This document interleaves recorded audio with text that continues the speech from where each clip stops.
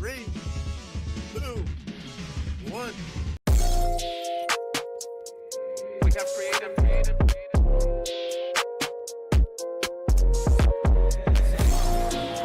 I'm needing honeys on honeys, cause that's what I'm worth. Show me the finish, I'm getting it first. Show me the best, and that's me and my worst. I need that money, I'm getting it now. I'm at the top, but I started way down. I told them hundreds of times that I'm really done waiting. I swear that I came for the crown.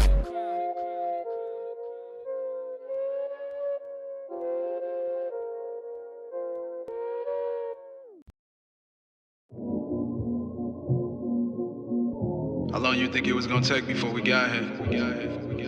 Now you gotta prove yourself all over again.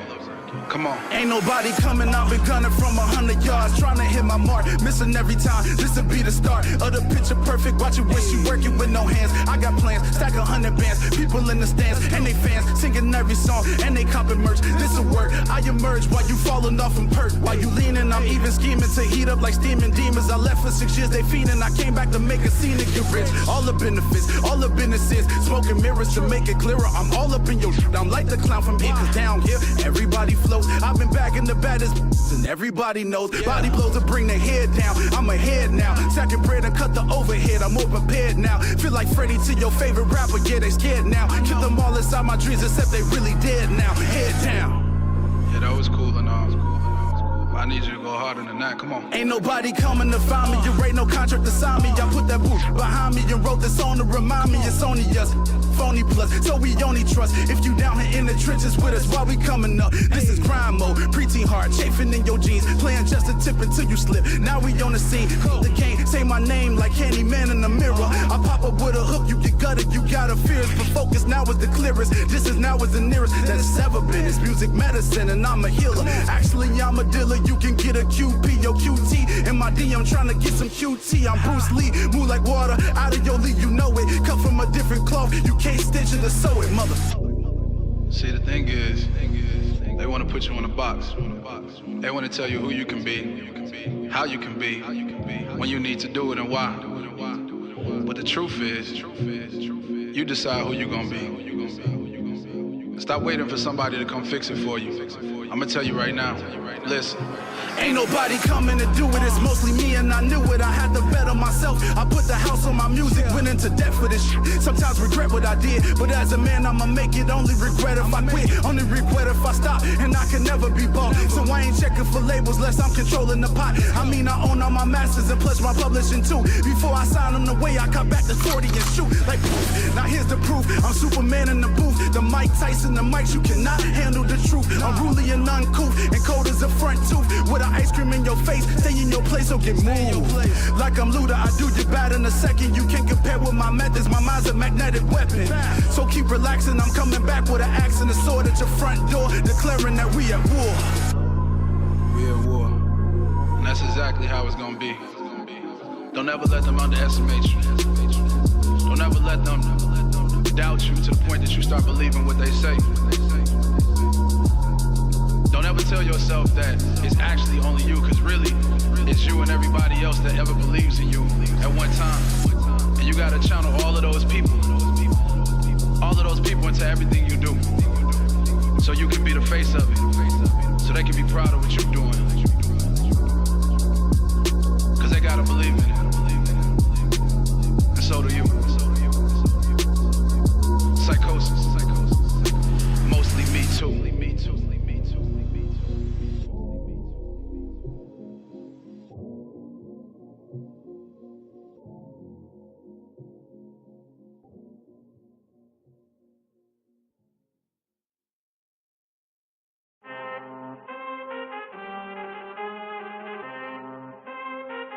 I need all the wins, yeah. Ain't no L's, I gotta get it, no call and quits, yeah.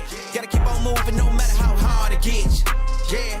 Better move out the way, cause I'm coming with harder hits. My head is as hard as a brick, but I'm harder than all it is. You better move, you might get knocked out, knocked out. You better move, you might get knocked out, knocked out. You better move, you might get knocked out, knocked out. You better move, you might get knocked out, knocked out. My heart on my sleeve, stress, shit on my greed. That's how I get it, success this ain't no giving. Some days I don't eat, I don't sleep. When I'm focused, I'm dangerous. They don't want it when I'm anxious. Ain't no limit till I tank. I'm running on fumes. The opposition don't amaze. The roads racing through the pavement. Get your hands out of my bag. I know this because I've been in it. I don't need to brag. I guess that's what happens when you taking care of your business. But some family, you do the math. I'm out of my pocket. Houston, we got a problem. I ain't perfect, let them watch me. Elevating, got them nauseous. Cause I'm the pilot in the cockpit. Nose diving in the house and whoo. Watch out, get ahead. Watch out, get ahead. Watch out, get ahead. Woo. Watch out, set it up. Bet you I shut it down. Watch out, get a win. I don't think they really wanna come against the winner. Got a finger run up in on a grenade. I ain't never been there when you think you compare. I'm a line, but the winner about the cage. I need all the wins. Yeah. Ain't no L's, I gotta get a no call and quits. Yeah. Gotta keep on moving no matter how hard it gets. Yeah. Better move out the way, cause I'm coming with harder hits. My head is as hard as a brick, but I'm harder than all of this. You better move, you might get knocked out. Knocked out. You better move, you might get knocked out. Knocked out. You better move, you might get knocked out. Knocked out. You better move, you might get knocked out. Knocked out.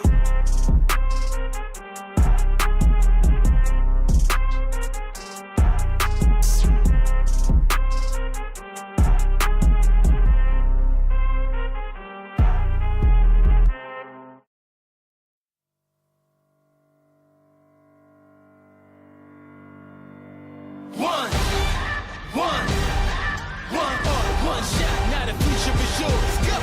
Yeah, I was building on the lecture. Verses coming daily under pressure. Working on the plot and the scheme. The true style trademark is at the edge of your dreams. I'm talking one shot for the kill. The breeze cut, freeze up, straight dropping the chills. I'm talking taking over pieces and shares. A bomb rate sky high. Check the movement is here. Yeah. It's one heart, one shot, now the future is yours. Go!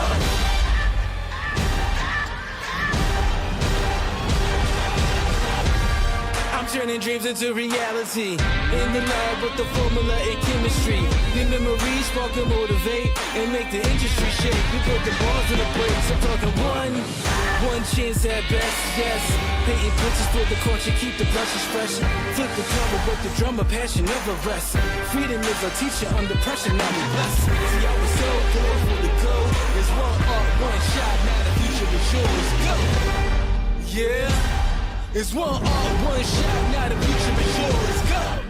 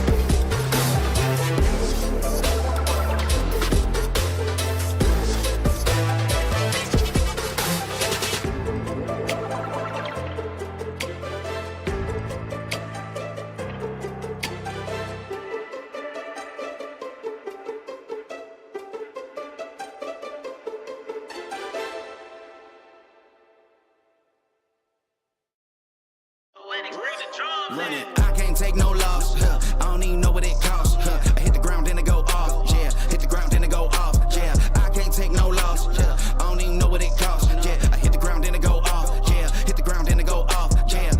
Run it, ooh. I really feel it's my time, think it's my year, yeah. I really feel it's my time, think it's my year, yeah. I really feel it's my time, think it's my year, yeah. I really feel it's my time, think it's my pen ready. Used to hold myself back, my self-esteem damn bad. Gotta keep on chugging, ran through everything in front of me. Might smoke bed in heaven, got a whole agenda. Can't aspire to get ahead, so bump that, it's no surrender. Got a dollar flipped up, I'm trying to get it in FT to get them when they're in hand and crypto. Learn how to fix that. I don't really hold out of books, but I'ma learn how to fix that. Some opportunities and never come unless you paying attention, so no, I can't miss that. Moving, MVP, I got the record, I might have to prove something. Big jumper worthy, they gon' have to retire my jersey early. Whole crew coming, had to work something, cause I had nothing in my pocket, yeah, I did all that. Big plans, partners trying to make profits, yeah, I did all that. Work, sweat, and tears breaking, even no ends, yeah, I did all that. Had to make it happen, putting hours in my practice, I did all that, yeah. I can't take no loss, yeah, I don't even know what it costs, I hit the ground, then it go off, yeah. Hit the ground, then it go off, yeah. I can't take no loss, yeah, I don't even know what it costs, yeah. I hit the ground, then it go off, yeah. Hit the ground, then it go off, yeah. Run it, ooh. I really feel it's my time, think it's my year, yeah. I really feel it's my time, think it's my year, yeah. I really feel it's my time, think it's my year, yeah. I really feel it's my time, think it's my big dog, walking big talk, young veteran, living legend, bet I'm better than them. This is my ship, I'm a jacket like Letterman, y'all better not let them in. They gon' rotate this, so I keep the pedaling, started a chain. The cycle is heaven sent, this is from God, but I'm not your reverend, not in the pulpit. I'm a pit bull in this element, yeah. Said you gon' pull up, then settle it, yeah. I've been married to this hustle, this is my ring, watch out step in it, yeah. And I ain't even got a yard, but I'ma get it here. Watch out touchdown, pulling plans out the clutch. Everybody getting crushed, the cut down is for us now. Have to work something, cause I had nothing in my pocket, yeah, I did all that. Big plans, partners trying to make profits, yeah, I did all that. Work, sweat, and tears breaking, even no ends, yeah, I did all that. Had to make it happen, putting hours in my practice, I did all that, yeah. I can't take no loss, yeah, I don't even know what it costs, I hit the ground, then it go off, yeah. Hit the ground, then it go off, yeah. I can't take no loss, yeah, I don't even know what it costs, yeah. I hit the ground, then it go off, yeah. Hit the ground, then it go off, yeah. Run it, ooh. I really feel it's my time, think it's my year, yeah. I really feel it's my time, think it's my year, yeah. I really feel it's my time, think it's my year, yeah. I really feel it's my time, think it's my, yeah.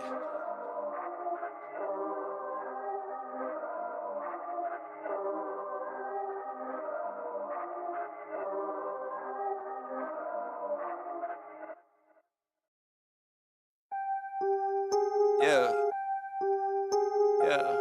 After I get it, I reinvest. After I get it, I reinvest.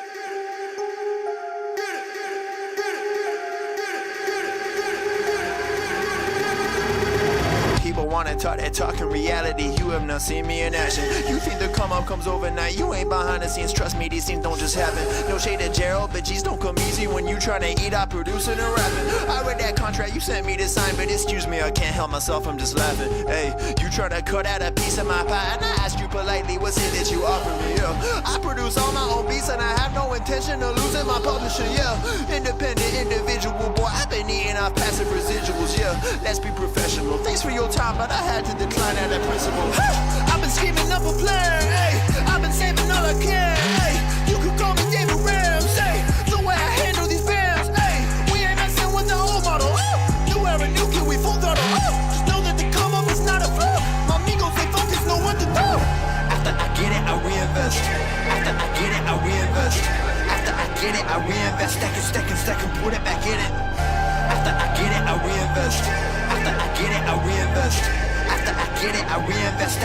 Stack and put it back in it.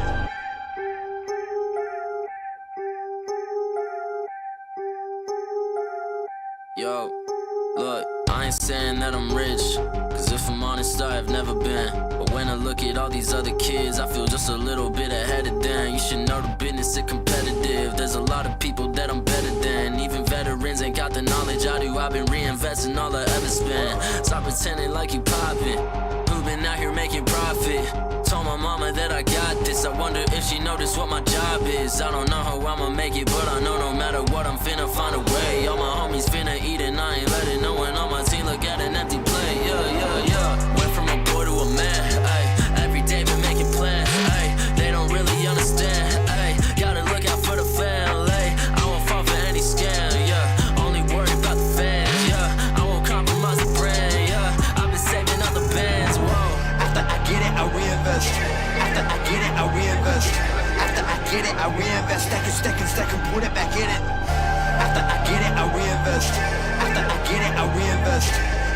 get it. I reinvest, stack and put it back in it.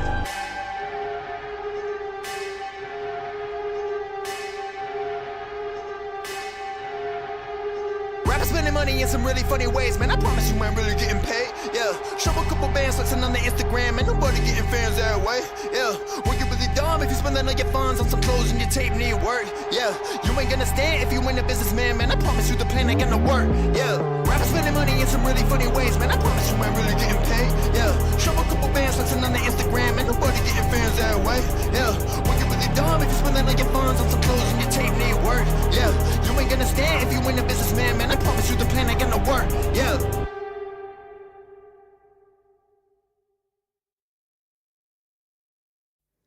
Don't be afraid of the dark. Be careful with stars. Not every light is gonna guide you, baby. Don't let them rain on your spark. Keep it close to your heart. All of the pressure's gonna drive you crazy. Close your eyes to the madness in the morning. 5, 4, 3, 2, 1. We have created.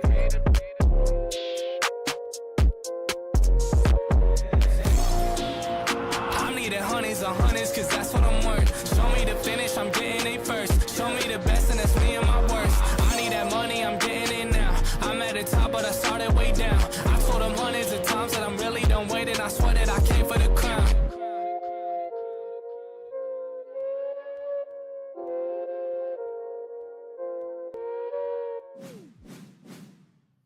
Hello, everybody. Welcome back to Breakout Series. This is going to be number 8, week 8 today. We're excited. Some new people came today and some usuals returned. So, again, we are excited to find out who's going to take the crown today. We've had a lot of upsets in the past so far. You know, some people weren't able to make it before, so there's been a disturbance, if you will, in the force of who's always number 1. You know what I'm saying? I'm joined today with King BL with K-Vox. K-Vox, how you doing today, bro? There is. I am doing well. I am trapped in the void, as you can see, but it's excited as ever to see some great Street Fighter 6. And we've got just a heck of a bracket coming up. And we have to talk a little about the upsets like you were just talking about. Last week, Heretic Magic Man was out there. Yes? Hold on. What's the matter? Chat, can we hear K-Vox? Is that just me? Hello? Might just be me. Oh, don't fucking kid me like this. Oh, okay. Okay. It's going through VMix. Okay, I can't hear him on VMix. What's going on?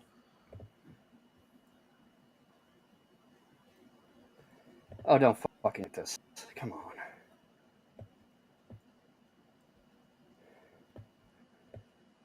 Sure, yeah. All right. Well, we're going to take a second, chat. K-Vox, we're figuring some audio stuff, but I hope you guys are doing today. How's everyone doing? Let's look at these picks over here.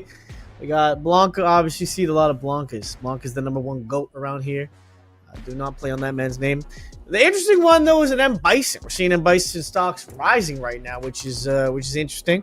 As well as Jerry Maurice, you know, Jimmy DR. You got Easy over there. And, you know, Ryu is just a classic. He's a classic guy. He's always pretty good. So, some good numbers here. You know, I'd like to maybe say I kind of want to see some Aki. You know, if I'm a betting man here, I want to see an Aki top 8 today. That'd be really cool. I think I saw on the list today we have Carson. So as long as Carson pulls up, that's a terror right there. So hopefully Carson's come through and puts up some numbers. That'd be nice to see. But yeah, no, these characters are good picks. I mean, obviously, as a wisher, I'd like to see some more Terry, but not everything you can't have every character, unfortunately.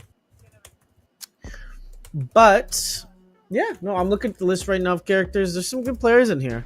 Some good returning names. Always good to see someone kind of come back. Maybe they didn't do as well as they wanted to last week, and you know they got that vengeance. You know, they say, you know, you take the salt from the previous loss and use it to season your wins. So that can help kind of see how we can make some of that work for next time. But I will say that if you aren't already joining these tournaments, you should register. And if you know anyone that's a friend, you know, and they got some Wi-Fi, maybe they're nervous. You know, I know a lot of you probably saw that Noah clip. At the end of the day, it is an online bracket. You should come through if you want to play this game. Highly recommend it. It isn't it isn't World Cup. It's not the end of the world. You're not going to jail for this. So I'd recommend showing up. Maybe you're nervous, you're scared of getting exposed. But that's okay. Chun-Li, I want to say Chun-Li, but every time I see a Chun-Li and I cast Chun-Li, that gameplay is like an 0.5. The gameplay is slowed down sometimes. I still love Chun-Li. But man, when I watch Chun-Li in pro tournament, sometimes the game's like in slow-mo. We're moving in water. Polynesian sauce. I'm scared. Don't be scared. Listen, if you lose online and it's that bad, to be honest, you just change your name. You can just change your in-game name. No one will even know. You know what I mean? Run it back. Be like, oh man, I messed up. I played really poorly. No one has to know. No one will ever know, bro. Just run it back. So I'd suggest doing that. If you ever go crazy and have a really bad time, change your name, run it back. No one will ever know. Switch your character, man. Ryu to Ken. It's like Clark Kent to Superman. They'll never know. They'll never know, man. XSplit's not even open. It's the power of online, so definitely use it. But I'm looking through these names here. I see some new players though. It's always nice to see. If you guys are, again, I'm sure you have at least one friend. Everyone watching probably at least has like one person they can be like, this is a guy that maybe he loves frame data, maybe he's pretty good at the game, right? At the end of the day. There's no harm in asking. So if you're watching, again, just bring some homies, man. We love to cast, we love to watch. We'll always be respectful of them, even if they do not the best. We'll be like, oh man, that was a really good try. So that's the beauty of it, right? If you have someone with like a bad game, it can happen. You always come back through it. So, but yeah. I hope you guys are having a good time. I love losing on stream. My favorite thing to do is when I throw on stream is snatch. Throwing on stream is crazy. I would never do that, but I get that. Throwing on stream sometimes for the culture could be kind of funny. If you kind of allow yourself to lose a little bit and then bring it on back, it's like a storyline. You're making your own story, truly. But we've seen some. I wouldn't say they were throws, but we've seen some close games where you think, man, that could have been an. Oh, we're heading right into it. Actually, hold on. Polynesian was in game saying I'm nervous. Okay, they're fighting Darkside Zoom over here. Just straight on into it. Polynesian sauce with the Ken gets sent right back into the corner. Darkside Zoom really putting the zoom into his name. No surprise from a Rashid. That's what I'm saying. That character is fast as heck, but so is Ken at racking up his damage right now, and he is putting on the work trend. I put on the hurt. He's like, that stage where he's beating on the cards. What he's doing right now to Rashid. Can't jump on those areas, man. He cannot jump there. Yeah, Polynesian sauce doing well at fighting out of burnout, and really good job of keeping composure, keeping an awareness of what Darkside can do, how much room he has to work, reacting to these drive rushes. You've got the basic bread and butter combos coming out. Drive rushes in, has the throw ready, might go for the loop. Doesn't, but good use of the drive to get right back in Darkside Zoom's face. Knows that a good Rashid needs lots of room to move around and literally bounce off the walls, and wants to deny him as much of that space as possible. Yeah, but he tried to deny him a lot of space, but that's the thing. Ken needs one opening, man. He's a scary character. Small opening, explosive gameplay. That's what everyone loves about the guy. So we got one opening there, which led to a level 2 after a nice Tatsu right there. Very well played. Yeah, people have been talking on Twitter about, like, being able to be two-touched by Bison or Akuma, but the thing is, this is a game where almost everybody can two-touch you, especially Ken. That's what I'm saying. Yeah, people forget. People sleep on Ken sometimes. I mean, the Ken agenda, the down players have done well. They're strong as an army, so we sometimes forget until you're in a corner against Ken. This is what's going to happen, right? Grab, heavy, meaty, little jabs. Ooh, DP not working out there, though. Interesting work from Darkside Zoom to bait out the DP there. Saw that Polynesian Sauce had the anti-airs ready and really just intentionally threw off his timing. I like that. I like the little mix-up there, kind of in his head a little bit. That allows for that later game stuff. You want to plan ahead, right? So if you're like, oh, this works now, see me later. You know what I mean? Yeah, absolutely. And it's like when you've got a guy who's super keyed in at the plate and he's fouling everything off. So you throw something outside the zone because you know he's going to swing. Absolutely. We saw there what happened, right? He swung, got hit by DI, burnt out. Nothing you could do there but take that L. He took that with confidence right there. Yeah, and that's just, this is a game about forcing no-win situations. You need to force your opponent into what the Germans call Zugzwang. They have to make a move, but every possible move worsens their position. I haven't heard that one, but I'll take your word for it. I don't know any German, but heck yeah. Man, it is looking really hard to keep this Ken out. But you know what? Darkside Zoom's doing a very good job of that. No level 3 there. Doesn't want to catch it. Ooh, parry could have been punished, but doesn't get hit too hard for that. Gets a Gemini combo low into corner. He's looking very scared here. Oh, gonna catch off a level 3. Does go for it. Here it comes. Great time to break out that level 3 too. That's probably gonna put him on the board. Oh, absolutely. That is definitely what he wanted there. Good outcome. That was a scary moment for sure. I think in that situation, you have to use level 3. Maybe you don't want to. You're like, man, it would really suck too, but I have to. I'm a ton of choices here. Yep. Saw the jump in coming. Darkseid Zoom was a little afraid of that. Combos well out of the duck into the throw. Gets over with the cross up. Baits out the Dragon Punch. Polynesian Sauce may be a little too consistent with those, as weird as it is to say. Almost every time Darkseid Zoom jumps, that DP is waiting, and it's making him baitable. Yeah, he's very good at hitting those, and that's what you gotta be scared of. You know, that is what neutral is. It's a combination of learning what your opponent does, learning how to get around that. Right now, although, you know, Ken is so straightforward, Rashid needs to find a way around it, but he keeps getting caught by these moves. The Dragon Lash into grab, another grab! Oh! Round 1 to Polynesian. Polynesian's so good at setting up those grabs and just keeping Darkseid from teching them, and that's what's getting him on match point here, because all of these options are very simple options, but he's clearly refined them to a very sharp point. Oh, absolutely. And, you know, that's the thing, right? You said it's simple options, but there are, if you condition them well, you know, if you know a grab's coming, it doesn't mean you're going to stop the grab. You can think of ways around that. And we're seeing right now these Jinrais, these catches into an Oki, but catches him back with a throw. Very nice to reset the neutral. Yeah, and the reset's exactly what he needs right now. Darkseid Zoom needs to find a way to keep him from revving up the engine. Catches him coming in, gets the cross-up going, reads that cross-up attempt, fighting out of burnout. Shades of Noah the Prodigy. Is he going to be able to put himself on match point like this? He's got Polynesian Sauce turtling up, backing towards the corner. Now they're both in burnout. Here comes the super. Yeah, you know, that might actually be the end of it. Yeah, oh, definitely the second part of the level. Oh. Ending Right in the that chops. match in style. Absolutely. And, you know, he did his best there, but that's the thing, right? When you let Ken get his Jinrais, and the one time mix it up, you're going to eat that to the chin, and right there, that is going to be cause for concern. It takes level 3 to the head. So that was very well played. Polynesian said he was nervous, but you know what? Didn't look like it. From a viewer perspective, a commentator perspective, I couldn't tell. So very well played on their part, and Rashid did a good job as well. But again, it's hard, right? When you can't wall out Ken, you aren't able to get him in the corner, you're just kind of playing defense. It's really hard to come back. We see the highlights here, what that looks like. Yeah, I mean, look at how well he's doing at basically staying right on top of Darkseid Zoom's hitbox. It seems like every time Darkseid Zoom gets up, there's a combo ready, there's a way to get back in his face, there's a way to force him back into the corner. He does well fighting out of it a lot of the time, as you can see with the drive rushes, with the low attacks. He does manage to get himself on the board a few times, but Polynesian Sauce is just so good at adapting to his game style. Yeah, absolutely. Yeah, he just had these very, very clean entries there, and we saw the grab as well. These small hurts that are gonna, and this is the confirm at the end that kind of changed things, because the whole game he'd been going for low Jinrai or high Jinrai. When he didn't go for the overhead there, he was caught lacking, crouching, hoping to dodge it, and unfortunately, he got what it was coming for him. So that'll be the end of that. And good job to the players. Yeah, that was a very good match, very fast-paced, very well fought, and it's just how fun Street Fighter 6 is. It's almost like an old-school samurai duel in a way. It moves so fast. There's a build-up tension part, there's a tension, and then just an explosive climax, which, at the end of the day, one person's on top. I know, pause. Shout out to Mr. Leapfrog. Pause. But, yeah, no, that is...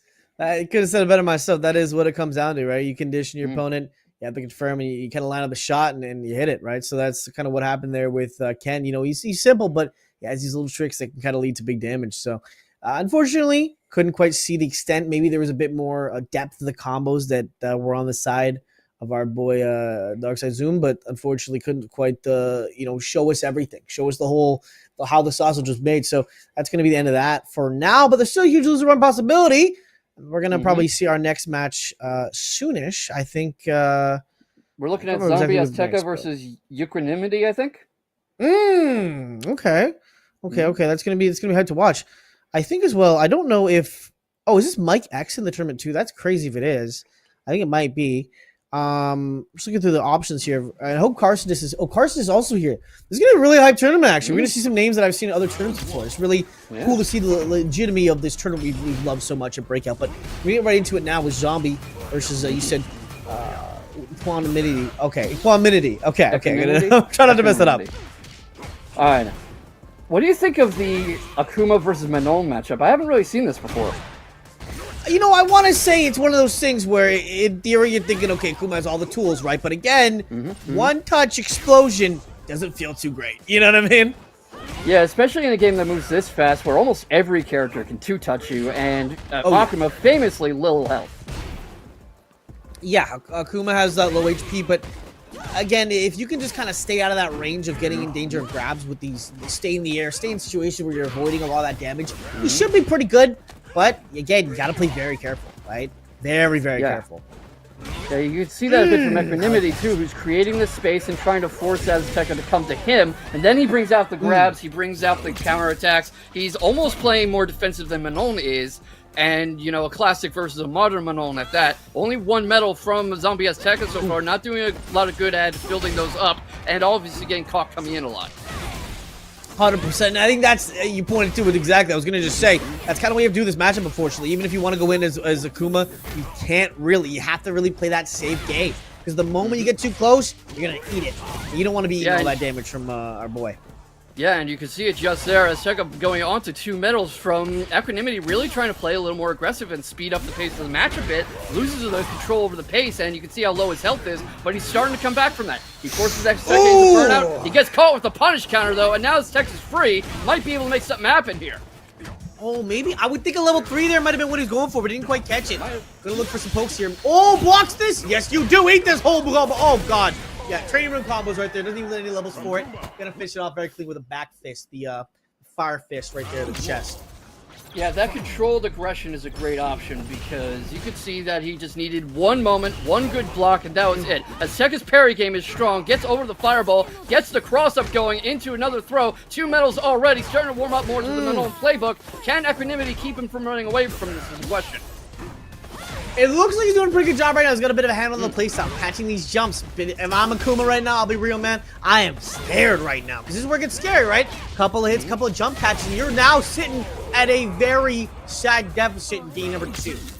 Zombie getting 3 medals and a whole round on top of that. 3 medals, the level 1 most of the way there. Already took the first couple blows, but a lot more health to work with than Equanimity has. Blocks the drive rush, blocks his whole combo, gets caught though, and Equanimity still right in Manon's face. Zombie Azteca comes back in, goes for the cross-up, gets blocked but doesn't need the whole hit, gets the throw going. Got a level 2 coming up whenever he wants it. 4 medals, and just going haywire on Equanimity, who starts to climb back into this. He's slowly crawling back over if he can, but again, level 2, that's gonna hit. Oh, it's gonna be like so much damage. CA, but he's level 3 to actually take advantage of that health. So right now he's in a deficit, trying to find a poke here, but Zombie is now slowing down the pace a little bit, going for these parries. He doesn't need to really get hit if he doesn't have to. Oh, he goes through with the grab, and the punish counter slam, he's gone! That's game number 2. Now it's wrapped up. It is tied up in a bow, and we are going to a final game for the first time tonight. Shades of Teddy Riner in that throw from Azteca. Some dominant judo on display. Good parry game. Already got the punish counter throw. Goes for the cross-up again. Equanimity sees it coming, but can't stop it. But, you know, Azteca can't stop that training mode combo either. That's training mode combo right there. It's, again, another grab. This is scary. 4 medals in round number 1. 5 medals! Correct myself in round number 1. This is exactly what Equanimity was doing so well preventing in the first game, so I wonder what adjustment Azteca made that he's getting so much better luck with it.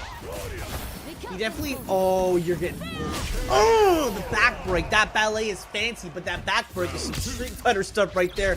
That looked painful. Ooh, yeah, definitely. But as you were saying? As I was saying, I think he just stopped jumping less. We've seen less demons, less aerial movement. You're allowing to fight. Right there. But again, you're getting caught when you do. You got to be more mixed up with it, right? Play Akuma like the tricky boy that he is. You're playing too honest. Yeah, I would think so. I think you're onto something. He's trying to stay right in his face, but not ready with the text. Not ready to get his eyes low as those come in below the knees. Gets the trade mode combo going, but both of them have level 3 ready whenever they want it, and 5 medals, which is always scary. But forces Azteca into burnout, gets the their first round of the game, and now it is final round, and both of them have put up a heck of a fight so far. I do say so absolutely. Myself. Absolutely. They are both playing out of their minds right now, but again, we start with huge with the grab there. 5 medals is not something to play around with. OD Fireball gonna keep him out. We see the sway there. Maybe try to bait that out if you're on the side of Equanimity, but again, it's a little late now. You gotta kind of play with your instincts. Yeah, got his eyes in the air a little too. Gets the punishment going after that parry. Baited out the parry. Got the move going. And here comes the super, and that is a lot of hurt. Yeah, he's got some anger behind those hits, and that's a low meter Manon. But again, level 3 could be scary if Manon get in here. Uh-oh. That's a scoop. Oh, we're getting close. Oh, this could be bad. That might be it. That might be it. That is so much momentum, and that level 3 is there whenever Azteca wants it. Low on drive, burns you're burnt out, though. You're burnt out, though. Critical Arts ready. You gotta do something. Fireball. Fireball. Keep him away. He's trying to feel equanimity out, force him to commit to something. He jumps over the fireball, over the drive rush. Here comes the critical art, and that's gonna be it. Azteca going on ahead. Man, you see a modern play and you really want to test his reactions? Are you sure about that one? Yeah, braver man than me. I am not sure what the thinking was there, but I think you got to go back in the kitchen and cook that again. Yeah, that is the one character in the game you don't want to be testing reactions. Well, not one character, but one play style. We see someone with modern. I'd strongly recommend you never, ever in your life test that. You're going to find out the hard way what happened. So, I mean, well played there. I think the thing I touched on earlier, it came down to strong early, great gameplay, but just unfortunately unable to kind of continue deceiving Manon, right? You were a little too honest. You were approaching closely. That's kind of what a modern grappler would want. Not just Manon in general, but a modern grappler.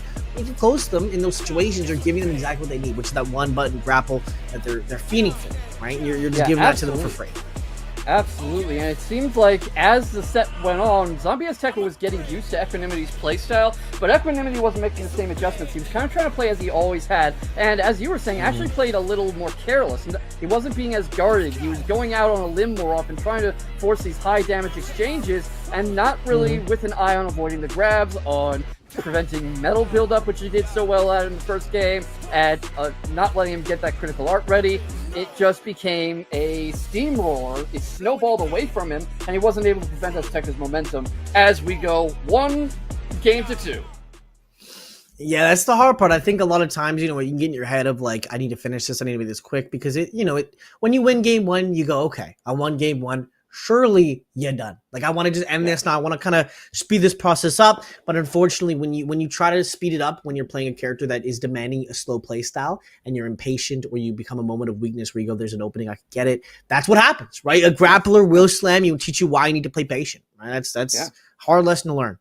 Hard lesson. Yeah, especially, everyone's on Twitter talking about how Akuma's unbeatable, Akuma's broken, Akuma, as if you pick the character and you win right away. It just skips right to the you win screen. That ain't so. No, yeah, that character, I'd say, especially people are coming the backs of, I always check, if I ever see someone complain about a character, I got to check the recent results of a tournament, right? If I see someone going, Ziggy is broken, I got to go, okay, well, who won in Japan? Who it's always like, okay, whoever won was some character. And Akuma needs to play perfect. We see there, 1 or 2 mistakes, and you're half HP, right? Yeah. And Akuma, of all characters, you're basically dead in one more hit. So you have to play perfect, and those small mistakes really add up quick. Yeah, and I'm actually kind of happy to see it, not because I take sides, I'm a commentator, strictly neutral, but it's nice to see the new gen characters getting some love and some good results and getting some care in the balance patches and stuff, because for a bit there, it looked like they were going straight back to the, hey, remember Street Fighter 2 stuff? And it's nice to see that that's not entirely the case. I'd say all things considered, again, maybe it's the bias of comparing to other fighting games in the industry. You see like a lot of games they have, I'm not going to name any, but there's some games that have a bit of a more stark view from the community on the type of patch notes they get. So maybe we're a little biased on how good things truly are. But I'd like to go as far as say Capcom is making some pretty okay options. Some people may disagree, but I'd say I don't look at the patch notes and go, oh my god, this was the worst thing ever. It's usually like, okay, maybe I don't agree with it, but I get it. That was a little overtuned. Yeah, I mean, you have to have some generosity with the very first patches the character comes out on, because of course that's when you're going to see the live fire exercises. Of course you're going to see that's when everyone gets a feel for what they're really like. There are certain things you can't do in QA. There are certain interactions you can only see live, and that's when you kind of figure out, okay, that's something we have to look at. That's something. Sometimes something actually is broken in the sense that it doesn't work, but that's also something you find out in the doing. Yeah, exactly. Like, I know when Terry came out, a lot of people were going, this is the best character in the world. The combos are insane. And then no one played Terry. And I was like, okay, dude, like, even if in training room it looks good, you have to see in bracket. And if you're not seeing in bracket, there's a reason why. There's some reason that you may not realize right away. There's a reason why not everyone's playing the character. If it was that broken, everybody would be playing it. Yep. It would be like Evo Japan the year Leroy first came out, where 6 of the top 8 were Leroy. Yeah, exactly. So it's I think they've done a pretty good job balancing, and the players of the community kind of shift it, right? Obviously, us over in, I assume you're in NA as well.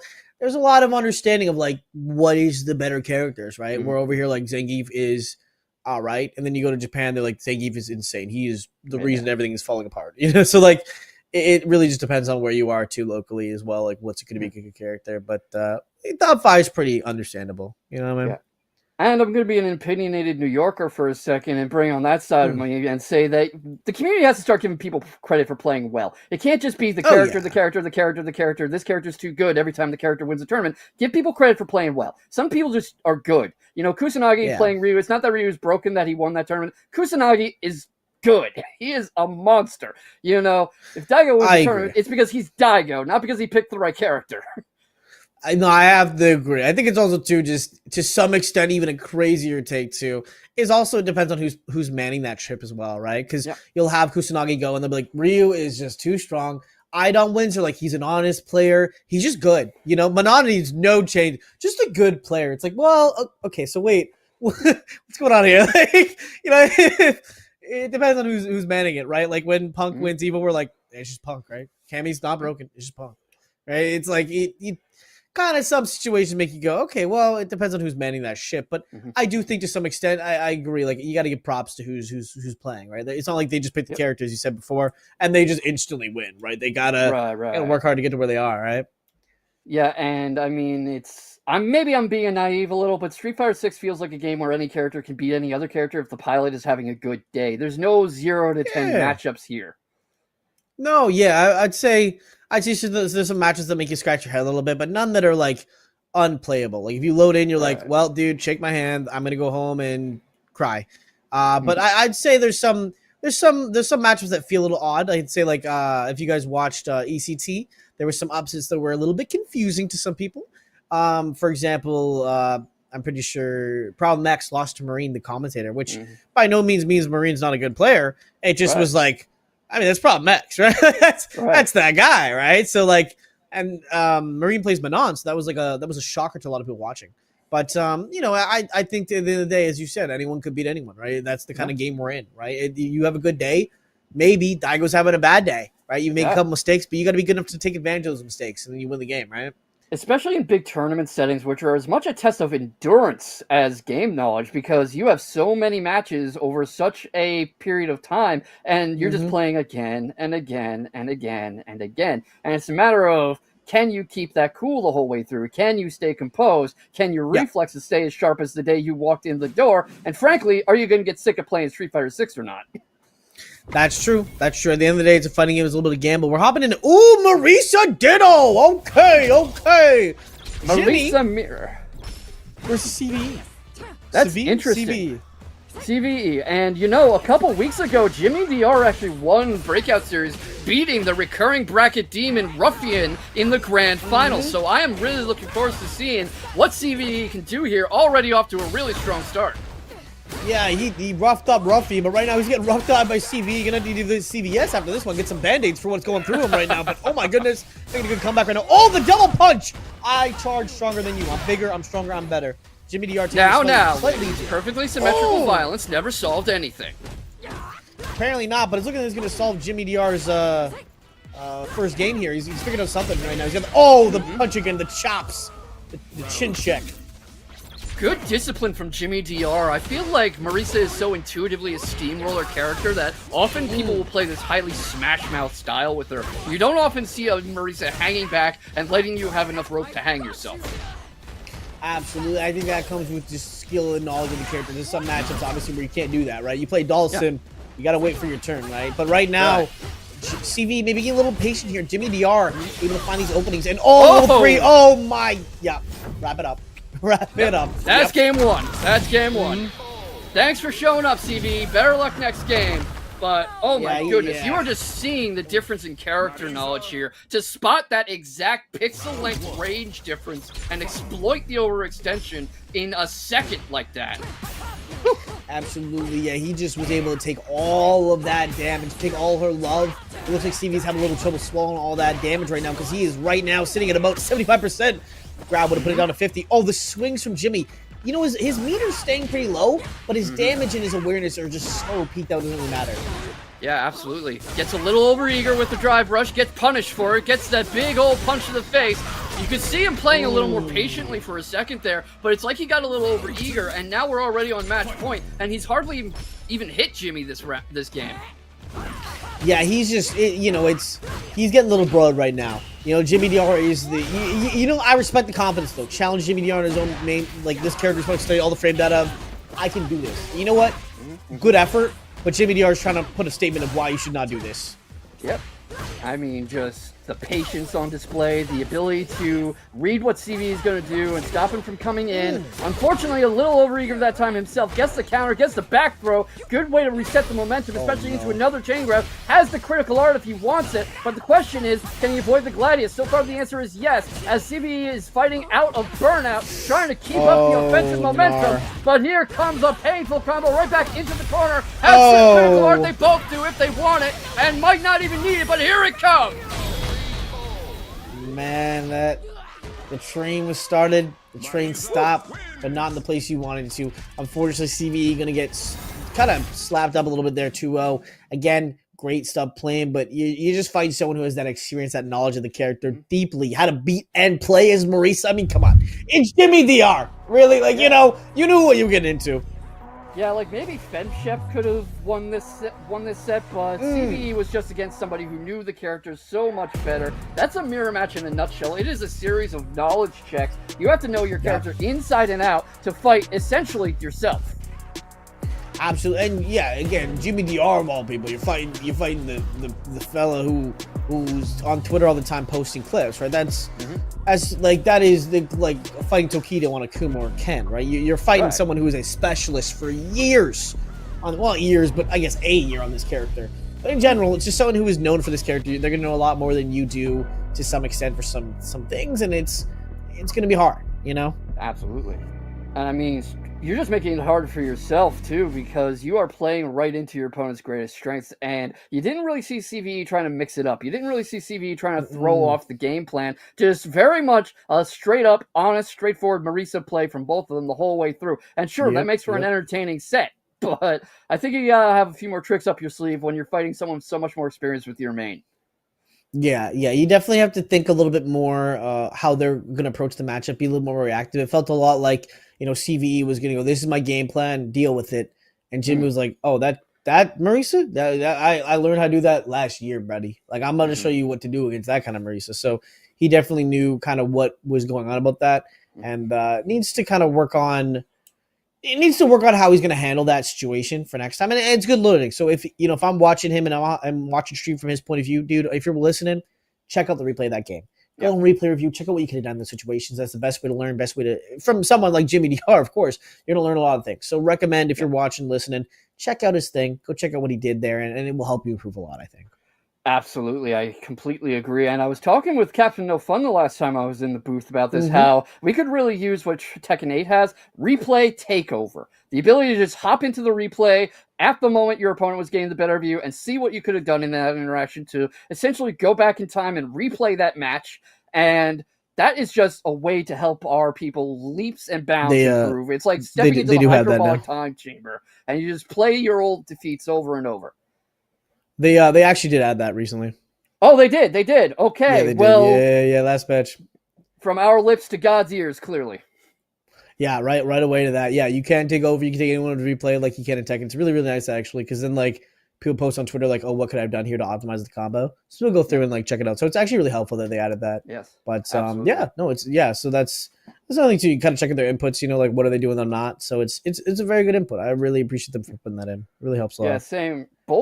In both games, it feels like they've taken a lot of steps to help new people come into fighting games and improve and have a much easier time of getting stronger. Because back in the old days, even before, I was getting into the scene, it felt like you were on your own in a lot of ways. You kind of had to figure everything out yourself or hope you found a mentor. But Tekken 8 and Street Fighter 6 are giving you the method. They are setting out all these tools for you to learn and improve and grow. And I think we're going to see a new wave of really talented players grow out of this generation. Absolutely, yeah, that's the thing. It's I think Fortnite was the first real big example of that, was where we had people evolve so quickly, right? Every day, you wake up and, back in the day, I'm assuming you go on like, oh man, I don't want to play. I want to learn someone new. You got to go in the lab and figure it out. But now, I wake up after character drops. I have my morning coffee. I watch Taquito VODs. I watch, Kakaru VODs, and I can learn at least something. And then I can go implement that myself, and I can just consume. I watch Punk win TNS with whatever character is new in the game, and now I have a pretty good understanding of what like a top character in that aspect would look like. Right. And, obviously being able to watch them and being in the same communities allows them, because they all kind of hang out in the same Discords. And at any point you can just hit up a pro and be like, hey, what can I do here? Or there's the growth of things like Metafy with coaching you can pay for, usually a lot more affordable than you think too. But speaking of affordable, Jewel Man is up against Odin RD, and someone is going to be taught a lesson in pain. Absolutely. And, Odin, obviously no slouch. I mean, you look at the MMR and you playing DJ, so that's an honest. At this point, I'd say pretty honest, but you know what? Those up kicks always scare me. They make me feel like he's cheating. So a little bit of sway action here from Odin, trying to get some damage back on Jewel Man.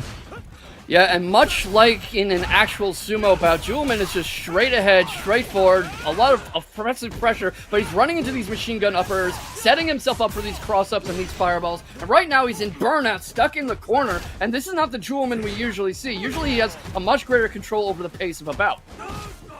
Obviously, yeah, he's maybe just struggling with his character. DJ's a little weird. He's got a lot of sway options. His fireball's pretty impressive. But, oh my goodness, the pick up there. Blocking the butt slam, saying, get that booty out of my face, man. Take these fists. But now Jewel Man's back in power with these meter here. So there's going to be some good... Oh, there it is. Oof. All right, breaking out the typical Honda tools. Got the super ready. Straight through those fireballs with the headbutt. And what a way to take the first round. A good way to set the tone for Jewel Man. Yep, the streets are hard, but that head is even harder on Honda with that level 2 right there, going right through everything. Gonna hit up Odin here, but Odin able to find some more damage here. Meter looking low though, already burnt out, but Jewel Man eating some legs to the head right there. Another kicks to the noggin. Yeah, Odin's eyes are fixed skywards and doing a lot of good at preventing these jump-ins, but Jewelman is starting to calm down and control the pace a little better, starting to relax, force Odin into burnout, and you can see him just fighting his fight more. It's like that first round was a feeling out period. Yeah, he's able to land this blood slam here, and that's slowly just putting more and more pressure onto Odin here, not able to react to all of it right away. Yeah, I mean, that is just... And it's a matter of character familiarity, too, because Honda was extremely popular starting out at Street Fighter 6's life, but I feel like his play has dropped off a lot, so a lot of players might not really be familiar with how to fight him. Oh, absolutely, yeah. He used to be the guy, right? The Honda was the ranked legend, but right now, dropped off a bit, but Odin is able to kind of find a few hits there, but not able to find all the damage he wants to. I feel like he's kind of waiting for Honda to approach, which is not always where you want to be, right? Honda doesn't have a lot of great options at the corner. You want to be there pushing his buttons in the corner. And I understand the desire not to get caught out with a grab or with those 100 hands, but he's giving Honda so much room, giving Jewelman so much room to use that headbutt, the butt slam, the sumo slam, and really, he's doing a good job now of avoiding it, but Jewelman's just getting so many chances. Absolutely, yeah. More chances, more money, and less problems, but unfortunately, couldn't quite get the grab there. Missed the tech, and Odin took full advantage there and got a nice round for himself. Yeah, Odin really starting to speed this up with the machine gun uppers, with the use of the fireballs, point blank, blocking the headbutt, saw that coming. He's starting to recognize Jewelman's setups, too. Going straight into the super to prevent him from really getting any time to play his game, to fight his fight. Absolutely, that's going to be a lot of damage there. Almost half of his health just off that combo alone. And oh, the DI read. That's going to be a perfect, technically, but the great health didn't go away just yet. But he doesn't care. Let's get that round on the board. This is reminding me of the National League Championship Series that just ended, Dodgers versus Mets. There was no back and forth. It was just the two teams trading blowouts. Ooh, okay, they're smacking each other. Okay, I didn't watch that, but smack. Oh! Big hit right there. Oh my goodness. See what I mean? See what I mean? It's either one player's doing all the driving or the other, and right now it's Jewelman's turn on the wheel, but Odin wants to have a few words about that, gets him in the corner, gets him caught, he's teeing off, and tries to back off a little, tries not to let him do this with the EX hands and into the drive rush, fighting out of burnout, but not scared of it at all, sends him all the way across the screen, and has a pixel of health to work with. Jewelman taking over control. Can he keep out of burnout, though? Can he fight out of this? He can! Match point, Jewelman! Yeah, that was looking really tough. I mean, he tried his best with that magic pixel, but again, it's Honda. He's throwing out moves. He's throwing out hits. You got to be watching everything. It's hard to. He's a big boy. A lot of tricks in that stomach. Oh, big start here, though. All the way to corner. Yeah, just needs to find a way to keep Julman from warming up with the parries, from using his drive, from really playing Honda. And I know that's a difficult question to ask of anybody, especially against a player like Julman, who is so experienced with the character. Well, absolutely, yeah. He's a well-trained veteran, if you will, on this character. So he is not going to be one that's easy to stop with this damage. And he is putting big numbers on the board right now. Julman is low, though, but that CA could be a threat if he's able to get it off here, though. And, could get level 3 off this. It looks like he might actually do it. Not going to need it, I don't think. He didn't need it, but he uses it. Sends up the Dokyo of Fire, brings him to the Tawara, throws him flat down, and here comes a sumo headbutt. Honda no Kachi! Cashing out fully into a lot of damage there. Unanswered on the side of Odin. Unfortunately, going to get punished for that heavily. Going to lose that game. And I think, what came down to that comment you made earlier? Matchup unfamiliarity. That was the big name of the game there. Yeah, because you could see Odin trying to play his normal play style, play very aggressive and smothering, and it was working in a lot of points, but it didn't seem like he really knew Honda's tools, and Julman is so familiar with this character that he could find a way out of every jam he was put in. That is 100% true. Yeah, he was able to just get out of all these situations, but that's the thing. The flying level 2 always looks so funny. Never when it's at you, but always when it's in the game. I will say, looked good. At the start, we saw Odin with that slight pushback here on this second game. These really good calls on the tech grabs, but it felt like the less he was able to get out of the corner and the more that he had to play neutral with Honda, it exposed how little he kind of knew about that matchup. Yeah, absolutely. You could see several points where he seemed surprised by what Julman was coming up with. It seemed like he wasn't expecting, say, the level 2 through the fireballs. Absolutely, and that is the thing, right? You got to be very careful and cautious of a lot of these moves, and if you're not ready for it, a character like Honda is going to make you feel really silly for pressing certain buttons, and we just saw what that looks like when you're able to kind of run with that lead. So, good attempt at the end of the day to Odin, just unfortunately caught lacking a little bit on some matchup knowledge, and that's the thing you got to take home and learn. So if you're watching these tournaments back, what happened? That's the thing, right? Maybe you didn't know exactly what Honda, the slaps, how plus are they? If you don't know the frame down on it, hit the lab, find out. Yeah, definitely. And, replay takeover and just the ability to lab against these characters. It's just a godsend for anyone who's serious about getting better. And, of course, there's all the Honda play out on YouTube. You could find just entire series breaking down this character, breaking down any character, really. Absolutely, yeah. You can find guides, find knowledge. You can watch some pro players play. What are they doing? I mean, Honda is uncommon, but, at least for DJ, there was a lot of them at the Singapore Alpha that just happened. So it's a very good way to learn that character, see how people were beating it, right? But again, it does just come down to how well do you know this character? If you don't know them, you're gonna be, you're gonna regret it, right? If you lack the knowledge on it, you're gonna pay it. So that's kind of how that works out there. Yeah, and you don't have to perfectly know every single character in the game. I know that makes it extremely intimidating for any new player coming into a fighting game. Oh my god, I have to memorize all the moves and framed out of 30 characters. I'll take 500 years to get through this. But what you really need is a good knowledge of your character's strengths and weaknesses and counterplay against them, because that really did look like Odin was caught off guard by several things Julman was pulling out. Oh, yeah. It looked like just a couple of examples of, him just getting caught up by, I don't know what you're doing. I'm damaged, but I'm lost at what's going on here, man. What are you pressing? Let me in. Yeah, and it was working out a few times where he was able to disrupt Julman's momentum. I was on Jimmy because we were looking at Jimmy versus Carlos coming up next. Always lovely to see Jimmy again. But Julman was just clearly much more comfortable in that scenario than Odin was, even though Odin was putting up a lot of good damage and getting some good results. No, absolutely, yeah. He was just a little bit more comfortable in the matchup, but that's what it looks like, right? When someone has that comfort level, they know kind of what they're looking for. You can feel that way. So that is kind of where that turns out is, at the end of the day, it looks like Julman just had a better understanding of the matchup and knew how to press his buttons a little better than Odin did. But no discredit to Odin, not a slouch at all. We'll see him in losers and probably make a massive run there too. So that is how the cookie crumbles, unfortunately, this time. But as you mentioned, it looks like we might be seeing Jimmy DR back on the stream again. I think it might be Yeah, the next it's looking match. like he's coming back. You know, the returning champion from 2 weeks ago. And speaking of pressing buttons here at Breakout Esports, we've got plenty of Matcherino codes. You good folks in the chat can redeem !Matcherino for more to get a good link to redeem those codes. That is a free 25 cents in the prize pot for every single time you redeem a code. Free, costs you nothing. If you want to put money in the pot yourself, you can. But that is completely free. You just log in, you click claim code, boom. 25 cents in the pot to help us support these great players. Absolutely. That's a perfect way, as you said, to do it. If you're watching and you want to support your favorite, like if you're players or whatever, and maybe you don't have enough money to send big sponsors, right? We are online bracket. We don't have that esports Capcom money. So as a way to thank players for giving us their time and allowing us to make great content for you, it does help a lot if you guys go to the link. So you can, maybe throw some money at them and help them be incentivized to compete more at Breakout Series. Yeah, last time I saw it, it was looking like our prize pool was at $102 or so, but I know we have plenty of codes to help that go up a lot further and really help out the players who put in so much time and effort to come out every week and entertain us all. Absolutely. Yeah, no, definitely. If you guys have the opportunity, put some money in. How about the people who are playing this game for you? Yeah, just show a little bit of love and appreciation. We are the fighting game community for a reason. Absolutely. So it looks like we're getting set up. We're figuring out what the next ones are. If you guys are not ready or you curious how the bracket's going, different look at StarGG. I see Mike X right now, chilling right now, winners quarters.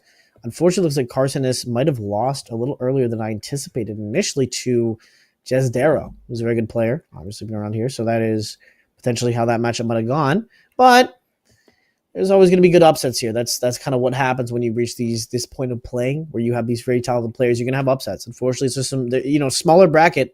You might think if you're a better player, you might go in there like, I'm going to win this easy, breezy. I'm going to sleep while I'm playing, right? But then you get in here and there's some guy you never heard of before who's got it like that day. He's thinking big. Yeah, absolutely. And it goes back to what we were talking about before. This is a game where anyone can beat anybody on a good day. Any given Sunday, like they say in gridiron football, there's no blowouts. There's no 10-0 matchups. You have to show up ready to play every single match. If you're not ready to play, you're going to get knocked out by somebody who is. Absolutely. Yeah. If you're not ready to play ball that day, someone else is going to be. If you don't want it, if you're not hungry for it, someone else is starving. So you got to be ready. You got to be on the top of your game. You can't underestimate anybody. It is online too, so you got to be very careful. You do not know who they are, what they look like, what they're thinking. All you see is the gameplay. So you have to just kind of hope that they don't want it more than you that day. Yeah, and I mean, you can't underestimate anybody either. For all you know, the, bronze ranked player could be a championship caliber player on an alt. I don't think we're allowed to do that in Breakout Series, but just an example of you don't know. No, you don't know, and you will unfortunately be finding out if you are not ready for that. So you have to be careful. You have to kind of keep your head on your shoulders and hope that you're playing the best you can that day.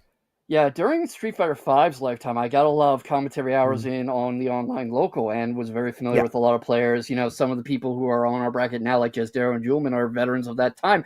And there were a few players who would dominate every single week, but they were not known names at all. They would show up, they would clean everybody's clocks, they would go home. You never really saw them at a major. X-Finesse on the Ed comes to mind. And it just goes to show you, anybody can turn out to be a killer. You need to go in there ready for a serious fight against anybody. That's the thing, right? It's one of those things where and some people don't play the game like that, right? Like there's some people who are just naturally very talented, right? Like I mean, God, Chris Wong, until last year was a salary man. He worked a 9 to 5, right? And he got second Capcom. He's like, wait, I'm goated. You know what I mean? Yeah. And I'm goated. So speaking of 9 to 5, we are going in. Jimmy DR just clocked in and ready to pull a shift of beating somebody. And Carlos is gonna have to make sure he brings out all the stops against our returning champion. That is true. Yeah, Carlos, EMA is going to be coming in here probably realizing what kind of situation you just found yourself in. You might be in danger, and it looks like you are on corner with no meter. You're burnt out against Marisa. Big body lady. Yeah. Finally gets out of the corner, finally gets away, but gets back thrown straight in. And you're back in. Jimmy DR is just so good at managing space and controlling your movement options like that, has just been cutting off every single possible avenue of escape for Carlos. And obviously, I'm not biased, I am a commentator, I'm sworn neutrality, but Carlos is going to have to play a lot more carefully against such an experienced Marisa. Absolutely, and now, yeah, you got to play more carefully, but not like that, not driver, so you got to play your options a little bit more defensively, and punish counter. No, doesn't actually fully hit, but you are burnt out against Marisa. Now we're going to be Jimmy DR, hard to escape out of corner with, and level 1. Got the momentum for right now. A lot of people will just hold on until they've got the critical art or the level 3. They won't smoke it while they've got it, but Carlos picked a great moment to break out that level 1. Unfortunately, he's stunned and in burnout again. Jimmy DR doesn't care. Takes the first game in abrupt fashion. I feel like 30 seconds ago we were talking about Chris Wong, and right now it's already 1-0 Jimmy. Time goes by fast. Life comes at you fast, and right there, looks like Carlos could not handle the speed of Jimmy. Absolutely blitzing right there, but able to start off this round pretty strong there with some good damage. Jimmy fighting back though, throwing some gosh darn dang hands, and the jumps, they say jump. Does some really block it though. Carlos. The thing is that Carlos is showing good awareness of Ryu's tools, but he's not really connecting them very much. He'll break out some good parries, he'll have good control over the supers and stuff, but he's writing individual sentences. He's not turning them into a story. He's not linking them. They're not building towards an argument for him winning the set. Yeah, he's finding these openings, but he's not able to fully take the bite that he needs, right? He's taking little nibbles here and there, but that's not what you need against Marisa. You need to show Marisa why she can't press buttons against you. You need to give her a reason not to stop pressing buttons, because otherwise, that character's going to be swinging, dog. Yeah, especially against a Marisa like Jimmy, you can see at several points how he is not just pressing, he's not getting in your face for the sake of it. He's perfectly willing to back off just far enough to give you some room to come in and then punish you for trying. Yeah, that's where it gets scary. Against someone like Jimmy, you know, these advantages you get, you need to really fully use them. We're already down a round right now. This is potentially the last round for Carlos unless we can figure something out huge here. Yeah, and unfortunately, right now, not really figuring that out. Goes in a little early with the solar plexus punch. Has the critical art. This is enough health that could be a shift in momentum. Obviously wouldn't kill, but if you can get that off. But here comes the level 3. He blocks it. He blocks the level 3, and now he's finally in the fight. Yeah, the level 2, you're going to save some of that meter as well. Very smart on the side of Carlos there. Not fully going to, throw everything at the wall if you don't have to. I like that option. Keep some meter for next round. You know you're going to need it because you're against Jimmy DR. Yeah, you are, and obviously fighting off against that point from Jimmy DR. Gets the parry going. Seems like he read the Gladius very well. And gets another throw. Is forcing Jimmy back slowly but surely. Jumps over the drive rush, but it looked like Jimmy was trying for a bit of a fake there. Fake, he did it. It's working well. Oh, this is where it gets scary again, though. These damage is racking quickly. You are low on meter, buddy, and you're empty meter. The gas is empty. Bounces off the wall. He's in stun. This is probably call-in time at the office. It is. Yeah. We talked about punching the clock, and it is time for Carlos to go home. At least from this Jimmy, match. you're a bully, man. That was messed up, dude. But I don't think there was a moment in time where I looked at Carlos' meter and it wasn't at like a tiny little pixel. I don't even know where it went, but he came through like, when someone cuts off a really bad deal, a record label company, that's what Jimmy did the whole game. That bar was the record. He just every time, nice song, give me that. Nice move, give me that. And no matter what he did, Jimmy was taking some bar. Yeah, and we were talking about how Jimmy was also doing so well at knowing when to back off a little and let Carlos overextend, let Carlos press a button that he could punish, and so often Carlos was just taking the bait. We saw one round of brilliance from Carlos where he saw his opportunity to force a shift in momentum, but even when Jimmy was in burnout, he was doing, here it is actually, just the moment I was talking about. He had this one great moment where he just completely derailed Jimmy's plan. But then the train was right back at the station, and it didn't seem like he was able to build that towards anything. Yeah, as you said, he was able to kind of keep these options. He took the bait, right? So every time he got that opening, man, he just got jumped for it. Every single time he got a slight opening, he was able to get a couple hits in there. But unless he was able to, actually fully punish it, he's got eaten up. So he needs to find a couple more ways to maybe deal with that opportunity there. Maybe find some more ways to extend it. Maybe bait back a little bit, right? But not today. Not now, at least. Yeah, and that was just how it goes sometimes. Obviously, play it again, get the replay takeover, maybe watch over the VOD. But against someone as experienced as Jimmy, there's just only so much you can do sometimes. Sometimes you get the bear, sometimes the bear gets you. That's life. Exactly, yeah. So, just got to keep moving, keep hustling. Right at the end of the day, these things happen. Some days you're going to lose, you're going to go, dang it. Could have been better, but it wasn't today. So just keep hustling, keep working on your craft, keep improving. Take the replay and learn. But Mike X against Drew-Man here. It's gonna be a high match. You've been talking off Mike X all night, and now we get to see the man in action against a very powerful Honda in Jewelman. I gotta give props. That is my Canadian brother right there, Mike X. I love the guy. And he, qualified for Calcutta last year, and hopefully maybe this year too. But right now, Mike X needs some big Honda hands. But punish counter. Oh, there it is. Here's how we started. Give me that meter. Eating all that up. It's burnt out. And put himself in burnout, it looked like, and now fighting out of it, trying to get out of this corner, but Mike X with the read, knew he was going to try to jump over, reads the sumo slam, but doesn't quite manage to stop it, but here come the basic bread and butter combos we were talking about, and right back in the corner is Jewelman, punches back up against the wall, and stunned now. Yeah, don't jump. You're going to eat all that. The crouching heavy punch, 3 in a row. 1, 2, 3. 3 times yield to the forehead. Going to take out the big Honda there, trying to fight back. Yeah.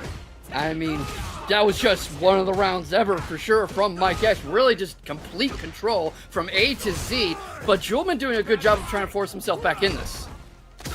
That is true. He tried his best to get something started there, but Mike X is doing a good job of his defense, keeping the Honda. Oh, he knows! He's a knower! And he's on level 3 whenever he wants it. I don't know if he's going to try to use it. Force Jewelman into burnout with that throw. Drive rushes in, gets him up to the corner. Here comes the level 3. Yeah, tell him, Kenny. Kenny's going to tell him to sit down.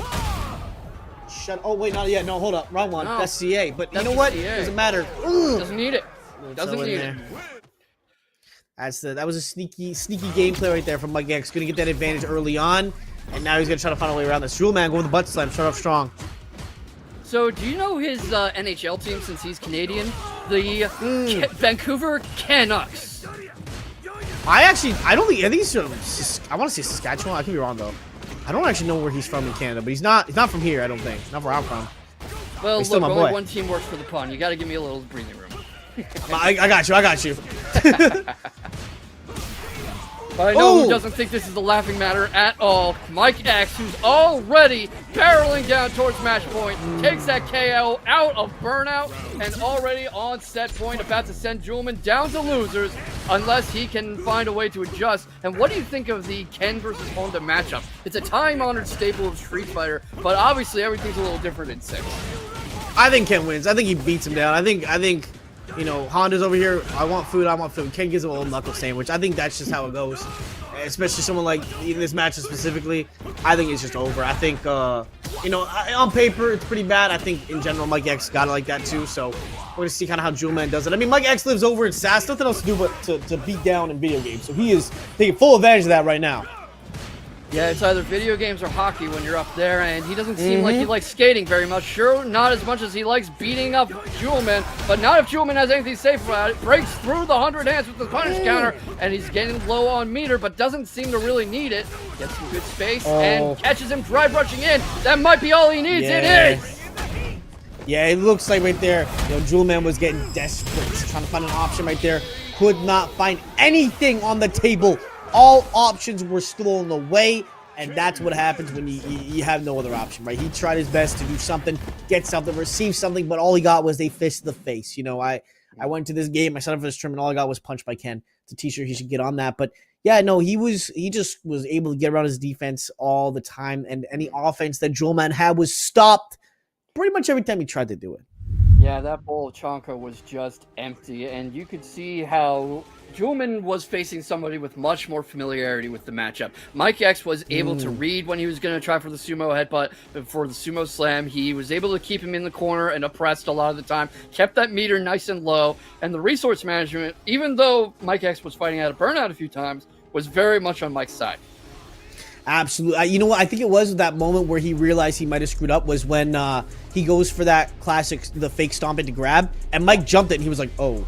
Yeah. I think that was the moment he realized, he might be against someone who knows what Honda actually does. So in that moment, it seemed like, confidence kind of slipped on his fingers a little bit. He realized he's going to be in a matchup and have to really fight for his life here. He skated by some matches because they didn't know how Honda works. But unfortunately, Mike X, definitely not a slouch when it comes to that one. So kind of saw there what that looks like, and it did end up in a pretty bad spot for him. But again, great time for him. He tried his very best there, but was currently in this game for that game outmatched, probably on the tier list, I'd say. You know what I mean? I'd say Honda is a character that does struggle against characters like Ken, who are just just more the upper echelons, right? Honda is just kind of he seems like you don't see a lot of Honda in top 8s. You know what I mean? Jewel Man is just an anomaly. He's a very good player. Yeah, but that's also where we were talking about earlier, where how there are no 10-0 matchups and people are too ready to blame the character every time somebody does well and not give credit for playing well. Mike X put on a masterful performance with Ken just there and was very good at another thing we mentioned, forcing Jewelman into these Zugzwang situations where he had no good moves, but he had to do something. And right now, you have to respond to Jinrai in corner. Yeah, and right now we are looking at Jazz Darrow versus Mawbeans coming up. How do you feel about those two, King? Man, I mean, I'm not gonna lie. I'm a little sad. My boy Carsonis did lose in winners. I would like to see Carsonis up here. I'm hoping Carsonis keeps going in the losers run and makes it all the way up here too. But Jewel Man's gonna be fighting him in losers. We're probably not gonna see that one, but that's gonna be an intense battle. Shout out to both of them. But Mawbeans, I haven't seen a ton of Mawbeans. I'm not gonna lie. Jazz Darrow, very good player. Seen him before around here, but I don't know how Mawbean plays. How do you feel about it? I have never seen Mawbeans in my life, but my memory of Jazz Darrow from his online local days was a very intense, in-your-face kind of player. Very good, very skilled, very creative. So I think it's going to be fun. Any matchup you see in Street Fighter 6 is very, very intense and in-your-face. And here's going to be a fun one. Archetypical Rushdown versus Zoner. JP versus Mawbean on Ryu. And here we go. Yeah, he's gonna be a rough one. I think on paper, and I've heard a lot of people say too that it is hard sometimes for Ryu to beat characters like this because Ryu wants to play that fireball game, but you don't want to play fireball game with JP, right? It's like a coffee baby and a bazooka, you know. Yeah, and you can see here that Jazz Darrow is also perfectly happy to get right in your face and mix it up, because JP's not one of those characters who only has range tools. It's not a character where you get up in his face and he's got nothing. And right now he reads Ryu coming in on the burnout with the Tatsu. Mawbean sent flying back across the stage, and Jazz Darrow was just in control for every second of that round. He tried his best there, but unfortunately, that's what's going to happen, right? You're going to run into this situation where you're fighting Jazz Darrow. Jazz Darrow has these amazing defense and also a great offense, as you just said. And we're seeing now kind of what that looks like. Oh, my goodness. Able to knock his socks off right now. Gets the back throw, too. Starting it off pretty strong. Yeah, he fakes something, then goes in for the grab, and then has the cross-up ready. Just so good at preemptively cutting off Mawbeans' options. But Mawbeans coming back in, drive rushes in, gets the throw ready, and he's going to try to smother this defense before Jazz Darrow can properly set up. If you don't give JP any time to set up, to get comfortable, to really mess with portals, then his options very much shrink. Absolutely, yeah. If you just kind of keep that pressure on consistently over and over and over again, you see how that kind of looks. Oh, getting level 2 here is going to be not massive damage, but the grab going to stop all that. Just grabs him straight out of it. Can't get grabbed again like that. That's unfortunate. That's very unfortunate, honestly. That is going to just end up in a very tough game number 1 for Jazz Darrow. See what I mean, though, about how comfortable Jazz Darrow is at every range? How he just finished that first game right up in Mawbeans' face with the grabs him out of his own super, and now he's playing a bit more typically zoner, but jumps straight back in with the teleport and is really teeing off on Mawbeans. Absolutely. We're just seeing how that kind of looks right now, this gameplay. And we're seeing Mawbeans get some more distance, get some more space. Claim that area is yours, but it does look like, as you said, Jazz Darrow is able to kind of maintain that composure through thick and thin right now. Oh my goodness. Full combo. Do you see level 1 here? I went quiet there for a second because I was just observing Jazz Darrow's mastery with this character. He's just deconstructing Mawbeans at this point. Oh no, it's impressive to watch. My jaw is on the ground right now. I'm watching the way they're playing right now. It is impressive to watch, honestly. They're playing different, but I mean, Mawbeans is no exception either. They've got here, but are they able to prove why they deserve to be here right now? Currently, Jazz Darrow is able to keep control of the match, but they gotta find a way to kind of maintain some space here, push back a little bit if they can. Arguably, I would say Mawbeans might be giving him a little too much room, but against a player who's so comfortable at every range of the fight like Jazz Darrow, maybe there's no such thing as too much room. Oh, man, that was Wow. tough. Honestly, not much to say there. It just, Darrow really just had a lot of control. And at no point did Beans ever find that opening or a way to kind of fight back. It looks like, because, obviously, I'd say JP's kind of like, people think of him like Guile sometimes, where they go, just get in on him, right? But when you get in on Just Darrow, on this character, it's not that easy, man. There's a bit more layers to the cake here. Yeah, absolutely. And much like an ogre, he certainly has layers. Look at this. He drives him back. He drive rushes in. He does it again, and he keeps him juggled, keeps him bouncing up and down, gets the throw out of his own super, forces him into the corner, then just goes for another grab. He's not somebody who will back off and start bringing out the portals and the teleports and the ranged options. He's going to just get in there and mess you up. Absolutely, and we just see how these creative combos he's making over here, and he's cooking. He's got a lot of spice in the cabinet. He's using all of them to get that round there. It looked kind of hard for to really deal with that kind of pressure that JP can have, right? It played that level of play and played just in general. It's really hard to actually get through it. So I don't know what you do there. I think you can say Just Darrow is a seasoned veteran of the game. It might just be you have to hit him with that wordplay. I do agree myself. I will say it looked good. I think maybe some pieces were missing a little bit there on the side of our boy Beans. Listen on my hits, but that is okay. You learn, you live, you improve from there. So take some time to reflect on that game and just kind of see where you go from there. But I'd say a really good try. Really, really good try on his part. Yeah, and you could see him hesitating at a few points where he just couldn't tell what his next move could be. He was running out of options. He could see he was running out of options, and he was thinking, how do I even approach this player? How do I even approach this guy? And that is the mind game of Street Fighter 6. If you can get a guy questioning himself and force him out of his muscle memory, his trained habits, his instincts, and start second-guessing the moves he's making, you're already most of the way to winning. Absolutely, yeah. That's just how it works. I mean, hey, Ken is probably a little of a meathead, but, lore-wise, JP did troll him. So he's obviously got some brains on his shoulder. He's a smart guy. He's probably pretty good at tricking you. So, unfortunately, it's hard to get around his stuff. He probably did not exactly know what to do in this situation. But, this guy has a chance to lose still. Jazz Darrow did take the winner's set. But, if you can always come back. Beans might figure something out, write some notes, maybe consult some people how to beat that. Lawyer, maybe, I don't know. But there's always a way around it. Yeah, absolutely. And there's a lot of talent down there in losers right now, like Polynesian Sauce, like Julesman, Carcinus, who you were shouting out, Rookie. So, definitely a talented group down there. And looks like right now we are jumping in. We're dipping our toes into the beginning of top 8 out of pools. We're looking at Mike X versus Liquid now. And you've been talking up like Mike X all night, so I'm sure you're happy to see that. I'm always happy to see a Canadian thrive in any tournament. This is my hometown right there, no matter where I go in life. But I will say Mike X in winners top 8 is really sick to see. I'm hyped to see any kind of Mike X stuff for sure.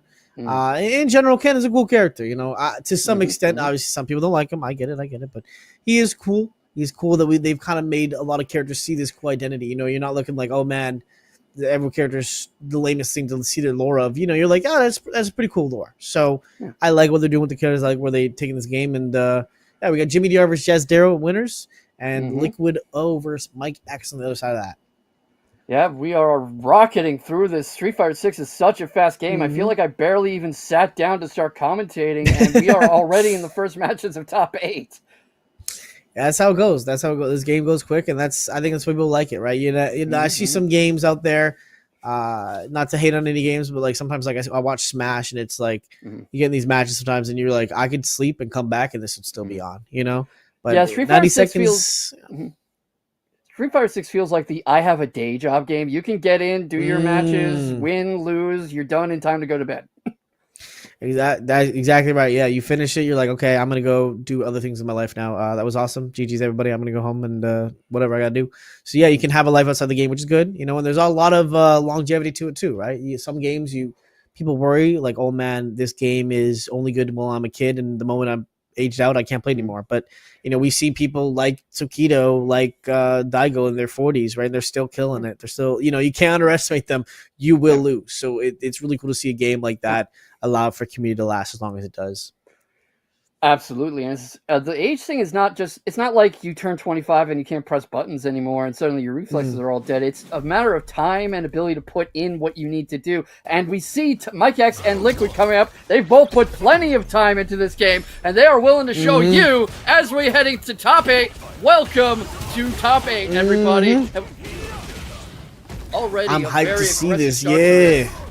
I mean, Dalsim's one of those characters who you just can't let him warm up. You can't give him any space, any time. And right now, Mike X is taking that to heart. No room to even press buttons for Liquid. Oh my God, Mike! Ooh, perfect for the round 1 with the grabs in the corner. I did not get to see Dalsim press any buttons that hit. I mean, gosh, he got perfect, but ooh, I like that light kick to start off, and we're corner again. We're corner again. You're thinking the free jump. Liquid's trying to fight off the grabs, but he's not having any room to get much luck out of it. Finally gets something going to get out of the corner, get some damage going, and you can see him breaking out the yoga stuff, the really long-range poke, the drive rush in under Mike X's attacks, and this is what Mike X was worried about early in the first round, why he was being so aggressive. Yeah, you give Dalsim a space, that boy will take a mile.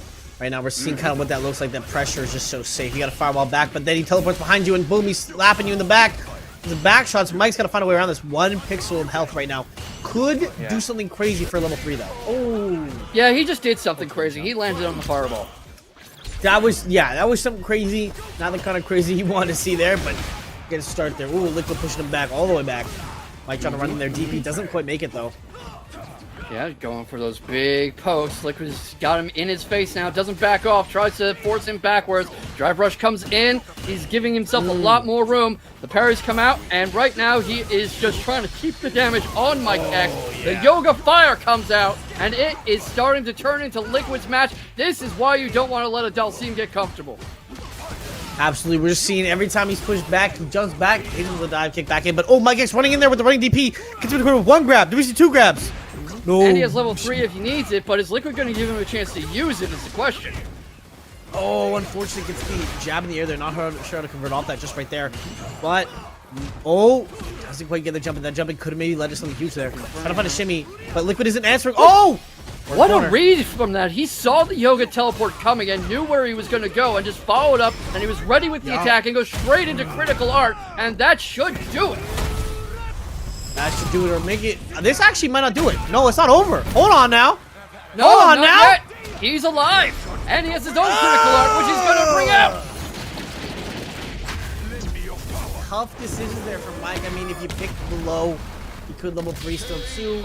And, you know, he got his meter. I think his meter was almost back in the time. That was scary situation for him to get out of there. And Liquid able to splash over Mike. And Mike got to find a way back out of that. Sorry, Mike. I think I cursed you with that comment when you made the critical art. The typical commentator's curse, right? Mm-hmm. Cursing him. Yeah, he... Bush is not going to kill just yet, and he punished there for that. Maybe heard us. Got a little confident. And you can see Liquid getting much more comfortable now. He ducks under the drive rush, gets thrown for his trouble, but is coming up on defense. Mike X does not want to have any room for Liquid to do what he was just doing. Forces him into the corner, tries some pokes to keep him there. Drive rushes in and gets a punish counter, drains Liquid's life, and goes up around, keeping himself alive a little longer. That's some good stuff right there. Yeah, he was able to get a... Oh, there it is again. Just starting these rounds off really strong. Able to get Liquid in corner and just kind of keep putting that pressure on. Liquid doesn't have a great answer for that aside from teleport. And if you can't do that, what are you going to do? Right, what indeed. And he's trying to keep him down here in the corner. Both of them have level 2 ready. Both of them similar amounts of drive bar. And really just backing off a little, slowing things down. Sees Liquid trying to jump up, try to make something happen. But not able to stop that punishment counter, but able to keep him back in. Gets caught by the drive, but punishes it again. And here we go. In dominant fashion, he takes the second game, and we're going into a final. He's wrapping it up right there. Nice, strong option there to capture him, overextending and punish quite heavily. Another one for our boy Mike there. Ooh! Liquid able to push back here, but pushed in corner again early on. Very scary situation to be in with your Dalsim. Absolutely. Oh! Catches him pulling back. He was trying those big long-range pokes, but now Mike X has the read on him. You can see him adapting very quickly to his various opponents' play styles. And right now, he's kind of learned what Liquid does. You know what I mean? Absolutely, yeah. You know, a lot of people see Dawson's moves and see a hitbox. Nah, Mike sees a hurtbox. He's not worried about that. He just found a way to hit you from farther away. And punish counter grab. Yup. And just like that, he puts himself on set point here in the winner's semifinal. That is correct. Yeah, he's sitting nice and pretty after that first round, but Liquid still has some juice. We've seen before what he can do. You know, give him a little bit of space, and he'll show you why you shouldn't do that. Yeah, you can see him trying to create and force that space, and Mike X is trying so hard to rush in and smother him and really stay on top of him. Reads the teleport beautifully into the Dragon Punch, forces him back down along the corner, reads another teleport. That has been Mike X's big strength in the tournament so far. He's just so good at reading his opponent's moves and thinking 2, 3, 4 moves ahead. That's right, he's giving him back a huge hit there, but trying to get in again is where it gets scared, right? The moment you give Liquid a little bit of space, Mike is able to... not able to struggle to get in on him. I think that might be the first text throw we've seen all tournament. That might be. I mean, it's Ken, right? You're so scared of other options. You don't always want to be going for tech throws. You're going to get exposed if you do. Ken is really good at baiting those. No! Mike, doesn't actually confirm the hit there. Puts himself in burnout. Not afraid of that at all. They both have level 3 if they want it. Gets out of the corner, backs off, blocks that. It gets the Yoga Fire going. Still in burnout is Mike X. Has the critical art ready. Liquid still with that level 3. Drive rushes in. Not quite enough room. In burnout again. Critical art for both of them. Is it going to come out? Mike X doesn't need it. He goes on to winners finals and doesn't give Liquid a chance. That's going to take it away from Liquid. I mean, here's the thing, right? As a Canadian, you know, we have safe water anywhere. Mike sees Liquid, Mike drinks. He doesn't think about it twice, right? So, you know, Americans might have lost that match if they're scared. They're going, I don't want to drink that water. But is it over? Oh, wait, never mind. First, it's not over yet. Spoke too early, but still, so far in it, Mike is still not scared to run in there and fight Dawson whatever he can. But we see what happens when Liquid gets space. So if Liquid can just maintain that area, that good distance, that social distance, it's going to be good. Absolutely. And you know, Mike X wasn't content with surprising us once. He wants to bring it out again with the move we did not even know he had. Keeps finding these options. Great ways to get DPs in the knockdown. You keep knocking out Dawson. He gets back up, but every time it's harder for him to do it, honestly. Ooh, you're burnt out though against Dawson. This might be a round. Yeah, it is. Yeah, it is. Yeah, that mistake with thinking it was best of 3 put a bit of fire under Liquid, who's determined not to let it end quite so easily. I heard my words. He's trying to ruin my my thought there. He's gonna try to make it back as hard as he can here, and he's doing a gosh darn good try of that right now. Oh, we're seeing what he looks like right now. This is where it gets scary though, because you're trying to get on Dawson. He's just so good. He pokes into setting you back just far enough that you're like, oh, I can't reach him, but you're so close. You're like, I could if I get a little closer though. Dio versus Jotaro's type stuff right there. Yes, absolutely. Sorry about that. I had to sneeze. Mike X forces him back into the corner, but that is a lot of life difference to make up for, even if you're playing against Ken. Even in a fast-paced, high-damage game like Street Fighter 6, Liquid forces him into the corner, but not a whole lot of luck following up on it. Both of them have level 3 ready, both of them on similar, very low drive meter. Mike X draining low on health, as Liquid forces him down, brings out the level 3. That's actually the critical art, never mind. And just like the first game, takes it, keeps himself alive. Mike, if you can hear me, man, I need you to win this. I talk so highly of you there. I need you to. I know you're putting on a show right now, Mike. This is where you lock in, okay? I need you to. I need you to lock in, bro. Don't make me look silly. Come on, Mike. You got this. Hey, lock nothing in. From me. I believe commentators need to be neutral.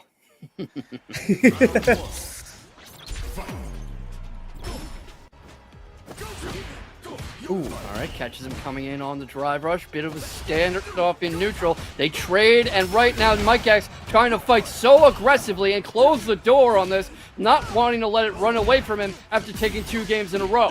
He thought he was so close to just winning this whole thing, and Liquid has shown an incredible ability to hang in there. He really has, but that meter was hanging on by a thread. Unfortunately, there it does break right now. He's sitting burnout against Ken, but not going to be, especially on Dawson. Gonna try to TP around. He's getting tricky with it though. Actually able to bounce around on this and actually able to turn it around in a good situation. And his bar's almost back. So that whole disadvantage is now gone. Takes round 1. And now it's the real set point.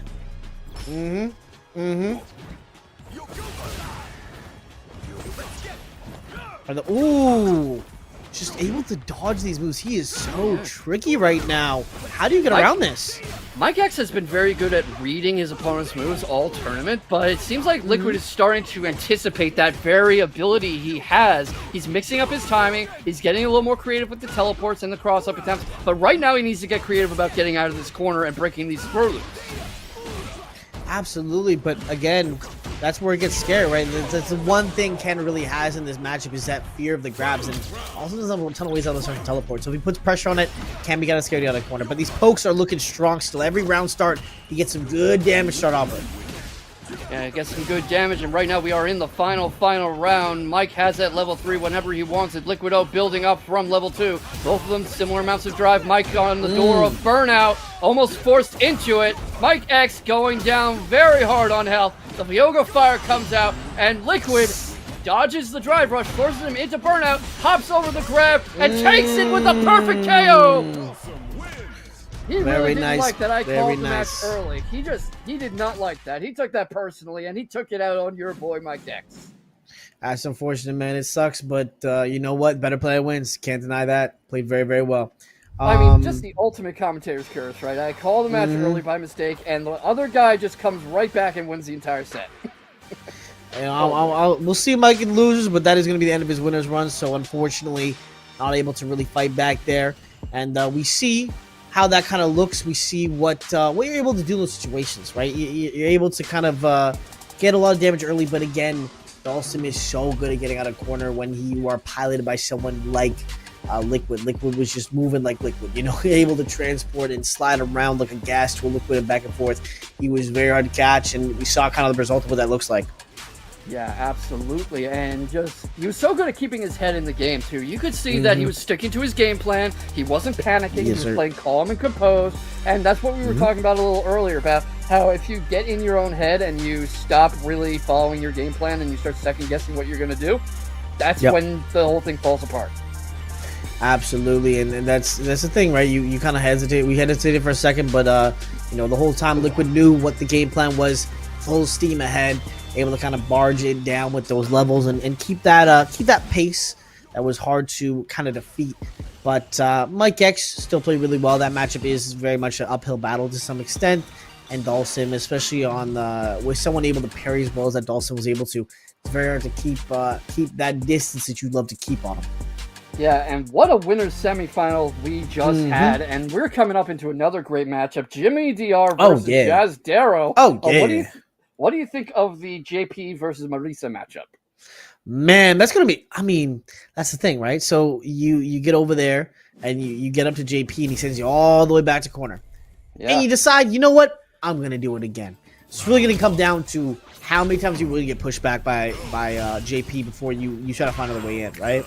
Yeah, and both of these players are players who are willing to pilot their character in slightly unconventional ways. You see Jimmy DR's more patient approach, and how Jazdero is equally comfortable at range or right up close and personal, where you would imagine that is Marisa's domain and you should not enter it.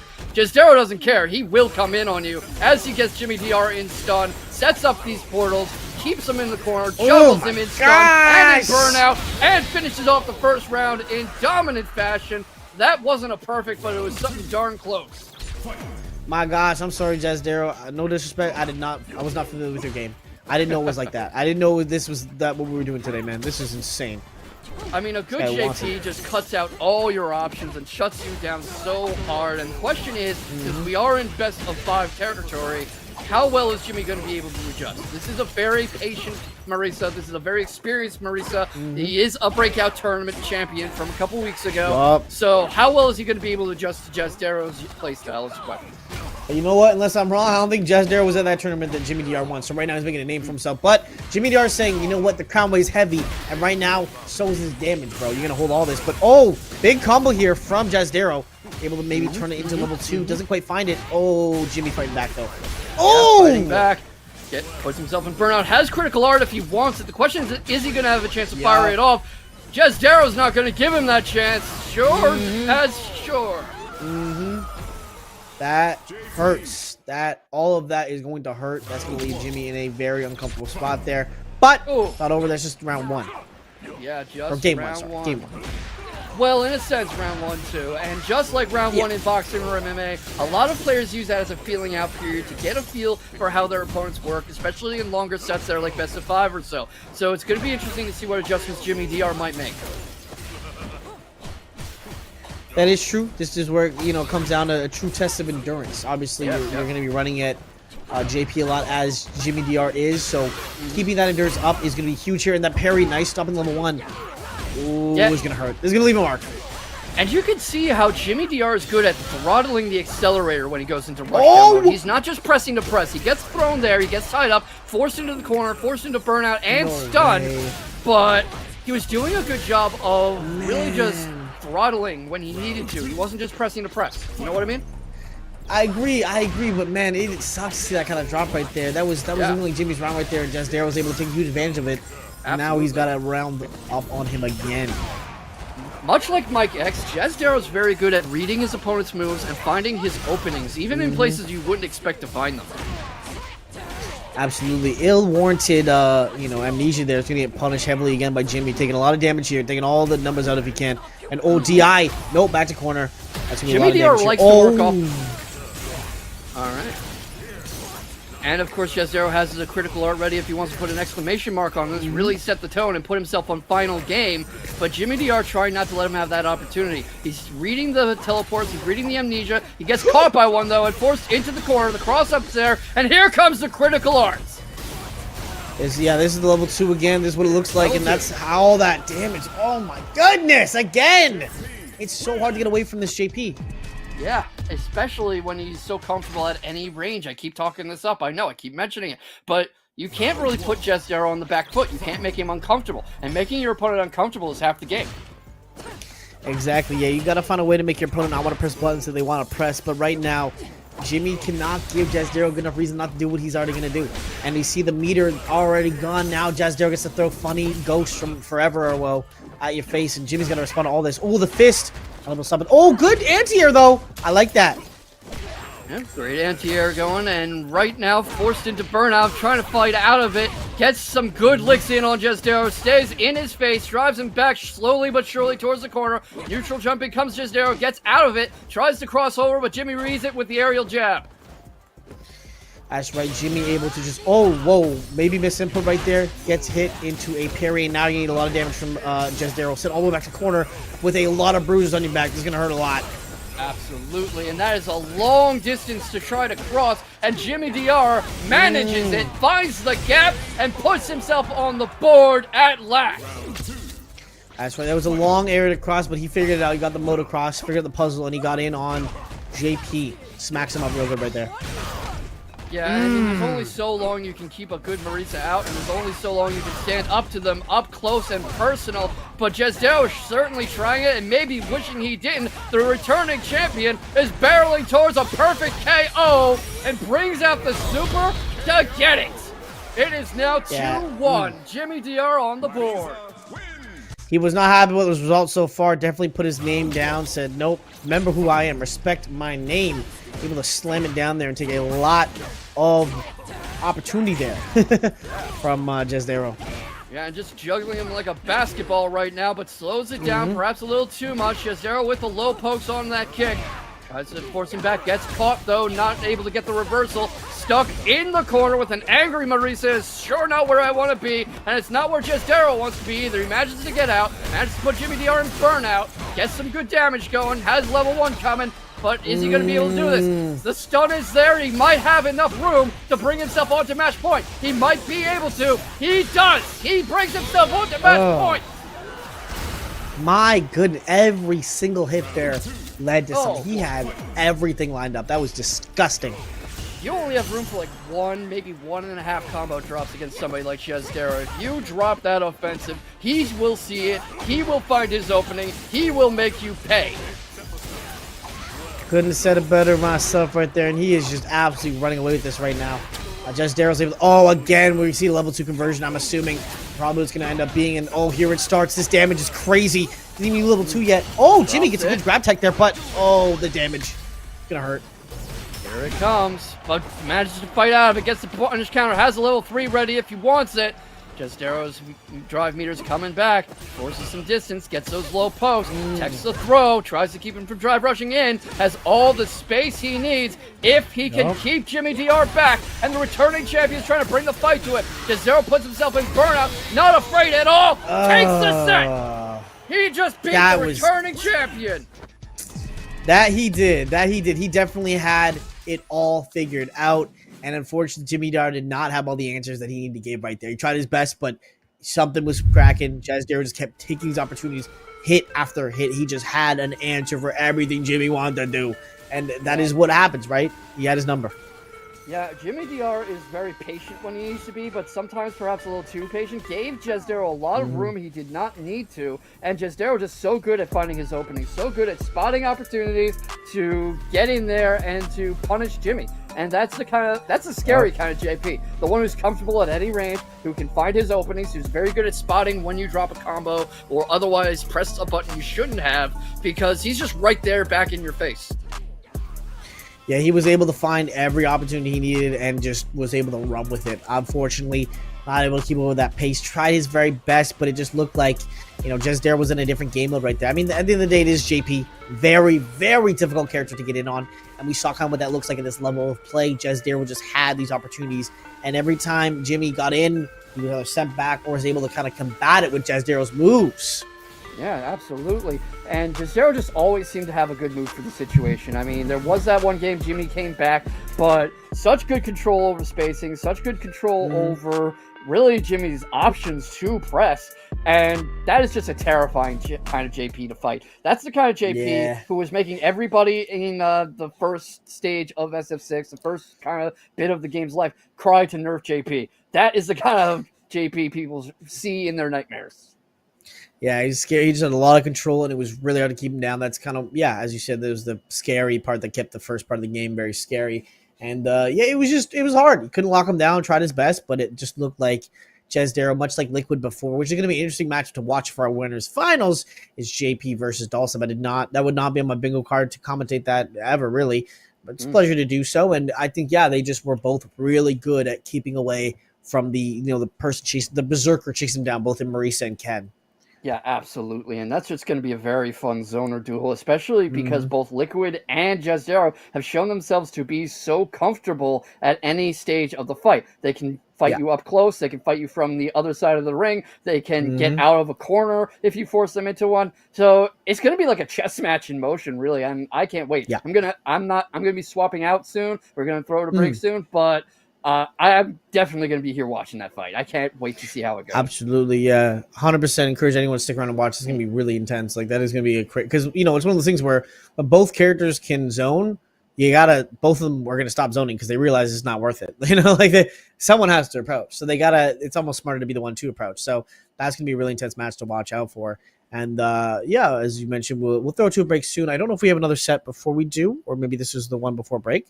But that was so far it's been really, really interesting sets, honestly. Really interesting.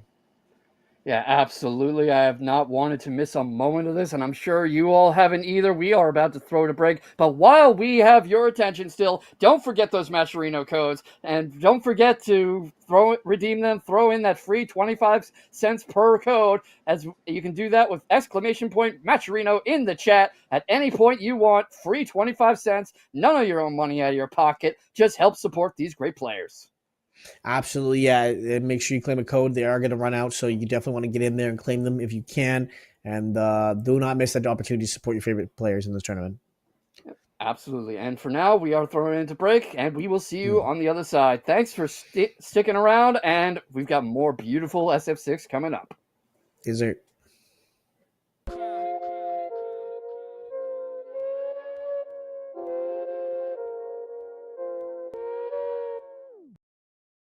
Maybe mom and dad were right when they told me this wouldn't be nothing. Maybe I should take their advice, go get a life, or maybe get a job or something. Pack it up and head back home, tell everybody I was bluffing. Or maybe I'll just get out my head and focus on what I know's coming. Yeah. Cause I can't fall asleep at night without seeing my dreams. Delusion and reality, I'm somewhere in between. These voices in my head get loud and they keep telling me that I'm a fool for trusting in these wings. But maybe, baby, this what flying feels like. Maybe, baby, this what flying feels like. Maybe, baby, this what flying feels like. Maybe, baby, this what flying feels like.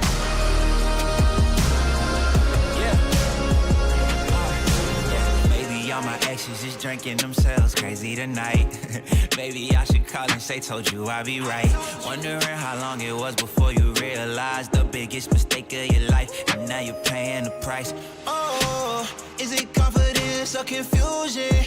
Either way, I feel like I ain't never losing. Your opinion of how you know just what I'm choosing. I gotta do this, cause I can't fall asleep at night without seeing my dreams. Delusion and reality, I'm somewhere in between. These voices in my head get loud and they keep telling me that I'm a fool for trusting in these wings. But maybe, baby, this what flying feels like. Maybe, baby, this what flying feels like. Maybe, baby, this what flying feels like. Maybe, baby, this what flying feels like.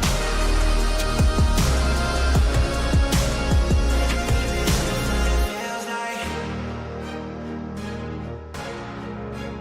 Maybe, baby, this what flying feels like.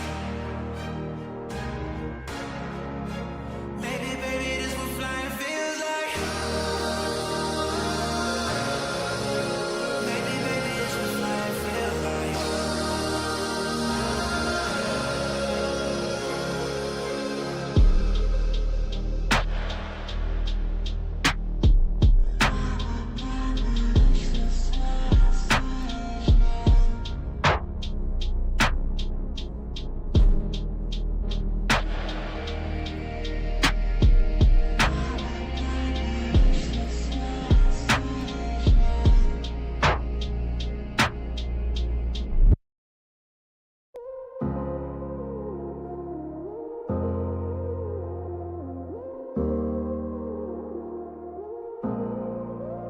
Don't got no heart, I got an icebox. Brand new roller, swipe out the G-Shock.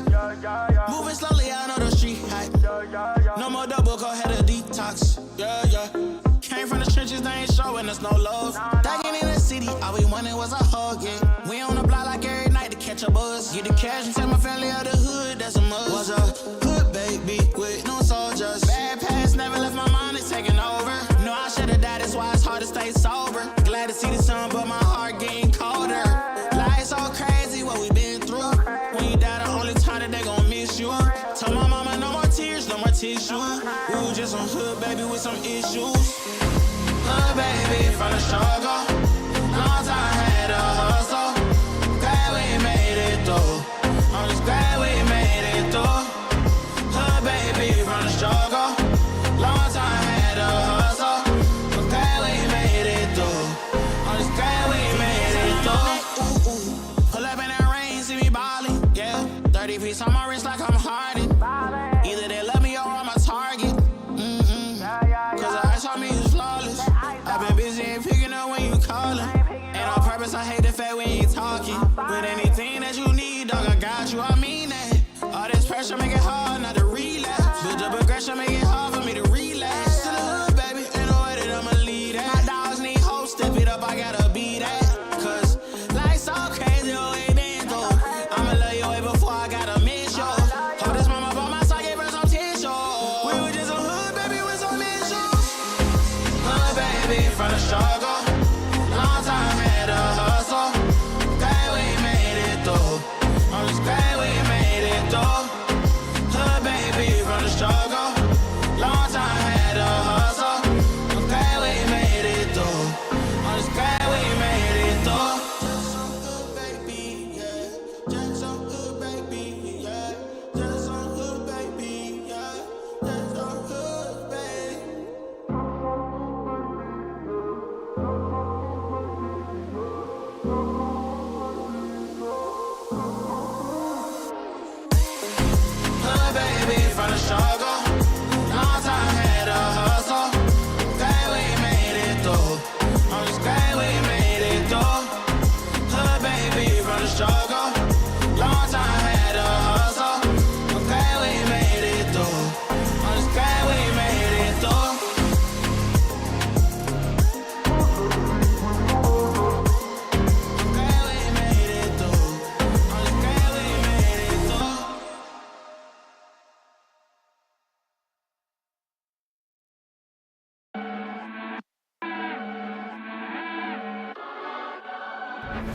Top 10 radar, yeah, we on your radar.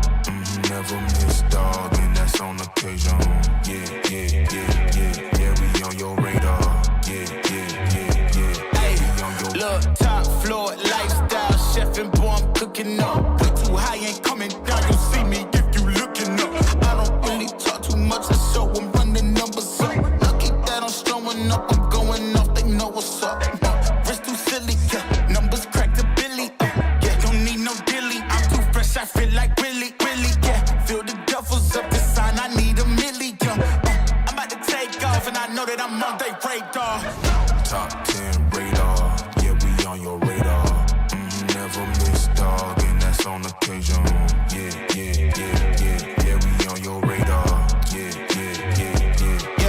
look, I know God got his hand on me. I'm exactly where I'm supposed to be. So when they know my name overseas, that is something God oversees. Living life they think is make believe. It ain't magic, nothing on my sleeve. Never noticed what you had to give, but want a piece of what you do receive. Tell them, wrist too silly, yeah. Numbers crack the billy, yeah. Don't need no dilly, I'm too fresh, I feel like Willie, yeah. Feel the duffels up the sign, I need a million, I'm about to take.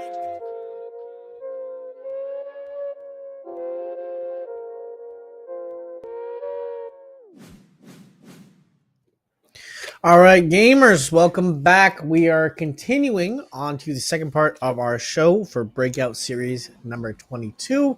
We had some big upsets if you guys are watching. If you didn't already see them earlier, check out Star TG as well. And, you'll see kind of what you might have missed and go from there. So I'm joined today. My name is King BL, and my co-caster, Mashup Maloney, that's me.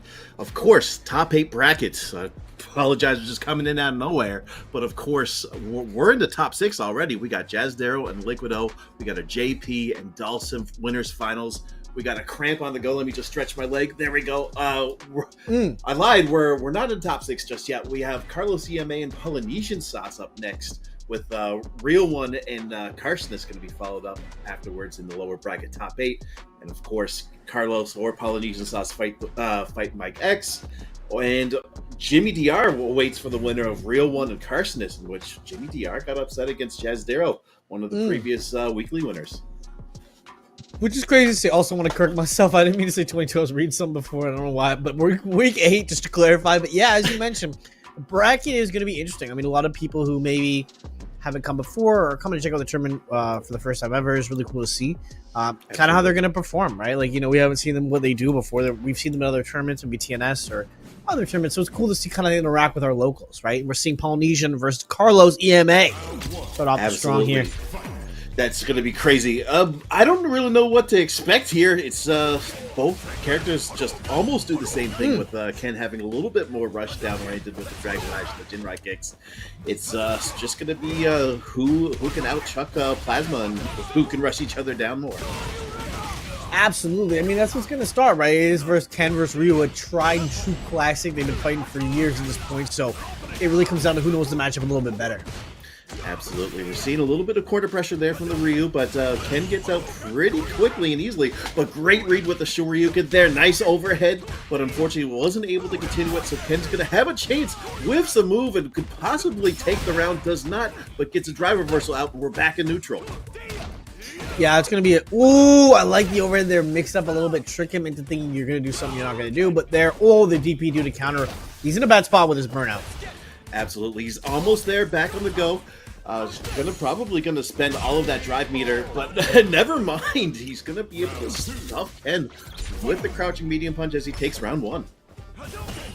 Yeah, as you said, there's able to kind of just keep that momentum going, but find it a way out. But the donkey kick to the chest. Okay, back it up now.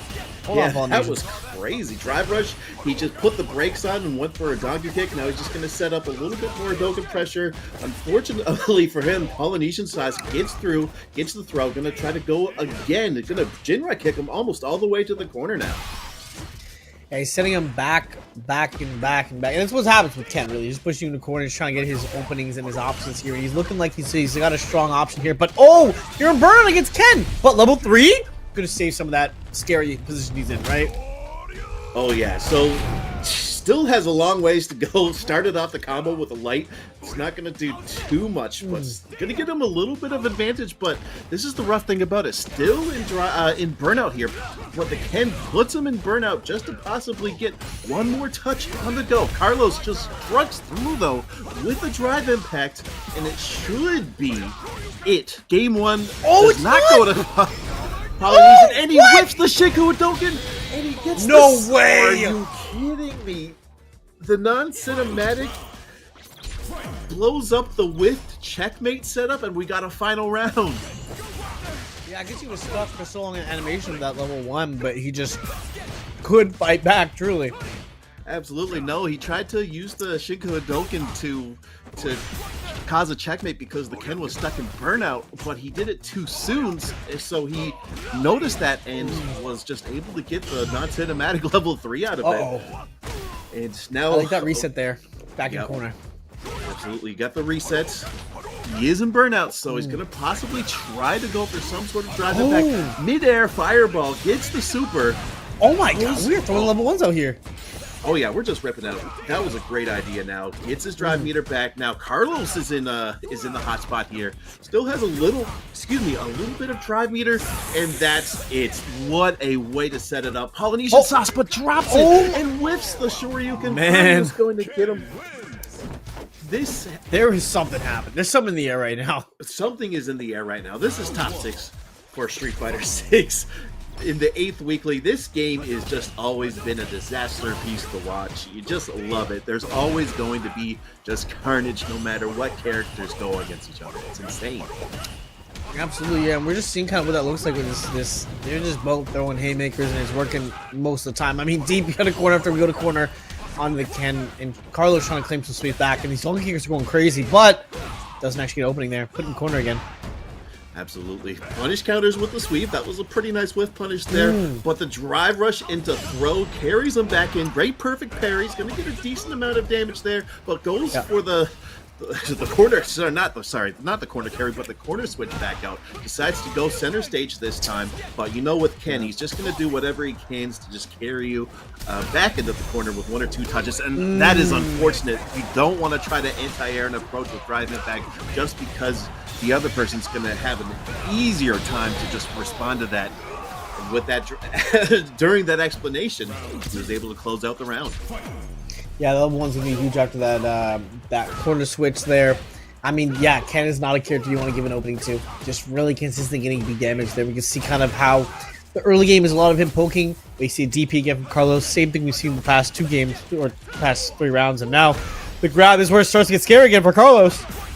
Absolutely. He had a great spot to be in game 1, and just unfortunately just 2 big mishaps in both round 2 and round 3, and he could possibly go down 2 games to nothing right now, but still in a good spot until, he's out of burnout, and these dragon lashes are just going to have so much pressure on him. Nice. Right. Great punish there by Ryu. I don't believe that's going to kill because that's not a critical art, but he's still in a really good spot. Yeah, that's a good way to kind of stop the momentum. He was currently in a really bad spot, and he's able to get it around because that was scary. It was looking like we saw it repeated before, but he's able to get it back. I like that fight back. Oh yeah, that was really good. Polynesian Sauce had a little bit of a panic drive impact there. Really wanted to close the round. Didn't get a chance to, but this time he's going to start off with a great lead. I really like these level 3s at the start of the round, simply just because you're most likely going to build up 1 more bar at the end of the round just to get that nice clutch get off and finish things off. Yeah, we can see now just trying to find new creative ways. Carlos looking for ways to get out of the corner that aren't just, type of grab, backdash there, but still getting punished heavily and brought all the way back to mid-stage, but doesn't look like it matters where he's on stage. He's thrown back to the other corner, and that is going to be another game for Polynesian Sauce. Absolutely. 2-0 for Polynesian Sauce, and that was the cutest empty jump throw setup I've seen. It's just a really cool setup that you can do. Instead of just going for a little follow-up afterwards off of the ground bounce, you just jump in. Carlos thought he was going to go for a roundhouse or like a jumping move, but so he's ready to block, but then he just gets hit with the back throw to close out that game 2 there. And now we're getting close to the corner, but we all know how this goes. Polynesian Sauce is going to probably find a way to sneak out, maybe. Right Yeah, over here. he seems sweet. He gets leads out of nowhere. He makes magic happen. But Carlos just very consistent, able to find a lot of hits here. It just seems like he can't really get out of corner against Ken. I think that's the Ken dilemma, right? You get in corner against Ken. What will you do? Absolutely. I really liked that drive parry there. He was a little bit too far away to go for the throw, so he just knew that he was going to just throw some legs at him. But now, once again, we're still stuck in the corner here. That drive rush into tick throw setup is so gross. But he does eat a button, though. This could still be... That was unfortunate. I like the idea, but unfortunately he whiffed the DP, and this could be set point for Polynesian Sauce. Polynesian Sauce looking very consistent, gets him in corner, and Carlos just lacking the answers for the tests he's been given today pretty much every round, but finding some good sweeps here, not able to land anything, but Jinrai. Gets a good combo back, though. Started back to the center of the stage. Yeah, great get off me there by Polynesian Sauce with the Shoryu rep of the EX Shoryuken there. Now we're just kind of throwing out things. We're kind of feeling each other once again. We know how explosive Polynesian Sauce could be, so he's got to try to find a way to not poke the bear here. But great patience there by Carlos, just waiting for Polynesian Sauce to jump. He's at a sizable life lead here, but he's at critical art, so he's spending all the juice here to get the critical art. Will he sit down and will he shut up? Who knows? We'll just find out in 2 seconds, though. One last punch, he's still alive. Magic pixel percent, but the overhead again. Every time he's been given a test, Carlos just guessing the wrong thing, and you know what? Credit to Polynesian Sauce, putting the right question out, just finding everything he can. Absolutely, anything you can do, he can do better. That's Ken for you in a nutshell. That was just so gross. You have numerous follow-ups off of that run. Decided to go for the overhead, caught his dome. Just what a great way to close it out, and that almost killed too. That critical art combo there as well. Yeah, no, absolutely. Yeah, you almost go with it, but I think really just fitting up how that set went of just finding that last hit with the overhead to really just seal it out and let you know that he was in your head. So just able to find all the hits he needed. It just that was that beginning that opening was started off shaky. Yeah, that was a shaky win, but he's able to really stabilize and maintain a good lead after. Oh, absolutely. That I kind of wonder what would happen if Carlos CMA got the checkmate situation from that Shinku Hadoken, but we'll never know because he was so close.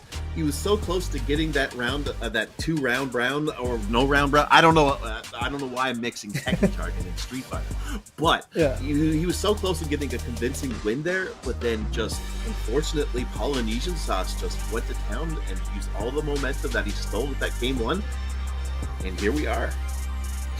Yeah, corner against Ken. I was talking to Chris CCH the other week about this.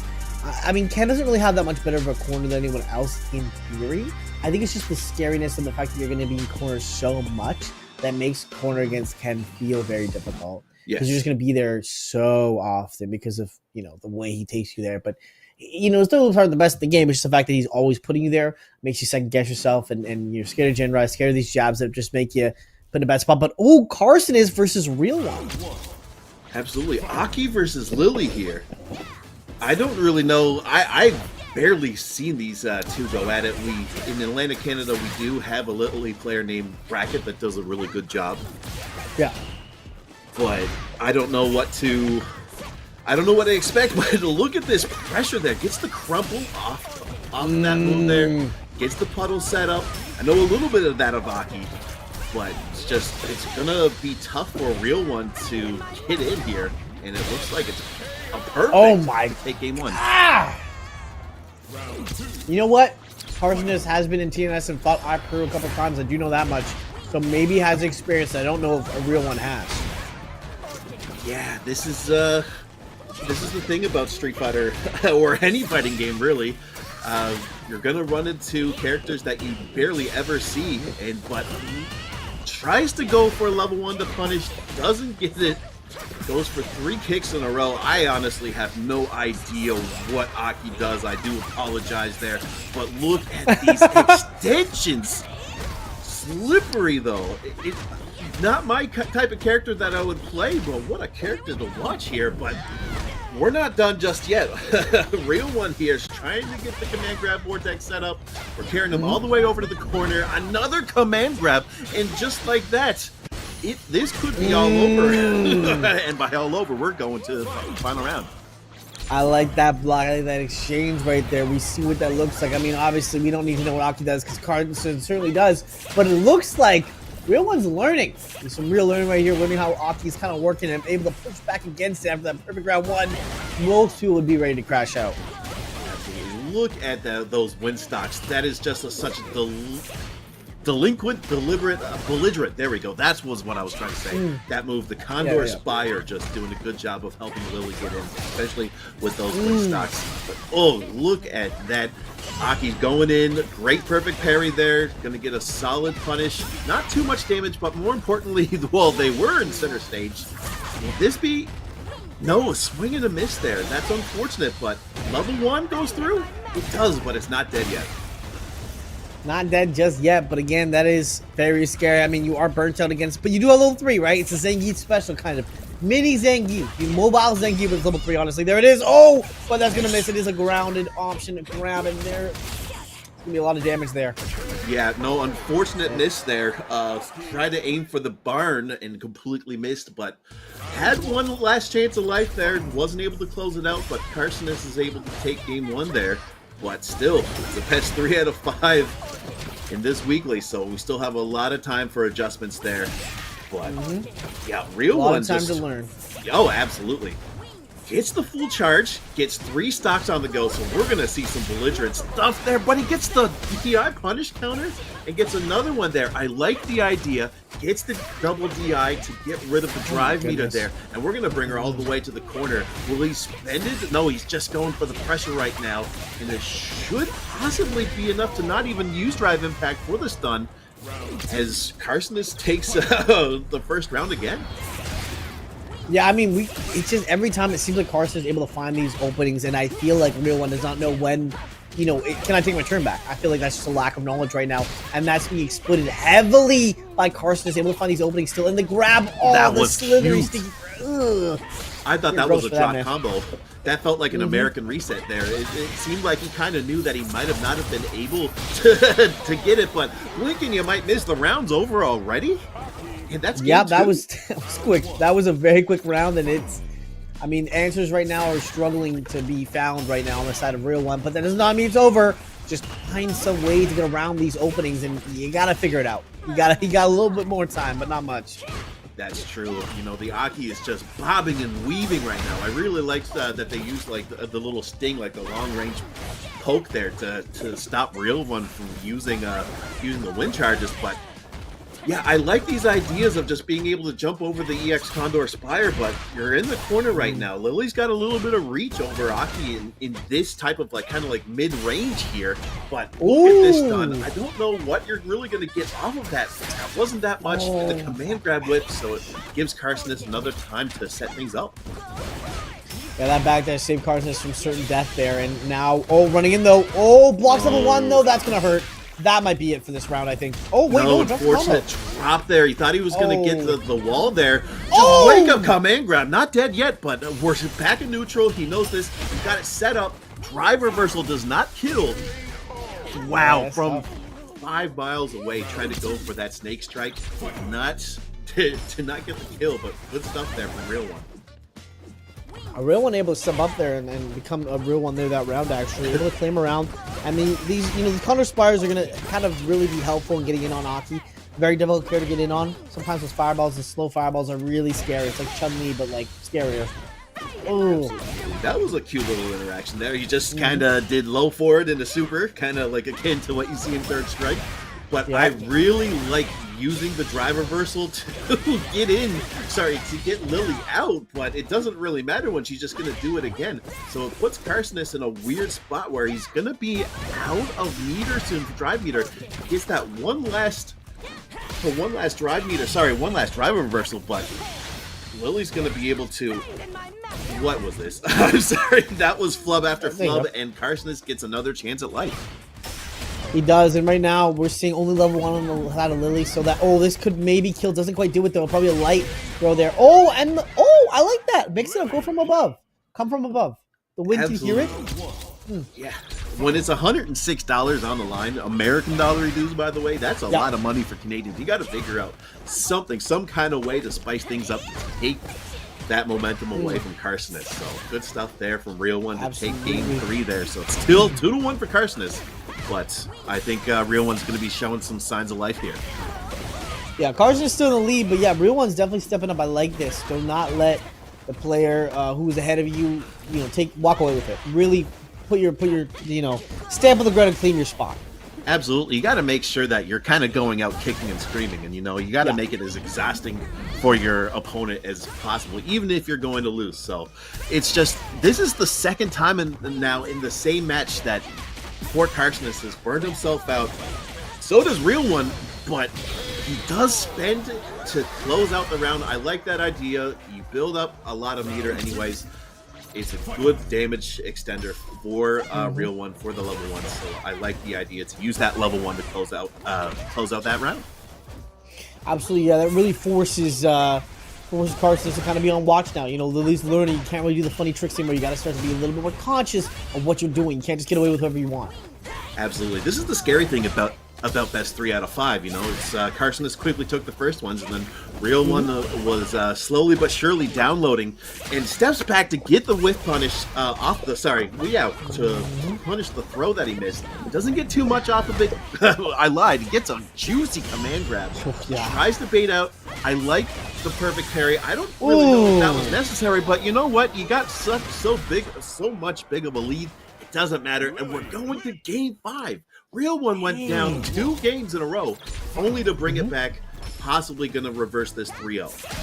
Yeah, I mean, as you said, right, the learning experience, right? This is where you kind of learn, you adapt, you take notes of what's going on. What am I getting hit by? What do I want to stop getting hit by, right? These are the moments that make a good player to a great player, is understanding what you should avoid if you can, if anything. Absolutely. I really like that he faked the wind charge there. Okay, blows up the drive impact, hits the command grab with the tech chase.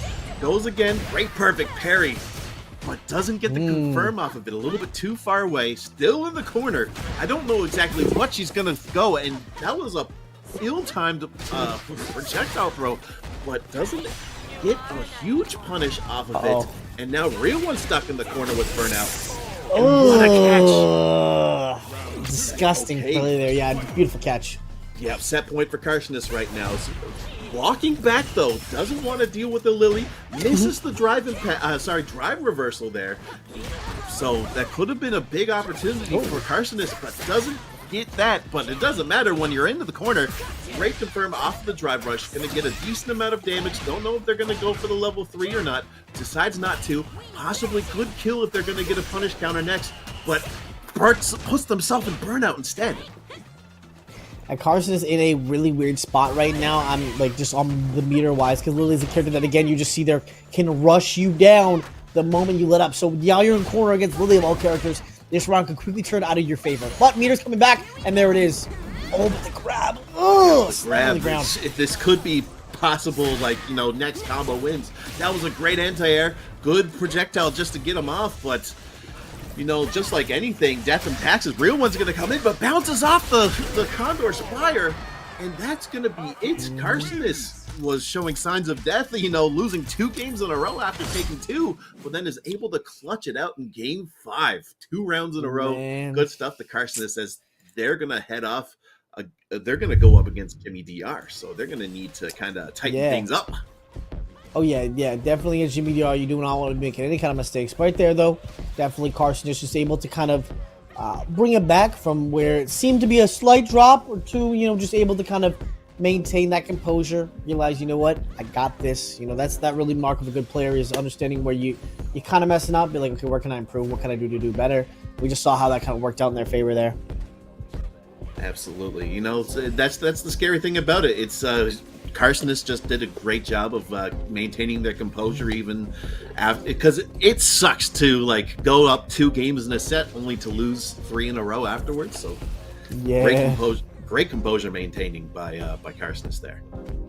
Yeah, definitely did not want to drop it, and we saw that effort pay off in dividends there. So obviously, shout out to Real One for bringing it back. Do not give up. Don't let the player ahead of you fully take it. Put up a a heck of a fight, but unfortunately, Carson just had a little bit more, gas in the engine to kind of push over that finish line.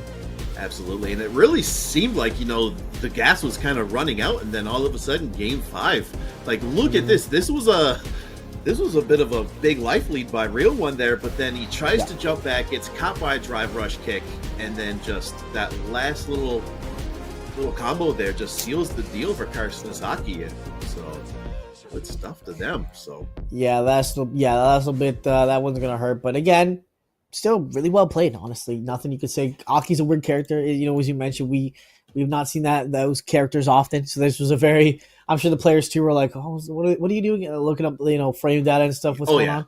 But that's how it happens, right? Sometimes you get in a situation you're like, I do not know what your character does, but I'm just hoping you know what I do less than I know what you do. Absolutely. And up next is going to be Mike X versus Polynesian. I almost said Polynesian Ken. I think it's Polynesian Sauce. There we go. So we're going to see a Ken mirror match. Yes. Ooh, that's going to be interesting to see, actually. That's going to be scary. Interesting to see. There's going to be a lot of legs flying around, I'll tell you that. A lot of Jinrai. A lot of Jinrai. So a little bit of Dragon Lash. A couple Dragon Lashes in there. You'll see some of those. Yeah, a couple of, the usual suspects, Jinrai, Shoryuken, Dragon Lash, Drive Rush, Drive Impact, definitely Drive Rush. A huge tool. Definitely. In this game. Yeah. Very fun to use. Not fun to deal with. But never fun to deal with. No, that's the thing about being on the commentator's booth. You get a lot of fun enjoying watching this game, but playing it. Like I've said this many times, every Breakout Weekly, and he does not want to deal with the Ken mirror match, so he decides to go for Kuma instead. Interesting. Okay. More tools, less damage. Sorry, not less damage. Less HP pool. So Polynesian Sauce might be able to get the jump on Mike X and just blow him. Yeah, I was gonna say less damage. I was like, hold on now. Yeah, no, hold on now. My brain was disagreeing with me as soon as I said that. I was like, the other Maloney's in my head were just like, excuse me. What I meant to say was less health, but wide damage. Look at that. Kuma just hits like a truck too. It's just absolutely, yeah. And we're seeing a meter too. Ugh, very low. Yeah, that's the thing. It's like just Polynesian Sauce could still technically, if he just got one more hit, could have took that round there. That's how squishy Akuma is. But just was stuck in the corner there. Mike X takes game 1. And look at this, just top 100 with Akuma. Sorry, top 500 with Akuma. My reading comprehension, is. It's all. I mean, hey, it's a big number. It's a big number either way, no matter how you slice it. Absolutely. Mike X was a demon, funny enough that he plays Akuma now, but his loop was absolutely scary to play against and such a treat to watch. But I'm glad that, he's able to just kind of have a smooth transition over to playing whatever he wants to play. With Akuma, with Ken, whatever. Are we going to see him close it out here? Yeah, I want to say that yes. Was fast. Mike X is insane. That's game 1 already against Polynesian Sauce. The Saskatoon Steamroller here. It's only game 1. We still have a couple more games to go, but Mike X is just that guy you don't want to deal with right now. Yeah, we saw earlier today we had Jimmy DR versus CVE. So someone who's played the character, and obviously, Mike X plays a lot of Ken. So if anyone's gonna beat that own character, it's probably gonna be him on that a different character too. So he's learning how to beat him, but it's scary, man. Kuma is very scary. Absolutely, but we're seeing the classic cut and dry, case closed, corner carry by Ken. But great throw escape, good throw tech, trying to creep his way in, reach the drive thrush. Great whiff punish on the grab there. It's going to set up Akuma shenanigans now. He's just trying to pressure him with the fireballs. But great jump in, no punish though. Yeah, no, not able to find all the damage here, but you know what? Huge turnaround from game 1. Game 1, he definitely got a little run over, so now he's fighting back, but Mike is able to find a lot of pressure with these fireballs. It's hard to beat. Akuma's fireballs are incredible. Absolutely. The fact that it looks like it has 2 hits on it when you charge it up, it's kind of nasty that you can just kind of mix that timing up. But Polynesian Sauce is in burnout right now, but only needs one more jump in order to close out this round. So it's definitely, like you said, it's a big change from game 1. Of course, that's Street Fighter 6 for you. That's the scary thing about Akuma. Great Shoryuken there to catch it, but he switched the timing off of that with the fireball and almost messed up Polynesian sauce for him. Yeah, he almost got a little catch him there with that demon flip, but Polynesian was ready for that DP. Much like Chris is ready for this run in there, stopping the DR there. Oh! I like the ODDP. I like that option a lot. Absolutely, it's a great just get off of me. It's a great turn changer, but again with the throw whip punish, but just mashes his way out. I like it. You don't always have to respect the aggressor, so that's good. Jeez, my brain is just being racked right now just by the sheer fact these two titans just going at it right now. Dragon Lash backs off. Okay, 1-2 piece. This could be it here. For round 2. I don't think it is critical art though, so they're it's also because he does light scaling, because he does light kick into the light punch there. Yeah, so that does cause quite a bit of scaling. That is also true too. Okay, so final round, game 2. Mike X up again. Polynesian sauce showing some signs of life here. That was cute. Medium man-to-man flame. Grab him right after, throw him over. That's so disgusting. I didn't know he had that much frame advantage over that just to get that. Yeah, each different back punch, it does different frames and it causes different knockback too. Interesting. One thing I am liking about the characters, the returning characters from Street Fighter 6, is that they're getting new tools to make things more interesting for them. But okay, so we saw Polynesian sauce jump out, so he does have corner, and he put him in burnout. But anything that Polynesian sauce wants to do is going to put him into burnout. He's getting stuffed, yeah, and he is a level 3, but unfortunately not able to get it off, getting a little maybe push back there, trying to do a Dragon Lash. Fortunately not able to reach in time. Absolutely, and Mike X, we thought he was going to go for the Ken mirror match, but decides to go for Akuma, and it's right now 2-0. Just needs one more just to get to loser semis. But it's not going to be easy. Mike X is seasoned though, but they've been pretty back and forth. It's just that Mike has been more consistent closing out these matches for sure. That is true, yeah. And the character switch may be thrown off the side, of of Polynesian. Definitely probably wasn't expecting this. Maybe he was practicing some Ken mirrors, and now he's getting surprised by this. Oh, the sweep. Okay, back throw. You're seeing him kind of come in with the fire punch there. Okay, sure, you can get off of me. Decides not to go for the throw, gets a sweep of his own, and then just throws him back in the center stage. Not really getting too much off of that, unlike Mike X here, just gonna bring him to the corner here, just off of a crouch punish. Gets a wall splat off of that into an EX Fireball, and we're going into set point for Mike X. Yeah, that's gonna be a huge start for Mike X there. Well, he's trying to finish at this point. He's definitely sitting in a really good spot with the way he's playing right now. Able to find so much damage off these hits, and it's just the corner pressure. Not really holding the close corner like Ken would with the throw loop, but still providing so much pressure. It's really hard to deal with. Absolutely. We're seeing Polynesian sauce just kind of carry him over the corner. Almost got blown up for that whip throw again. You'd love to Ken players love seeing that. But okay, we almost got a level 3 out of there. Just going to do one more, and that's a wrap. Mike X there, not playing with his food for a say. I thought he was going to be able to end it with that combo, but no, it's just sequence after sequence, and Polynesian sauce wasn't able to withstand it as Mike X takes it 3-0. Yeah, he just had a very dominant start there. Was able to really difficult to deal with, honestly, I think, on the side of Polynesian sauce. I think just that mix-up of characters probably threw him for a little bit of a loop there. Not really ready for what was going to come his way. Oh, yeah, I really think he was ready for the Ken Ditto and just was not given what he thought he was going to get.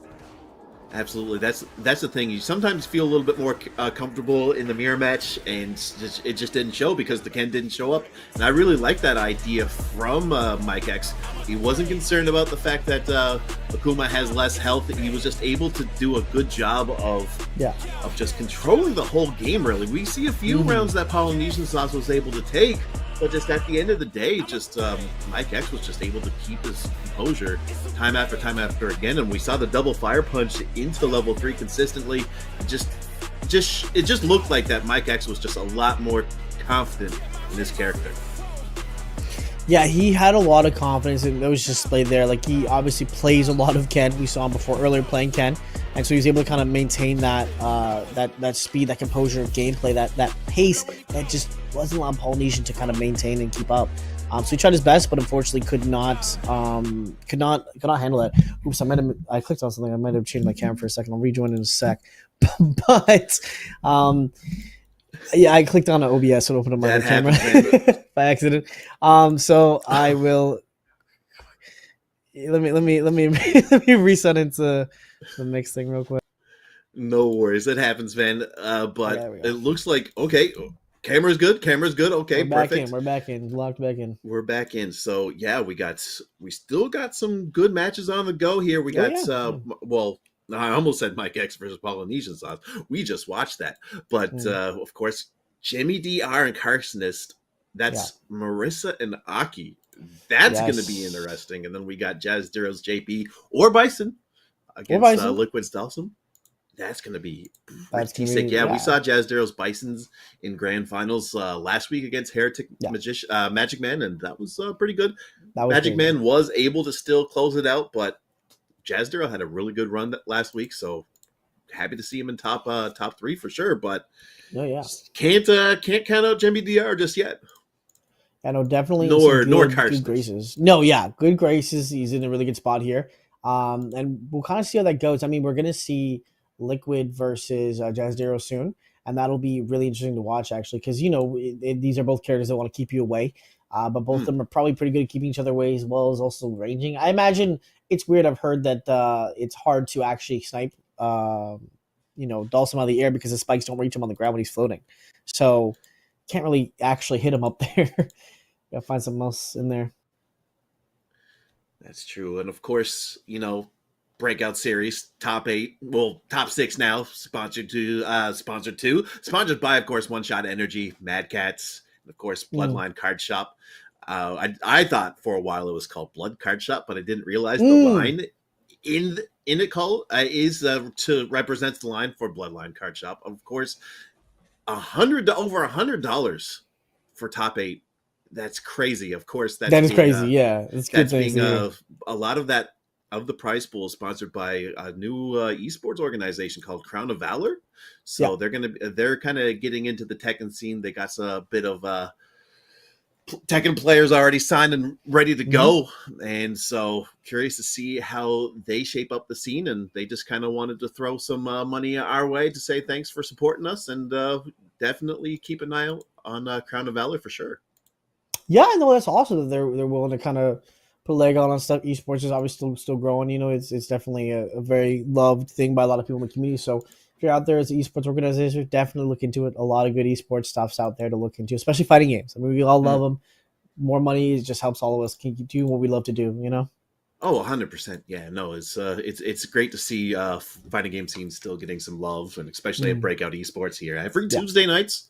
That's pretty cool. My weekends per se from work are Tuesdays and Wednesdays, so the fact that I can just come in, commentate some good old Street Fighter 6, the end of the day, it's really nice. So, don't forget to hydrate too. Don't forget to hydrate, and also Matcherino, if you're in chat, get your code. Yes, add to the pot as well. Absolutely, sign up, add some cash to the prize to help these players keep doing what they love to do. Oh, 100%. We got 13 codes left. That's pretty dope. Of course, each code giving 25 cents American, so that's around like 40 cents Canadian. So, anything helps. So anything, just you can also buy stuff from the Matcherino store as well, and that also gets sent to the prize pool. So, hey, whatever works. So it's good to see. And of course, there's no fee to join the Street Fighter 6 tournaments. Just hop on in, join the Discord, join the Start GG, and go from there. I'm not going to do it myself because I'm commentating, but of course, anybody's welcome. Yeah, if you're watching, absolutely get involved on that. For sure. We're just waiting on our next match here. That's just how things go. We're just going to try to get. Oh, wait a minute. Oh, here we go. These are the best kind of commentators, Curse. Trying to distract everybody. Make sure that I don't know what I'm trying to say. Aki, Marissa, Jimmy DR's Marissa is a savage. Pardon me. I'm really curious to see how much carnage is going to be laid waste here. But, okay, they might know the matchup. I like this. Double drive impact. We saw that again. We've seen that a few times from other people. It's basically just you steal more drive meter if you do drive impact. So they tried to put him in burnout. No dice here, but still a great spot. Another just check throw here. Carcinus is just firing on all cylinders right now. Oh, absolutely. I mean, we saw before. This is what happens, right? Carcinus gets that early lead, and it's just really hard to take it back, right? It's like candy from a kid. Carcinus gets ahead, you are not getting the lead back unless Carcinus lets you. So that is what's kind of happening here. Jimmy DR finding an opening though. Good punish kind of grab, but can he continue? Oh, unhand me! That's almost all your meter gone. That's a lot of damage there. That is unfortunate. Tried to get off me. That's the interesting thing about Aki. I don't think they really have that much good reversals, and a perfect to say right back at you. Excuse me, I can be a bit of a momentum machine too. So we're going straight to the final round right now. Perfect from Jimmy DR. Just absolutely scary to deal with here.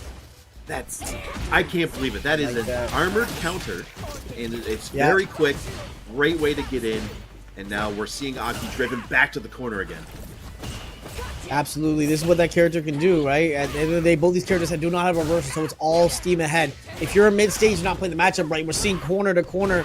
Jimmy just laying on the pressure. These punches the wall. He's beating down if he can, but Carcinus gets an opening here. Gonna maybe try to do level 3 if he can. No, just goes to the full safe jump right after. And now we're back to neutral. Absolutely. I like the idea. Just needed one more touch to possibly end the round there. And we're seeing the jump away a light punch there just to use that as a way to get him off here. But this is literally just one hit left. He wants to try to find a way. Oh my goodness. He just interrupts the step kick from Jimmy DR, and Carcinus takes game 1. That's crazy. That is so disgusting every time. I mean, Carcinus has been playing this character for a hot minute, through thick and thin, and we're just seeing the expertise. But Jimmy DR, no slack either. He's definitely just got to find a way to deal with this huge burst that Carcinus can do. Absolutely. We're trying to find a way to get in. That's what the Jimmy kind of struggles with. Not Jimmy. Marissa struggles with themselves. Kind of have a bit of a predictable way to get in. So once you find a way to get around the Superman punches, the Gladiuses, the step kicks, then the Marissa does tend to struggle. But right now, look at those multiple step kicks. Tries to jump away, doesn't jump away this time, and eats a huge Scootum command grab. Slithers out. It's not able to catch the Aki, almost an Ari, but just gets dunked on. There, great grab there from Jimmy DR, just to take that round there pretty convincingly. But this is the thing about Street Fighter 6. The momentum can shift at any time. Carcinus just has to reset and just say, hey, that was big. And look at that. You can drive impact the step kicks. I don't like the fact that he tried to go for double drive impact there. But hey, this is still in a good spot for Carcinus. Absolutely, and that's where it gets scary too, because you're dealing with what is a very burly, big, muscly character, Maurice, and these slippery snake options that they both have explosive options. But Carcinus is able to move around a little bit more. You got the slide, you got the jump ins, and the dash too. But you're in corner now. You had your advantage. You kind of did throw a little bit there, but Jimmy, if you go for a DI here, can't quite lock the snake down.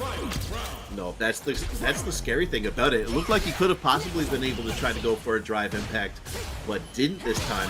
Okay, caught lacking, unfortunately, with the Scootum. Thought he was going to be able to get a counter off of that and didn't. So Carcinus is just kind of letting him chill right now, because you do get that stacking poison. So I like that idea from Carcinus. Just puts it on there, just lets it slowly but surely kind of drain. But the more Jimmy just kind of stands there, what a catch, by the way, and the more he's going to pretty much suffer. Just like a lot of that damage right there was through the poison bubble, the poison puddles itself. Yeah, obviously Jimmy likes to play a little bit slower at times if possible, but again, when you're fighting a fireball character, you can't really do that. Someone like Aki with these punish options, these pokes, these good moves, you can't be playing as defensive as you like to. You have to actually kind of get in there. And the parry away baited! Oh, now you're in trouble. Now you're in Slam Town. Yeah, absolutely. I understand Carcinus' impatience there, just wanted to go in, but unfortunately, he kind of read that like a book. Great! Confirmed there. Thought he was going to grab there. Gets it. Here's the thing about Marissa. Wow, he decides not to go for a drive rush grab, but just gets a full combo instead. This is it. All he got to do is just do one more into level 3. Wow. Finishes his food. Yup, get that protein. Give me that that hit too. Gonna take that round. 10 game, actually. Yep, absolutely. She got sent 5 ways to Sunday, and we're seeing a one ball game right now.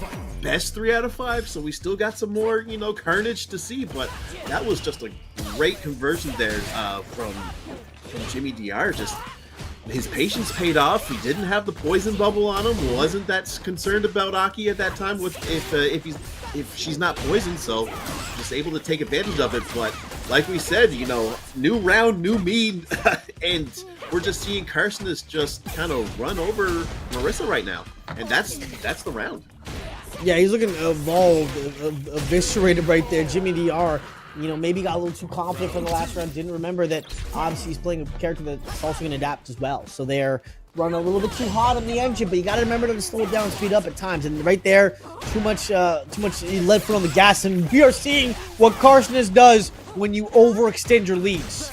Absolutely. That was a great punish right there. And this is the scary thing about it. Marissa wants to go in. She's going to drive rush in. She's going to try to hit you.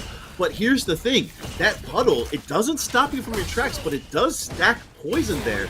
So you're going to slowly but surely lose a decent amount of health if you not do anything. But look at that heavy kick has so much range on it. That just caught me off guard.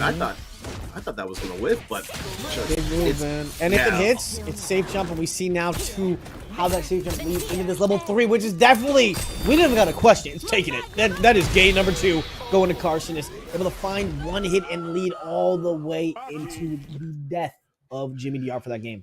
Yeah, that's the scary thing about playing against Aki as Marissa. By the looks of it, it's gonna you're not having a fun time at a distance. You're not having the most fun time up close.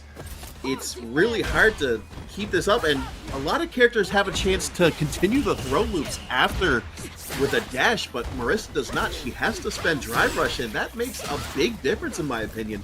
So it's just one of those things too that Marissa just has a hard time dealing with this. Read the saw that command grab coming a mile away. I don't believe this is going to kill, but you're deciding to spend all the resources. That's level 2. Oh, and it doesn't. Sajam, you might want that that clip. Yeah, somebody clip that. Send it to Sajam. And look at this. Oh my god. Okay, yeah. Even in Burnout, that move is not not safe, unfortunately, as Carson is on set point. Carson is able to find these small into big damage. Even there, even though he didn't kill off it, he put himself in a position where you're burnt out. So even when it doesn't finish, he's still got that insurance after that you're going to go down eventually. Absolutely. I love that drive rush and the overhead. The charge back punch is so scary to deal with. Too great. Going for a safe jump. Gets a throw after. Okay, this is what we need to see. And we got it. Okay, so we're going into the final round. Carson wins this. He takes the set 3-1. If Jimmy wins this, we're going to see a game 5 here. But great catch, but even better Scootum to start things off. That was disgusting there. We saw kind of how these things can lead into a huge advantage there. And obviously, start off strong with throwback. Get Marissa in corner. Make that character a lot worse than she is when she can play neutral with you. But we're seeing kind of how it looks right now. It's just get poison on her and then kind of go in after. Oh, the check right there. Oh, we might go to corner. Great check. Thought he was going to press more buttons and went for a command grab instead. But great hand me.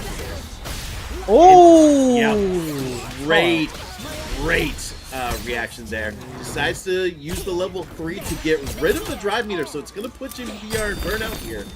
That's a great matchup tool right there. Just being able to say, hey, you're not going to be able to do anything after that Superman punch, so I get a free drive impact. And now he's forcing Jimmy to go in, and he has no choice, because if he tries to jump over the puddle, you're going to get anti-aired. I like that idea. Jumps away, and boom, skewers Jimmy DR out of the bracket as Carson moves on 3-1.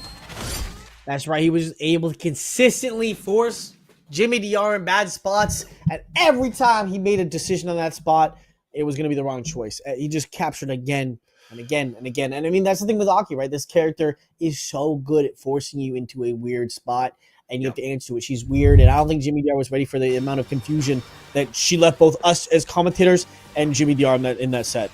Oh, absolutely. This is definitely a learning experience, in my opinion, for both Jimmy DR and both myself and possibly you as well. It's really nice to see these underrepresented characters, though, do well, especially of the sheer fact of my first weekly commentating this series, we had 3 Blancas in top 8. Now we're seeing all the unique stuff. We're seeing Carcinus Aki. We got the Jimmy DRs, Marissa, unfortunate that they're out.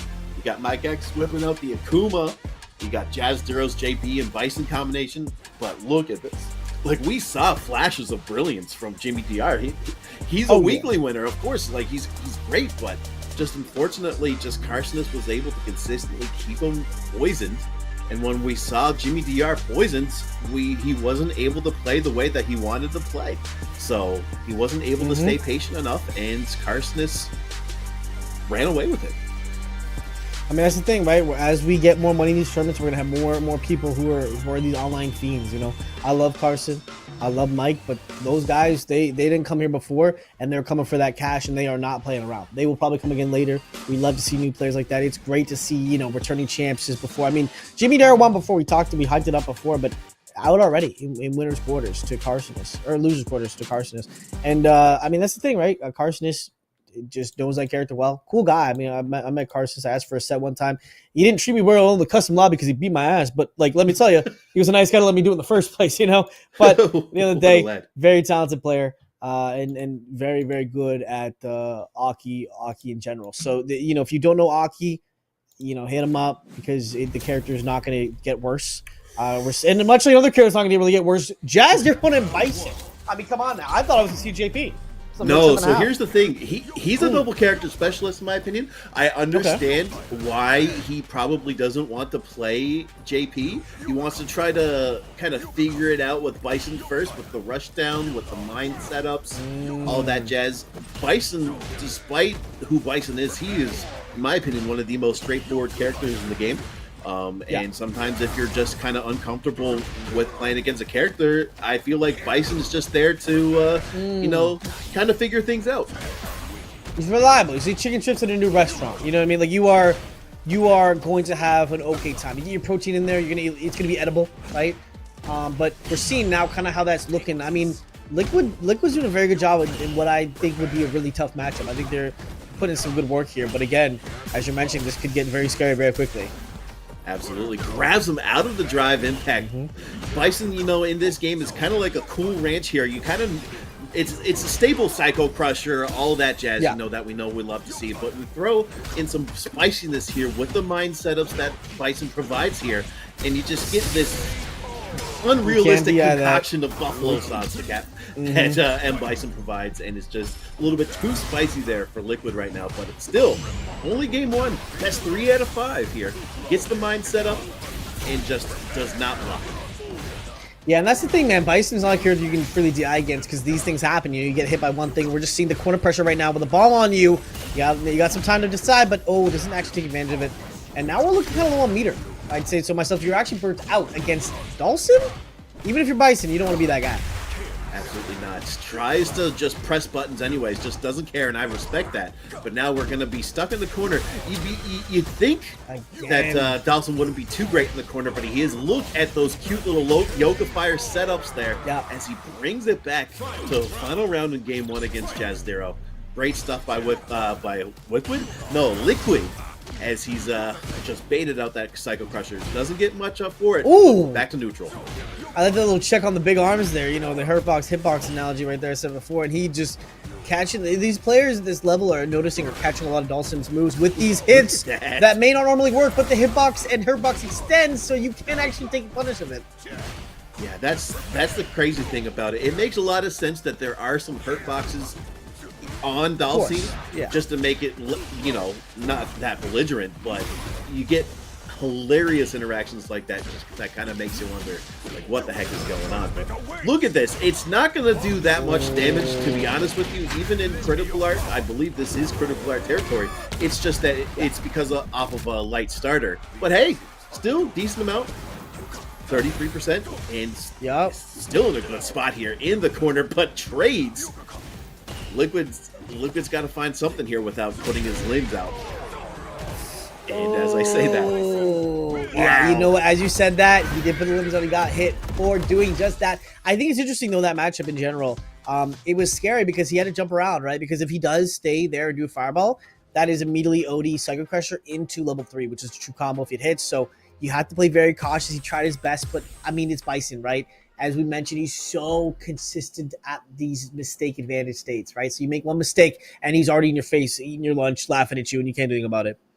Absolutely. You know, for Liquid, this might be one of his toughest sets of his life, but for M. Bison, it's just Tuesday, but still, can't count him out just yet. This is game 2, Bison versus Dawson. I know it's definitely far from over, but this is a very scary situation to be in, right? Bison is just a scary character. You fight for your life out here. You're looking around, why did I get put into this guy? But I gotta figure it out. I don't have a choice now. But we're seeing, you know, he's so good at hopping around with these. He's got that jump to the super jump, and his ground game is not to be messed with. That drive rush. Oh, parried though, and now we're in corner. Absolutely. I like that idea. Oh my goodness. He gets the back throw after he catches the whiff, knocks him down out of the air. Dawson loves to go in the air, understandably so, but great B reversal there to get off. What a perfect parry. And a confirm off of that, it's going to do 2 damage, but it's going to put him in a very good spot to possibly close this round. Oh my gosh. Yeah, he's just catching these. He just knows when you want to press a button. He's ready with his own little hands. He may not have a lot of memory, but he remembers how to punish those moves. Absolutely. That is so obnoxious, and I love it. It's just, it seems like that crouching medium punch or whatever that is just has enough active frames on it to deal with the super stretchy limbs like the crouching heavy. So I don't know what's going on here. I think they're just kind of throwing stuff out here. It's, I don't know. It's Street Fighter 6. Anything could happen. My mind is just completely warped right now. I blame Bison. I want to say he's kind of throwing out moves here because, you know, Bison's the forward heavy punch, not forward heavy punch in general. Let's push you a little bit closer. We're seeing corner damage now. Bomb on him, DI! Oh, this is going to hurt. Twitter clip, get him ready. This is going to do a lot of damage, if not kill. Oh, no, it's not going to kill, but it's going to take him really low. Wait, does it kill? Hold on. Wait, is this level 3? Oh, yeah, my goodness. Is he going to take him for a ride? And that's it. Wow, okay. Was that 2 touches? Was just, or like possibly? Yeah, that was like 2 touches. Yeah, that was. He felt them up twice, and he exploded. That was not very funny. Oh god, horrible. That's this is the game we play. You know, people talk about how unforgiving roguelikes are, but a lot of people tend to forget how unforgiving fighting games are too. It's just, look at that, just 2 mistakes, perfect parry there, but still, it's a big mountain to climb for Liquid right now against Jazdero. Yeah, I don't know why he would do him like that in this set. You know, they're from the same country. Maybe they're not friends because he's kind of perfect. He's angry. He's angry. Oh, getting the perfect on the board, but just has to get another one, maybe to kind of shift the momentum here. But just Jazdero's Bison is just very over. Yeah, these all, and the DI, they're not able to really target the meter too much. He's not that low, but still a good way to maybe end that combo. Didn't have a better way to do it. Bombs on him, doesn't really get hit though. Able to throw these arms out, not able to get punished. Oh, there it is again. Never mind. I'm lying. He's getting punished again for these long limbs. Okay, so that is true, but he's kind of having a little bit of a hard time to get in. Good placements of the Yoga Fireballs here. Slides in, does not get punished for it. That's good. Yoga Flame makes him back off. So he's just, look at that. He gets so much drive meter back simply just because he did a move after he teleported. Okay, so we're seeing Bison go in, drive rush overhead, you know, the usual suspects. But, okay, swing and a miss, and we got things turned around. I don't know what's going on, but he drops it, unfortunately, but misses a command grab, doesn't want to commit, sorry, not a command grab, but a throw itself, but Liquid's in burnout, and he unfortunately drops it. Jazdero does, so it's 2-1 now for Liquid. That's what happens, man. If you're caught lacking with that move, especially if you do a little bit too much on the... You got to remember, level 3 on anybody, it will hurt if you are caught lacking pressing buttons. Every time. Oh, 100%. Game 4. I can count. It's 2-1 if I remember correctly. But look at that. Stuff's out. Okay. This is insane. We actually saw 2 Dawson moves in a row that he actually was able to stuff out the Bison without getting a trade. That's crazy. But now we're seeing Bison just picking up the pressure, picking up the pace here. Great tick throw there. He's going to go for some more drive rush, you know, in the normal shenanigans because you get extra frames there. But, okay, now we got the mime the mine. I get mine. There we go. I'm so mine. sorry. Yeah, you got it. You got it. But look at this. Okay, so Blinken, you might miss. Now Dhalsim has the advantage in the corner here. Great overhead there. This isn't going to kill, but it's going to set up one more chance for possibly the Liquid to close things out. And, oh, wow. Oh, wow. That beautiful conversion to level 1 is going to just take that first round. I mean, Liquid is looking very, very fluid right now with the way they're playing this first round. Yeah, that was crazy. It was he mistimed the parry. I don't know if he mistimed the drill on purpose, but that was just insane that he just baited out the parry because of that. And now both players do not want to interact with each other. And that jump back drill caught Jazdero. And look at that scoop. Brings him back out. He was so good at punishing his limbs earlier before, and now just Liquid just decided not to use those moves, and it's paying dividends almost right now. Yeah, he's really making sure that you only use moves that are safe or ways at advantage. Oh, this could be bad if you press a button. You press a button? You were standing the same thing, honestly, against that move. The fireball from heaven above, really rocking you there. And nice combo. God. Doesn't finish it, though. Nope. Jazdero just trying to find his way in, but struggling to do so right now. Yeah, that was a quirky anti-air confirmed there. So I don't blame Jazdero for not being able to. Look at that. That crossed up. Unfortunate there for Jazdero. Still has showing signs of life here. Just got to figure out something. He wants to close it out here, but great drive reversal bait that should be hit. Shouldn't have to use any meter, and we're going into a final round with great meter advantage. It's got fully loaded. Dhalsim almost has 2 bars, so he wants to try to figure out something here. He really wants him to press a button so he can possibly get a trade. Gets a Psycho Crusher there, knocks him down, drive rush overhead. You know the usual, but great take throw escape there from Liquid. And the original Bison Gambit there, the overhead or medium overhead, medium low, whatever it is, he is certainly cashing out right here, trying to get a lot of damage, trying not to use his meter if he doesn't have to just yet. Wants to make sure, this might be it actually, might cash out here. No, doesn't use level 3, just wants to make sure he gets the bomb confirm as well to do it. Oh, and loses the bomb actually, but he needs to find a way in, try to do something. Oh, once again, this is low. Yeah, this is scary. Okay, grabs him out of whatever Jazdero is trying to do. Is in a bit of a rough spot. Just goes in with a slide. I like it. And then just EX Psycho Crushers gets him out of the way as Jazdero moves on to Grand Finals over Liquid 3-1. That he does. There was a lot of maybe slight flubs there that would have happened on the side of Liquid, but still really, really well played. Again, Bison, as we mentioned, is just such an consistently aggressive. He just always is pressing buttons in your face. You have to respond to what he can do, and he really is the mix-up character when he's close. Scary as heck. I love that corner combo with Dhalsim, by the way. That was great usage of the Yoga Fires. But here's the thing. It's just this is so scary. It's just I really like that drive reversal there, but it doesn't matter. Bison's gonna get you back in the corner. Great wall splat there. EX Psycho Crusher pumps him up in the air. He gets the EX stomp into level 3, and that killed, by the way, which was insane. Yep. That'll do. That'll do. That's so sick. Jump back drill. I love that. It's the looming threat of the fireball goes for the throw instead, and just gets that perfect. And this is where we saw like the momentum shift towards Liquid's favor, and it worked a fair bit until it didn't. But a couple of rounds, we almost saw Game 5, but Jazdero hung on for dear life there. And look at that float into overhead pressure there, and gets the sweep to possible for something. It was a mix-up opportunity. There we go. And then look at that early drill. I don't know, maybe Jazdero parried a little bit too late there. Wasn't able to close it out that time around, but of course in Game 4 we saw Jazdero do just that.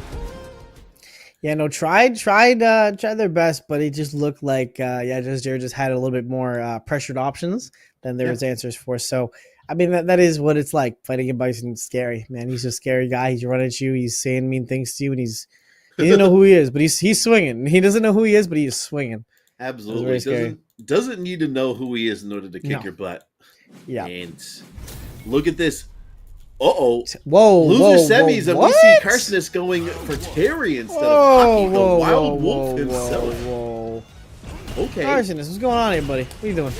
Maybe he knows something. Maybe he's like, oh, this is a new character. Mike X probably won't know how to deal with Terry. Look at that power wave pressure, though. I like Terry. That is true. I don't know if I want to play him in a Street Fighter game, But I do love to see some Terry Bogard representation. Yeah, no, it's always cool. It's always cool to see the new DLC be used in any capacity. But I think maybe just because scares of the Aki versus Ken matchup potentially, or maybe Aki versus Kuma is pretty rough. So trying to counteract that early on by going for the Terry to mix it up early. Ooh, look at that classic! Thought he was going to go for a throw. Oh, that was disgusting. Mike X there.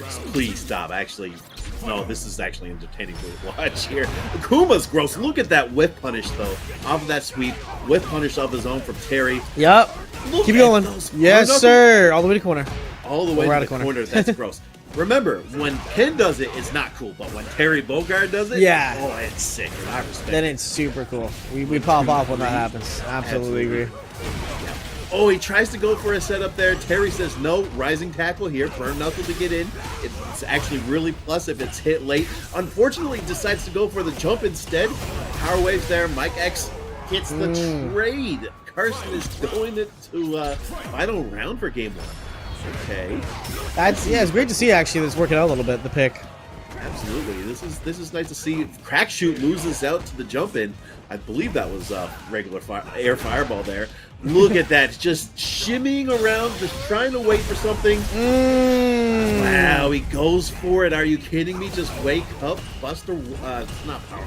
It was Power Gazer, but now look at Power here. Gazer, Carsonis, both players are pretty low on drive meter right now. It's just doing what he can to stay alive. Goes for the demon flip, delays it enough to get buttons. Oh god, this is gross. Into Tatsu into level 3, and that's game 1 for Mike X. That was looking very good for a second. Maybe even a potential Terry comeback, I thought, is possible, but unfortunately Mike X is able to slam it down there with level 3 to finish it off. The Akuma special, just destroy your hope and dreams in one move. Yep. That's Akuma for you. Love to see it though. I'm really enjoying Mike X's Akuma, and we're seeing the Aki switch out. I respect it. I would have, maybe stuck with Terrence Bogard, maybe another game. But I also understand why they want to switch back to their bread and butter. Get that bag, yeah. I mean, I feel like, hey, you know what? First Terry in top 8, I think, if I'm not incorrect, since coming out in Breakout series. So we're hyped to see that. Carson is just a crowd pleaser, honestly. Absolutely. You're automatically a crowd pleaser if you play Aki, in my opinion. Just what a fun character just to watch. Just look at that. Crush counter there. We know Akuma has 37 HP, so he's got to watch out for those mistakes, but he's able to jump out of the corner, gets the demon flip, gets the chop. What a whip punish. Just kind of swing and a miss by Carsonis now, and just paying for it right now. I don't think this is going to kill. I am going to eat my words. It is. My goodness, I didn't know that would kill like that. That was insane. It was like 4 EX moves in a row. That's it was like, we'd have to look that up afterwards, but it was like EX punch, wall splat, EX fireball, EX regular fire, EX ground fireball, into EX top. Every option in the book, man. Yeah, every option in the book for Mike X. Makes me want to pick up Akuma, but then as soon as I pick up Akuma, I'm gonna die, and then I'll be like, no, I don't want to play Akuma anymore. But anyways, look at this demon flip, baits out the move, baits out the option that Carson wanted to do, and now he's once again stuck in the corner. EX Snakes decides not to punish it. I feel like you can. It has no hitbox to it, but it doesn't matter. Aki's stuck in the corner again. Oh, and Aki's stuck in the corner. Aki's stuck getting hit by level 3. So he cannot find a way out. Look at that. Aki was at almost around 60% to almost 2/3, and just died. Just exploded. What do you do? Pick a god and pray by the sounds of it. And okay, Carsonis is back in. He's just probably need a little bit of time to just kind of take a deep breath. But this is looking like Mike X is set to win. But, you know, we've seen people bring it back from a 2-0 deficit, so who knows at this point? Yeah, I mean, yeah, we have seen that. We've seen also Carson did have a close run in there with the 3-2, so maybe can have the power to finish what Rio 1 couldn't finish there and actually bring back reverse 3-0. But, again, Akuma is a very hard matchup from Aki, I've heard from many sources.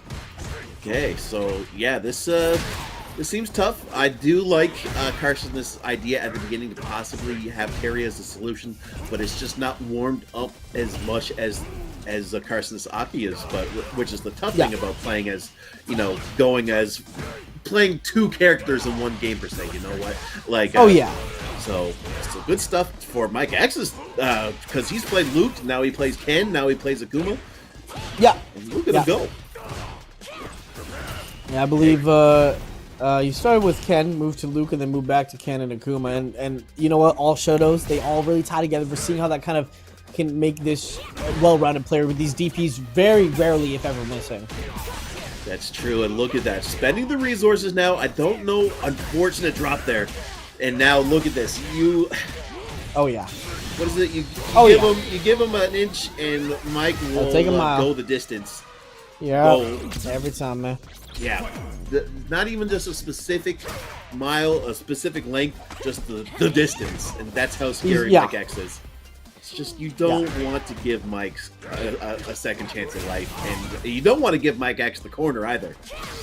No, we've seen what that looks like as well. Both options are not fun. Just you want to just try to get Mike X to not play if possible, but right now Mike X has definitely got the gamer goggles on, trying to find a way in on this Aki, and consistently has found one so far. Just Carson struggling to kind of keep the Akuma out, and this might be it actually. Full cash out combo into the God, that's so gross. Oh yeah. There's only 3 things to do in Saskatoon: ball hockey, football, and Street Fighter. And Mike X is definitely going the Street Fighter route as he takes that over Carsonist 3-0.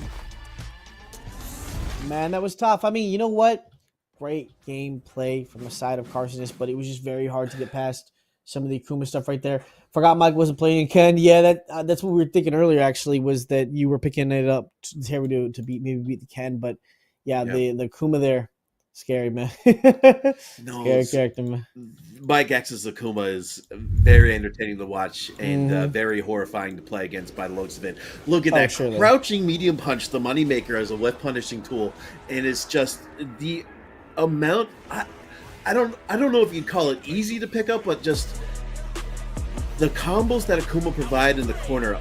Great trade though, by the way, from Carson. So just like he did a wall splat, he did air EX fireball and the regular EX fireball into like I forget what was like EX Tatsu or a different type of Tatsu. It's just very damaging, almost kind of like Bison, where you kind of have a very comfortable game plan to do.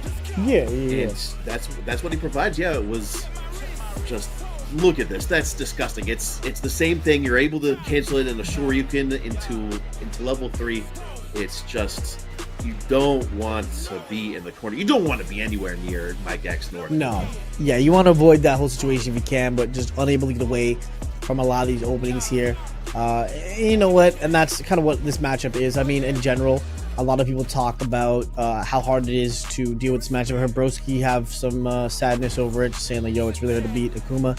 Any character that can really, Aki or Cammy also provides some problems for Aki. Any character that can really mix up the way they get in, mix the rush down, come in the air with hooligans, flip kicks. Like, it's very, very obnoxious at times for those characters. Absolutely. And now we're going to see another character that might struggle against Akuma, possibly Dhalsim.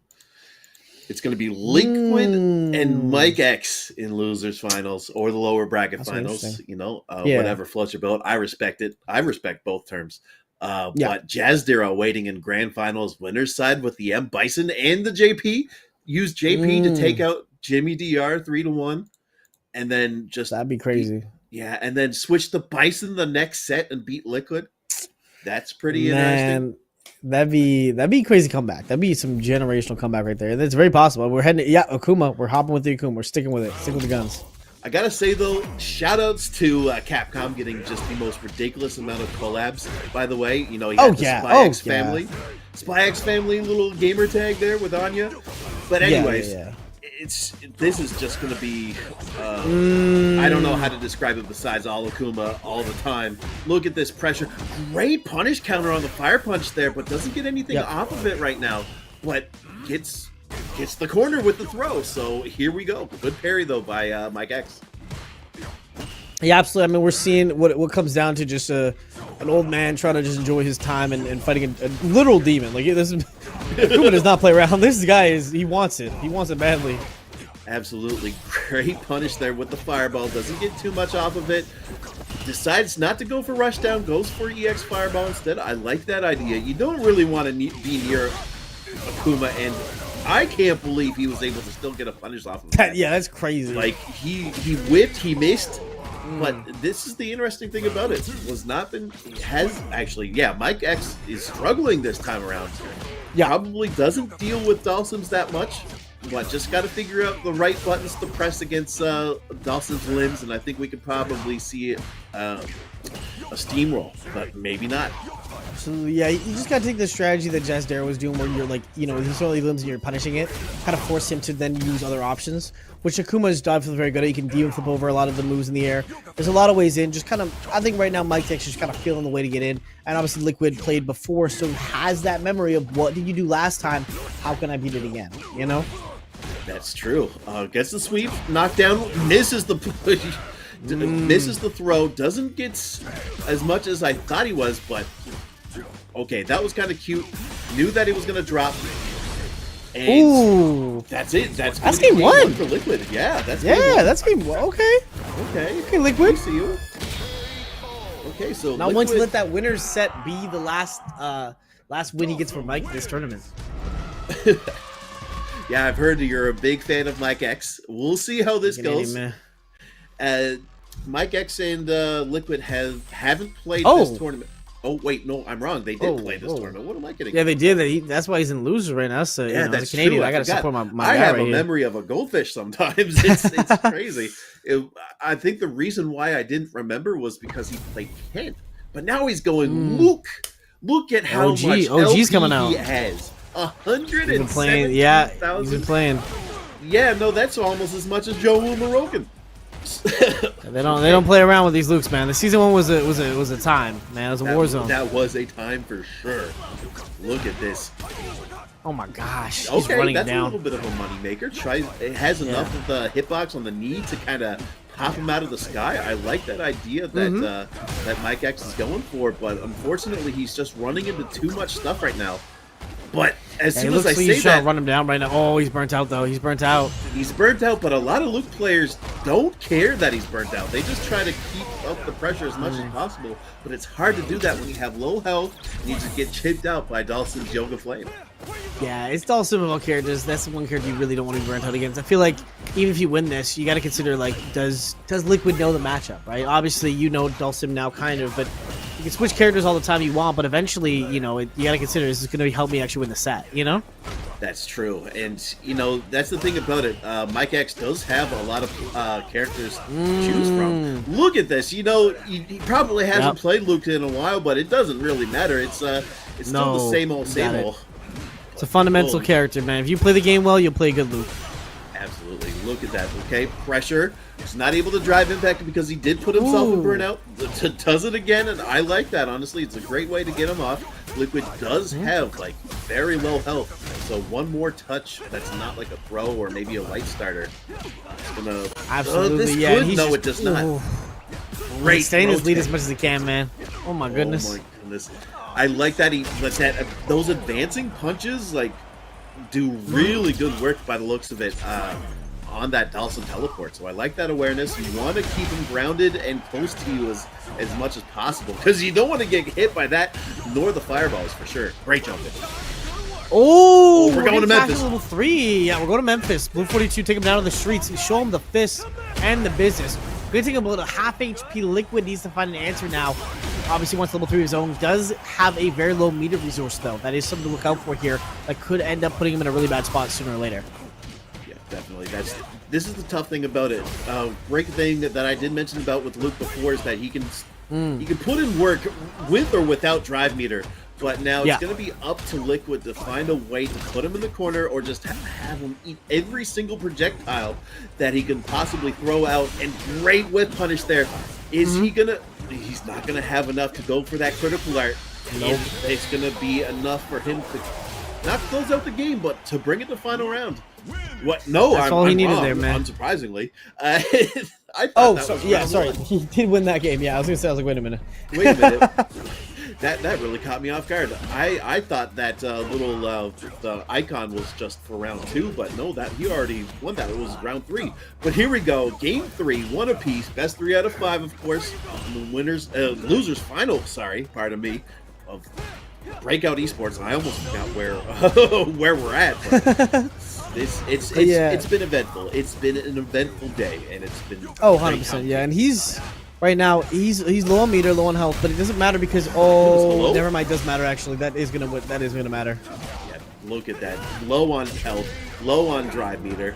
That is very unsafe. I respect the intent to possibly close the gap, but of course, Breakout Series number 8. This is crazy. Yeah, Mike X is not going down without a fight.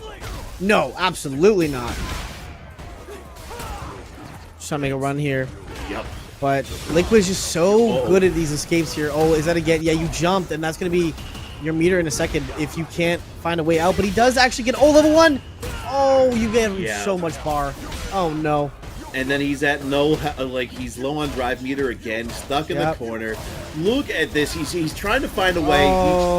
I like the fact that he tried to go for jabs, but still was not able to get through the pressure. That is actually really scary. Like those point blanks. Yeah. I like what he was trying to go for. Unfortunately, he chose the wrong gaps and ate it. He just ate all those fireballs. But it's not over yet. Game 4 coming up. Yeah, no, not even close to over yet. There's still a lot of time to think about what you're going to do here, but maybe you see another character switch. I'm not sure. No, we're going to stick with the loot tried and true here. Going back for the OG. It seems like, finding a way in consistent Liquid is so hard. It's like it's like getting it patched. Every time you find a way in, he's like, that's never happening again, Absolutely. And so here's the thing. I don't know what I'm trying to say here. It looked like he almost lost advantage there after that miss input. But yeah, we're seeing Liquid stuck in the corner right now, and it just seems that even though he's down 2 games to 1, just look at the amount of confidence Mike X has right now. But unfortunately, okay, never mind there. Great interception there. Even better patience to bait out the V reversal that we haven't seen in a while. And now Mike X has a chance to bring this back to game 5. Look at that. I like that. Unfortunate. Yep. That's how it starts. I mean, we saw that's what Jazz Dare was doing, right? The game 1 was kind of like a wonky thing, but as soon as you figure out, wait a minute, I can actually go ahead and punish your long moves, I'm going to keep doing that. Oh, absolutely. Okay, cute little confirm there. It's gonna do a little bit of damage for 1 bar off of a light starter, but still Liquid is in a very good spot. Mike X has less than 2 bars of drive meter, great anti-air. Oh my goodness, put the brakes a little bit too early there. Not too early, but early enough, but just catches it, and this is set point for Liquid. Yeah, it seems like every time Mike X gets the lead, it's just Liquid's able to find a good push back there, and we see kind of how that turns out. Oh, the jumps, the hops, he's bouncing around. Can he stop this? Liquid needs to put a stop to this bleeding so we can end the set nice and clean if he wants to, but we want to see, obviously, Game 5. As spectators, more games is more fun, but Liquid's trying to find a way to this. Oh, the perfect parry! Oh, no! He's back in the corner. Back in the corner, back out now. Okay, we're going to try to see if Mike can weather the storm once again. Liquid's choosing to opt out of the close range shenanigans. Just gonna try to hit him with the fireballs, with the little stretchy limbs, with the shoulder barge. Make way for the big dog here. I like that. I like to charge in there and make sure that he claims some space here. Oh, this could be a level 3 finish. Actually gonna do it. Oh, and there it is. He does not drop those 119,000 LP. You think he's gonna miss a level 3? No, sir, not today. As we gain number 4, head over to Mike X. We're going to Game 5. I can't believe it. We're going to Memphis and Game 5 at the same time. The funniest thing about it is that it was 3 crouching jabs, drive rushed into a confirm. I thought there could have been a possible chance that we would have had another clip for Sajam's Will It Kill, but for Mike X, that's not the case. And we're going to Game 5 on the beach. It's all business right now. Mike X wants to end it as fast as he can right there. And we're seeing kind of how that looks on the side of, punish, kind of grab. That's not very fun at all. And you're low on meter against Dhalsim, not where you want to be at all. Not an ideal vacation spot, I'll tell you that much. The space is, but this gameplay right now currently is not. Absolutely, but we're seeing Liquid get a lot of mileage out of the jump back drill kick. Does a good job of catching late throws. So I like that idea, and the drill too, just kind of mixing up the timing a little bit. But the anti-air drive impact gets stuffed by drive impact itself, and this could potentially Level 2? be death. Oh yeah. My God! Oh Beast yeah. Mode, We're eating all that. playing a game of basketball. Hello? That was sick. Great confirm. No bouncing. matter how long he's been playing Ken and Akuma, you never forget those loot combos that you've done, especially when you have 120,000 LP on this bad boy. Yeah, this is a tried and true. He knows what he's doing on this, so he's not going to mess up those level 2 combos or level 3 combos. But right now, the jump in. That's big damage to this next round. Oh, I like that knee extension too. Oh, okay, level 3. Okay, I like this idea. It's definitely still going to have a lot of time in the round to build up another meter there for some extra damage. So I like this level 3 to get off. But Liquid's still near the corner. He's got to find a way out of that corner, man. He's struggling to find many ways in. But, we're seeing kind of how he's playing around this, though. Good fireball. Get that space if he can. Trying to keep that meter management. Oh, per parry, though. That's going to hurt. Oh, no, not too much. Just a jab to start off. The air. I think it was wasn't landing when he punished. That was kind of crazy. Either that or he rejumped. But great grab there. Still has a chance to bring it to the last round in the last game of the set. Oh, yeah, certainly far from over. I mean, this is just... They're two very, very talented players. They're not going down with a massive fight if they don't have to. And ooh, level 2 could kill here if he gets a hit, though. Yep. Tribe rushes out. He tries to get in, but unfortunately goes the wrong way. So he's going to have to eat a sea of fireballs, and he's only at less than 2 bars. So whatever he wants to do, he's going to... Are you kidding me? He just mashes? Disrespects the pressure from Liquid, and he does not kill. But he...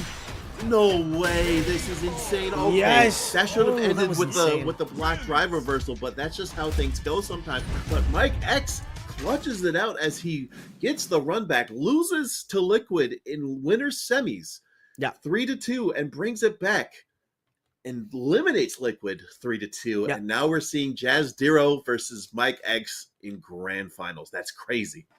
That is correct. Yeah, he just kind of brought it all the way back. That was very well played. You know, at the end there too, the block string was very nice as well. Didn't let the what could have been a potential drop there. Didn't let the pressure get away. Didn't go for fireball so he could jump away. Just really kind of stuck to him to make sure that he couldn't get away. So that was very well played on both parts. They played it very well. Obviously, we'll see some replays here of how that set started. We started with Akuma, but we finished out with our tried and true loop. We went all the way back to where we first started. That was crazy. Of course. Breakout Series. Breakout Series.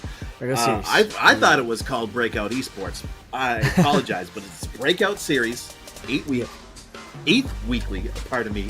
But just look at this, just the zoning, caught the wheel kick punish, and it just really seemed like it was Liquid's game to win, but then Mike X saw something and just took the momentum. Absolutely, yeah. Mike X definitely saw an opportunity there and did not let that get out of his hands. Just able to kind of keep it going. I thought a couple times there it might have been over, but no, Mike X just had, that was a pretty confident pick too. I mean, Luke, obviously people have been saying, after season 1, guy's in the ground, he's dead. Forget about it. We're not going to see him ever again. So obviously he still has a lot of tools, and someone who has been playing it for a very long time can still take advantage of a slightly nerfed character, Absolutely. I understand wholeheartedly, to try a new character out after your character gets nothing but nerfs, but it's really nice to see that he was still able to get that, and that level 2 confirm was so saucy. I love it. It's so fun to see. I can't believe they gave him that in the air, and that he was able to connect with the beast mode baby there. So yeah, Mike X just was able to kind of just bring it back after losing the Liquid and winners semis. Of course, Jazz Dero wasn't really that contested. I was gonna say wasn't really that contested. Got 3 straight 2-0s, got in the top 8, and then was able to close things out 3-1. So I'm curious to see if Mike X is gonna find a way to take out either JP or Bison, and we might see a reset. Mike X is definitely no slouch, but then again, neither is Jazz Dero. No, both these players are very confident, and I'm interested to see, who he's going to play. He's played a lot of M. Bison and a lot of JP, so I'm wondering, I think it's going to be a really interesting part, actually, about this set, is that we don't really know until we're already in it who they're going to play, right? Because both these players have played a variety of characters so far today. So we really don't know who we're going to see just yet, right? We saw Terry come up from Carson. This top 3 in general has been a very diverse set of character picks. Absolutely, and we got the tail of the tape right here. Jazz Darrow with the Bison, with a little bit of JP in the background somewhere. He's played 9 matches. His main fighter's Bison. He's got 6 matches won with a win rate of 67, but every time he won his matches, he was able to convert 100% of the time. That means that if he was on final round, if he just had to win the next round, he was able to convert that pretty easily, and he's gotten first to match point 5 times too. Yeah, no, not a slouch by any means to this game, and with the characters that Jazz Darrow's been playing this, just in general, Jazz Darrow's had a very, very strong showing at all the Breakout series we've seen in general. Yeah. And it's cool to see someone just kind of maintain a consistent level of professionalism stat wise. Absolutely. So Jazz Darrow had 2 Grand Finals appearances. This time we got Mike X in his first Grand Final appearance in the Breakout series. 16 matches played with Luke, 75% win rate, 12 matches won, first to match point 10 times with a match point conversion of 90%. Of course, he's going to be able to clutch it out 90% of the times. Pretty good. And then, of course, we got a 13th place at Duel Academy. We got the Lightning Dome launch season number 9, a 2nd place finish. Also, back in the day when Aegis Esports had tournaments, he did really well in the Invitational series as well. Can't sleep on Mike X, not at all. No, never. No. Very, very, very well-known player in this game. Will continue to be one for, I'm sure, for some time. Definitely cannot sleep on a player like that. Ain't no way. No, absolutely not at all. So, of course, Mike X is in the lower bracket side, so that means that he's going to have to reset the bracket and then win another bracket against Laggers Jazz Darrow. But if Jazz Darrow wins the first set, that's it. That's the weekly. That's Jazz it. Darrow, that's all she wrote. Yep. This will be, I believe, if Jazz Darrow takes this, it'll be Jazz Darrow's first weekly win at the Breakout series. Pardon me, my brain is freezing up. His last appearance was last week. Unfortunately, wasn't able to close it out against Heretic Magic Man, but this time it's a new opponent, so maybe we might see the Jazz Darrow sweep. Potentially different outcome. Yeah, no, absolutely. Yeah, that's the thing. Last week, Magic Man went absolutely crazy. Had a really, really good performance. So having the maybe a different opponent, maybe a different outcome, of course. And we're gonna head into a Ken versus Bison. What do you think about this matchup? Ken and Bison. All right, so we've seen like 3 different characters, unsurprisingly, from Mike X. It's really good to see. Yeah. We might see the JP later on, but right now it's just... I feel like M. Bison is a great character to just kind of get a feel for their opponents. It's just like, I don't have to worry about what I have to do. I just have to worry about what my opponent does. Okay. What they like to do, what their habits are. Great, perfect parry on the overhead. But yeah, this is still a little bit of a mountain to climb, but if it's anybody that can climb said mountain, it's Mike X. Sure. Absolutely not. Mike X definitely is made the run so far for this tournament come from some tough runs so far, but it's been looking good. We've seen the come up and we're seeing both characters pretty low in cornering. Oh, the low medium kick. Ugh, level 1 finish it. Yeah, he pressed Nightmare to seal the deal. I like that. He didn't have to be stingy with his meter. If he was, it would have gave Mike X another chance at life, which you definitely don't want to do. So, okay, perfect parry with a front throw instead of a back throw. Decided not to go for the corner, but sometimes that's a little bit hard to kind of think just right out the gate. But now we're seeing Ken carry him closer to the corner, but great driver versus to push him away. But Ken's back in it. Yeah. Maintain that distance. Obviously, of a character like Ken, you want to kind of keep a very social distance if you can. The character is very scary. You don't want to be giving that away for free. So, we're seeing now, though, what Bison does when he gets close. This looking like it's going to be a clip. Yep, that might be wrapped up. Oh, that is. We're going to take you for a ride, and that's going to be game 1 for Jazz Darrow. I looked at Discord just for one quick second, and all of a sudden, Jazz Darrow just deletes Mike X's life bar there. It's game 2. up next. And that's the thing, man. You can't look away from this character. You know, M. Bison, he's like a kid with a gosh darn fork and an electric outlet. This character will explode in seconds, man. You cannot look away. He's got a lot of damage, and it is like a two-touch thing here. Oh, and that's burnt out Mike X, trying to find a way to burn him out back, but can't quite do it. I mean, oh, the fireball actually nicely timed there. Does catch a jump back. Absolutely. But here we go. It doesn't matter. It actually does matter, especially when the fact that you get a gorgeous whiff punish there. And now we're seeing both players have both their drive meter back. We're going to see some more pressure from Ken.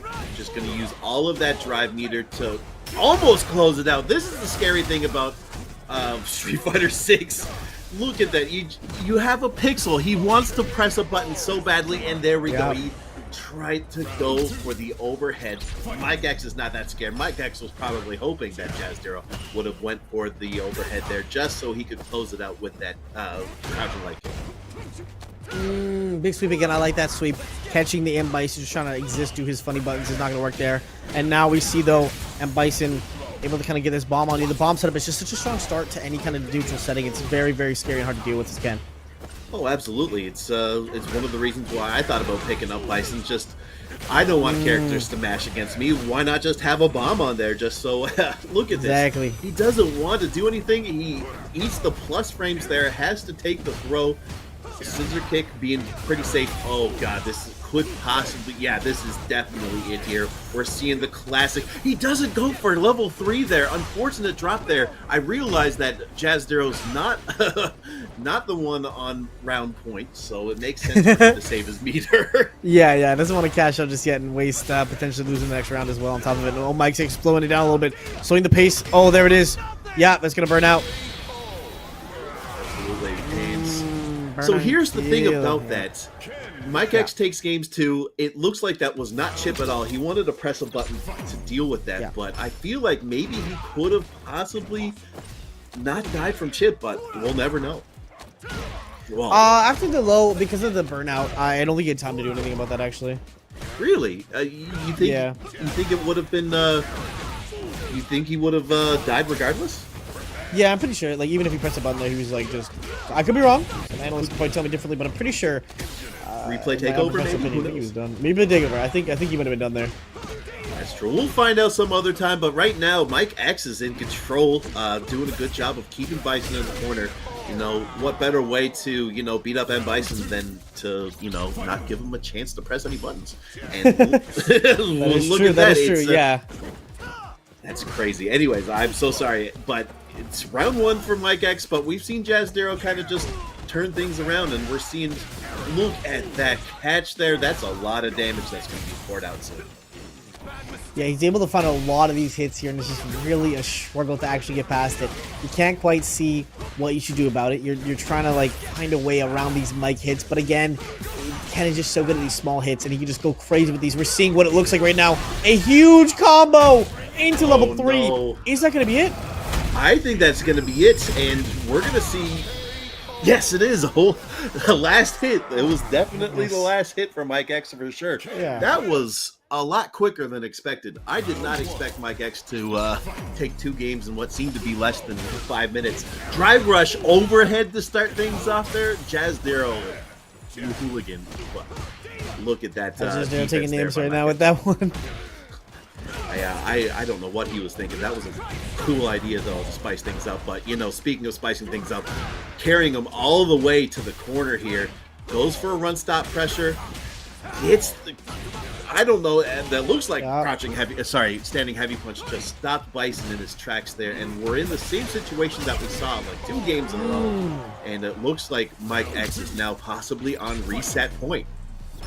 He's looking very confident in the gameplay right now. We're just seeing, oh my goodness, really? He is toying with him right now. He's watch my combo video, bro. Check this out. He's right now, he's not taking a lick of damage right now for this game so far. Oh, punish counter. No, you can't do that.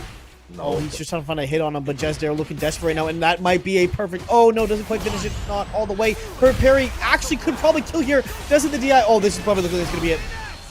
That, I don't know what's going on. He perfect parried to drive impact, and it gave him enough time to drive impact back for a perfect, and we're seeing a reset. Here's the interesting thing about Street Fighter 6. Some people might groan and be like, oh, not a reset.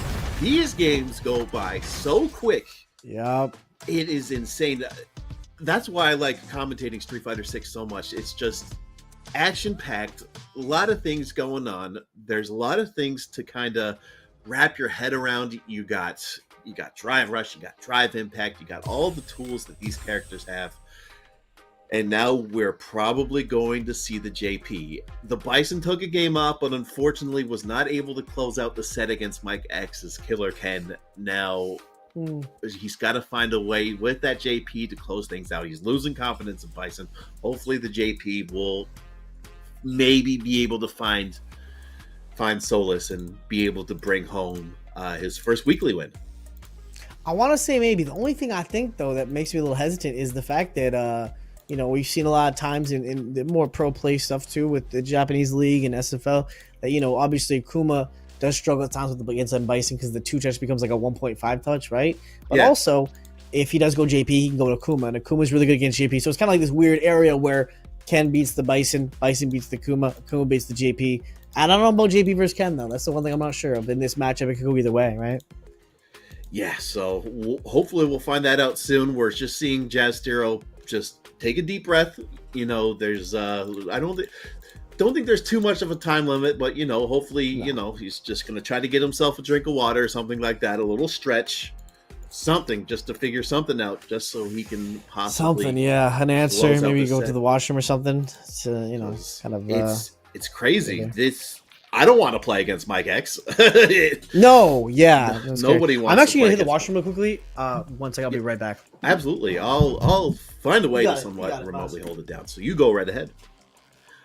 Okay, Breakout Series, weekly number 8, Grand Finals. Thank you so much to everybody tuning in. Shout outs to our sponsors, Mad Cats, One Shot Energy, and Bloodline Card Shop, of course.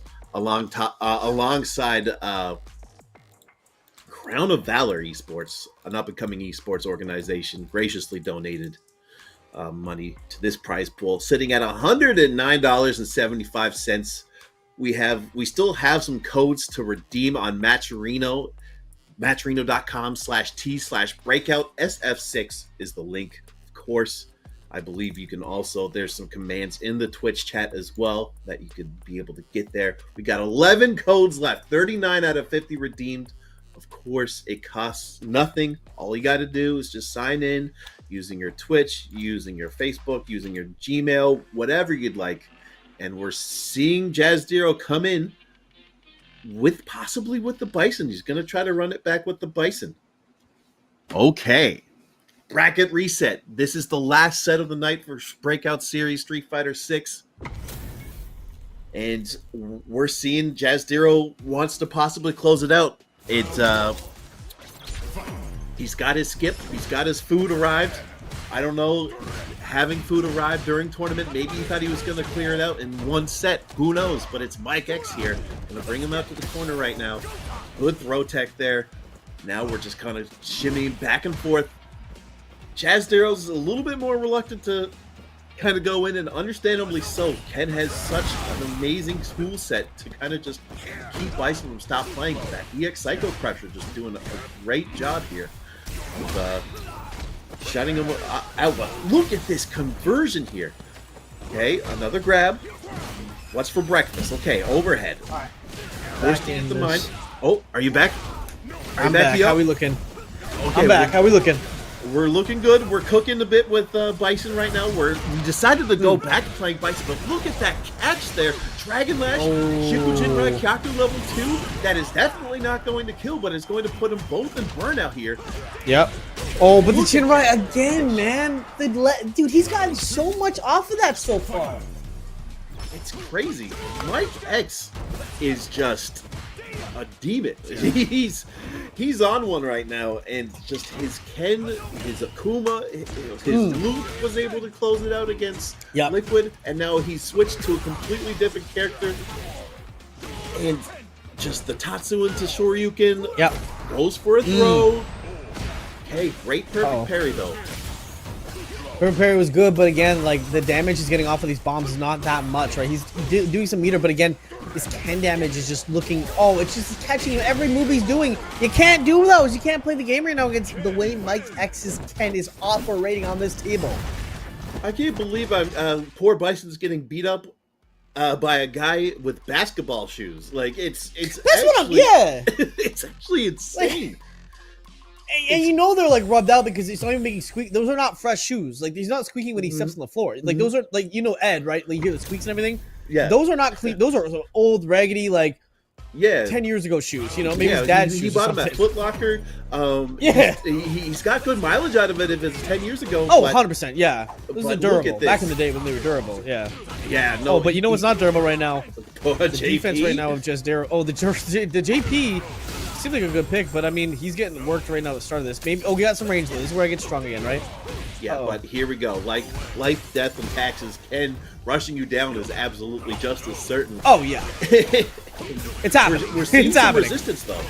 We're seeing some resistance. Yeah. That's what we want to see if we're fans of Jazz Darrow here, and I respect it. But unfortunate, I like that so much from Mike X. He just waited. He knew that one day that he was going to whip out the EX Amnesia, and he just read it.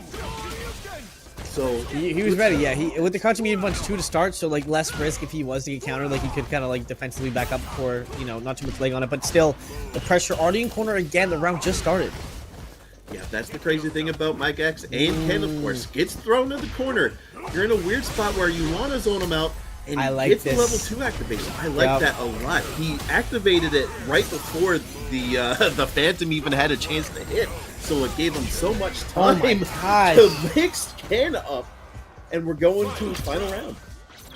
No opening closed case right there. Much like that stock, he did not let him play the game right there. That's what you want to be doing against a Ken like that, though. You have to do those things.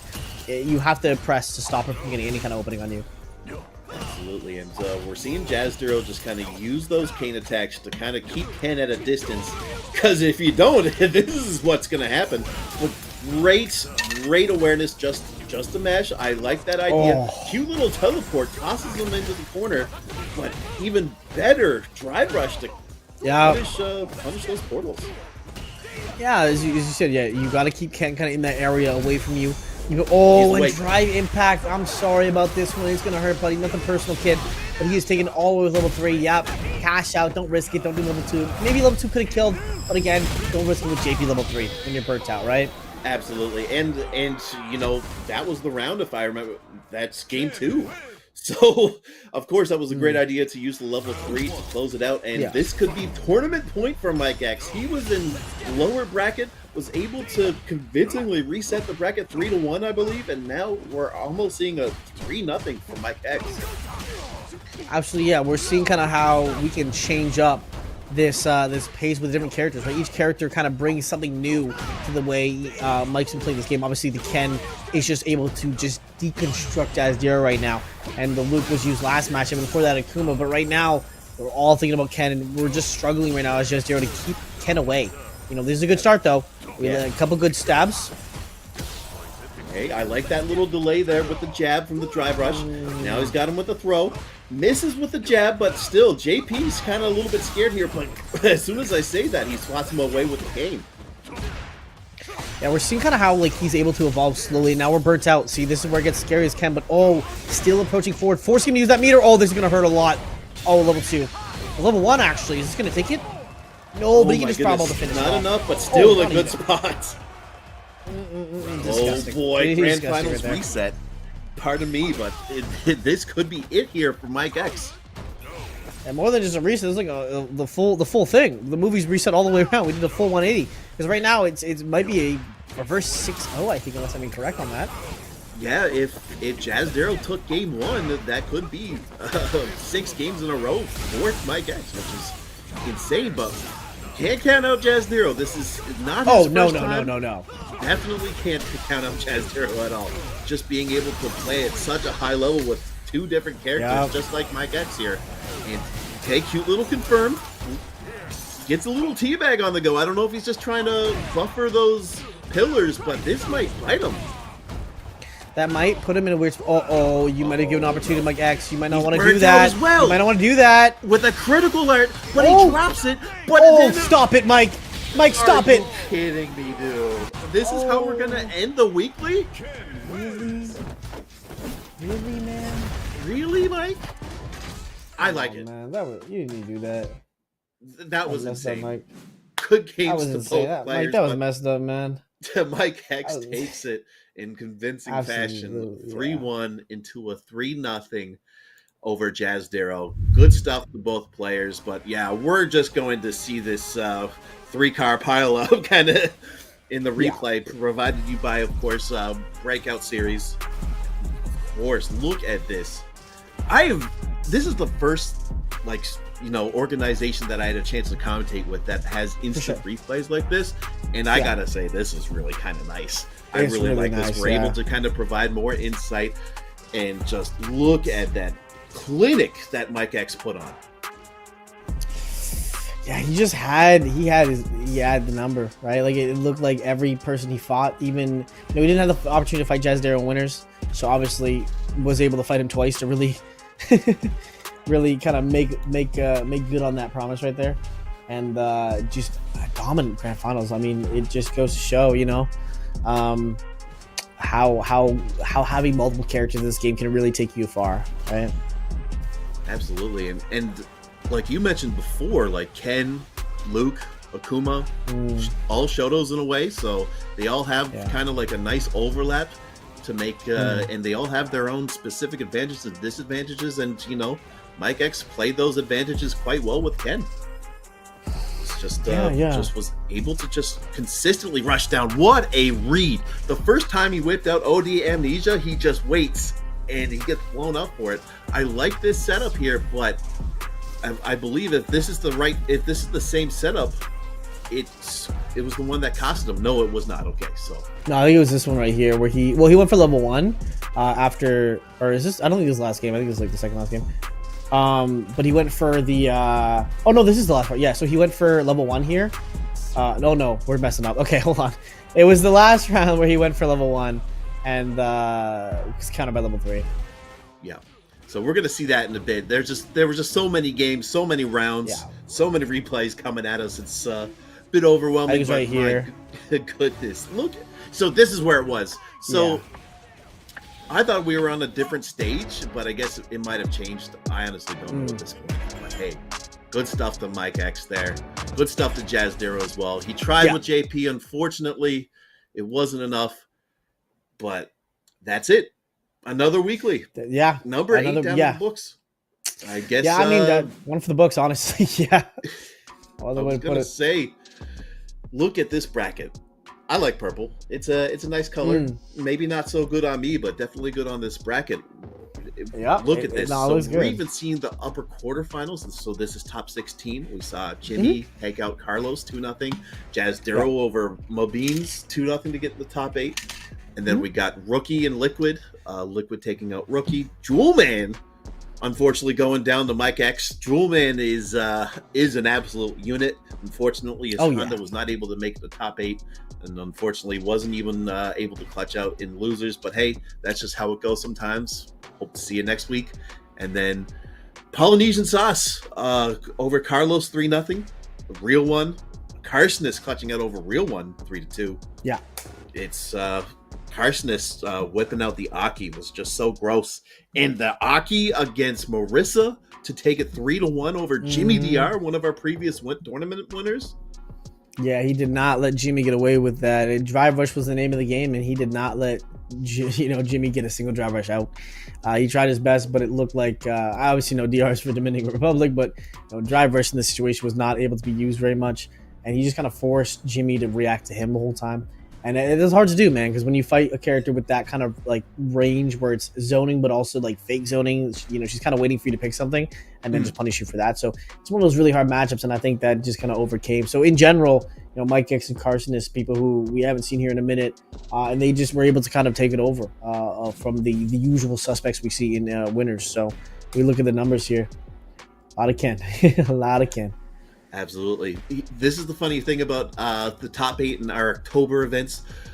48 Blanca picks, There's, I can't name them all, and I feel bad because they put in a lot of work in weekly number 6, but we haven't seen a Blanca in 2 weeks, which is kind of crazy, but still at the top with 15%, 48. We got Marissa, 38. Shoutouts to Jimmy DR holding it down. I believe is the only Marissa that has appeared in top 8. We got a bit of Ken on the go. Of course, 33 picks. Mike X, and we had a lot of Ken players throughout these weeklies. Jury, just as popular. A lot of Ken. And then Ryu tied. Not tied. I can't read apparently. 30 with 9.74% to round it off for top 5. Of course, this isn't the last weekly. We still got one more weekly in October on the 29th. Same bat time, same bat place, of course. Yeah, absolutely. And, that is what it comes out to. It's good to see, as we get more money involved, you guys got to tell your friends to come through and check it out. And if you got a last minute thing before we do the final payout, make sure to do exclamation match Reno. 10 more codes left. Go check that out and make sure to give the winners of today a little bit more cash to go home with and be pretty happy. So you directly help support that by signing up in the Matcherino link. But overall, how'd you think of the tournament? How'd you like it? I think it was really awesome. I was really happy. I liked it. It was pretty interesting. One thing sometimes in Street Fighter or watching this, commentating the same, weeklies, you might think that it might get a little bit stale, but with the same people, but there hasn't really been many repeats. We had Mike X and Jazz. We had Jazz Dero and Jimmy DR last week, but a lot of the top 8s have been different each time. So I'm really appreciating the variety, and it's really fun. It's really cool to see all these kind of storylines come up. We're having Jewel Man, who's been in top 8 a few times on these weeklies, kind of been struggling a little bit. So curious to see how he's going to adapt and adjust. We had Jimmy DR, go out a little bit earlier than expected, thanks to Carsonist. And then Mike X playing 3 different characters just to steamroll everybody. Yeah. It's been a fun bracket. Of course, if you want to, see more of me, you can go over to twitch.tv/mashupmaloney. I haven't streamed in a while. You're better off going to Breakout series instead every Tuesdays. But of course, my tag Mashup Maloney, same on Twitter, same on Discord, same on Twitch if you ever want to chat. So where can they see you, Mr. King BL? I think it might be over to your bottom left, but hey. You should follow my Twitter there, King BL, if you want to. I also stream King BL. I'll be streaming probably tomorrow. Trying to get everyone a master right now, so that's a fun little challenge I'm doing for myself. Okay. And I appreciate Breakout for having us as per usual. Thank you for hosting the series, and thank you for joining. And we'll hope to see you guys next week. Absolutely, see you next week. Bloodline Card Shop, Mad Cats, Crown of Valor Esports, and of course One Shot Energy. Thank you so much for supporting us as we give you this entertainment. Sir. I'm Mashup Maloney alongside King BL and of course the lovely staff of Breakout series. Have a good night and see you next week. Bye-bye.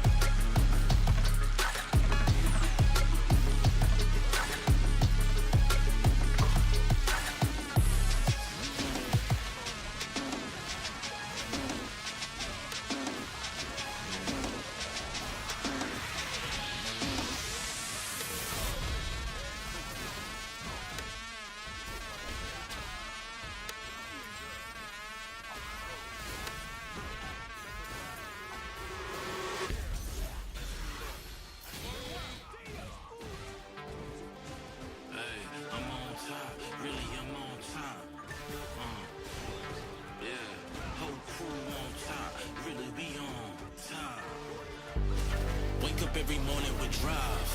Been on the grind, know I had to survive. We had to win. Started from the dirt and the rubble. I had to be the needle that was popping your bubble, letting the air out. Walking with a clear route. How we gon' rise today? I'm making mine today. Go make yours. Double bag and flip the proceeds. Last year on the corner sipping OE. Had to get off the block. Best friend smoking rock. Best man called the cops. Rose from the city that never sleeps. It's the melting pot. I came through with purpose. I never question if it's worth it. Homie, I'm on top. Really, we on top. I'm on top. See me, I'm on top. We on top. Whole crew on top. I can't stop. I'm on top. See me, I'm on top. I'm on top. I'm on top. Whole crew on top. Really, I'm on top. I never stop. Born from the belly of the beast, from the streets, had to make it out. Only knew a vacant house. No heat, cold winters. Grew up a winner. I never lose, only learn a lesson. I'm a mutant, master splinter, past the finish. Now my goal infinity, victorious. Mine in the future, my crew roam DeLoreans. Any person who want war, throw in the gloves, you ready to spar. I've been a rose in the thorns, holding the keys. Time to succeed, now the haters on their knees. Cause really we on top, really we on top. I'm on top, see me, I'm on top.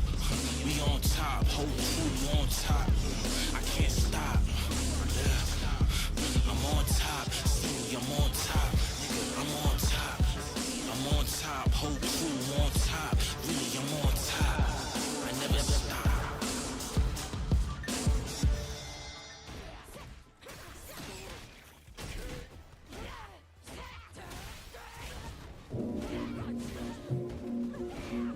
How long you think it was gonna take before we got here? Now you gotta prove yourself all over again.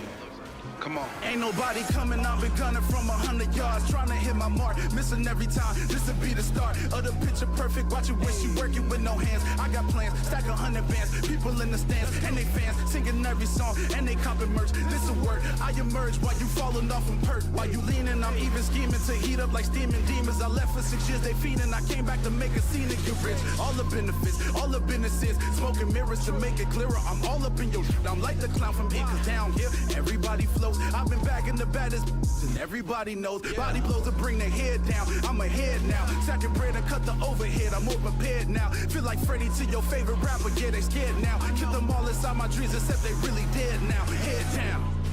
Yeah, that was cool and all. I need you to go harder than that. Come on. Ain't nobody coming to find me. You ain't no contract to sign me. I put that bush behind me and wrote this song to remind me it's only us.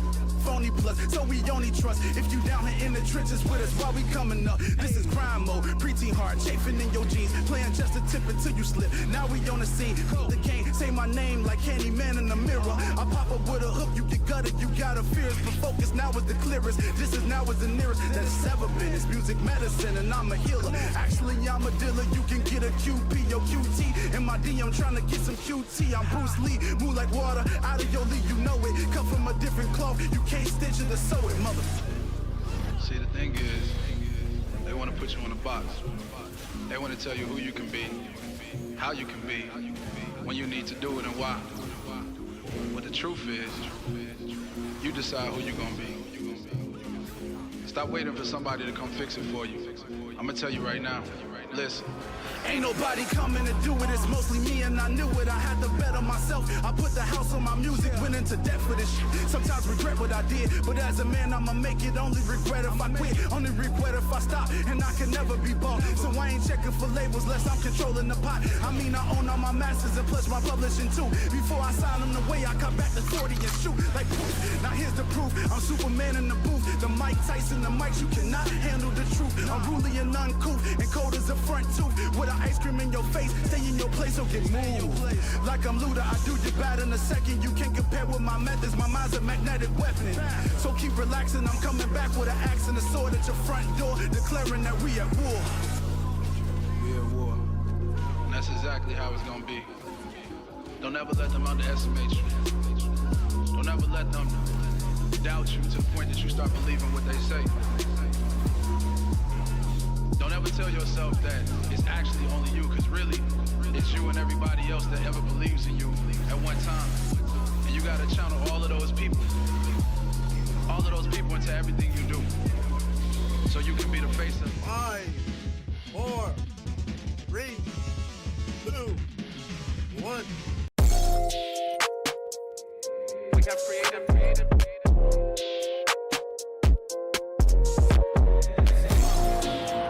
I'm needing hundreds on hundreds, cause that's what I'm worth. Show me the finish, I'm getting it first. Show me the best, and that's me and my worst. I need that money, I'm getting it now. I'm at the top, but I started way down. I told them hundreds of times that I'm really done waiting. I swear that I came for the crown.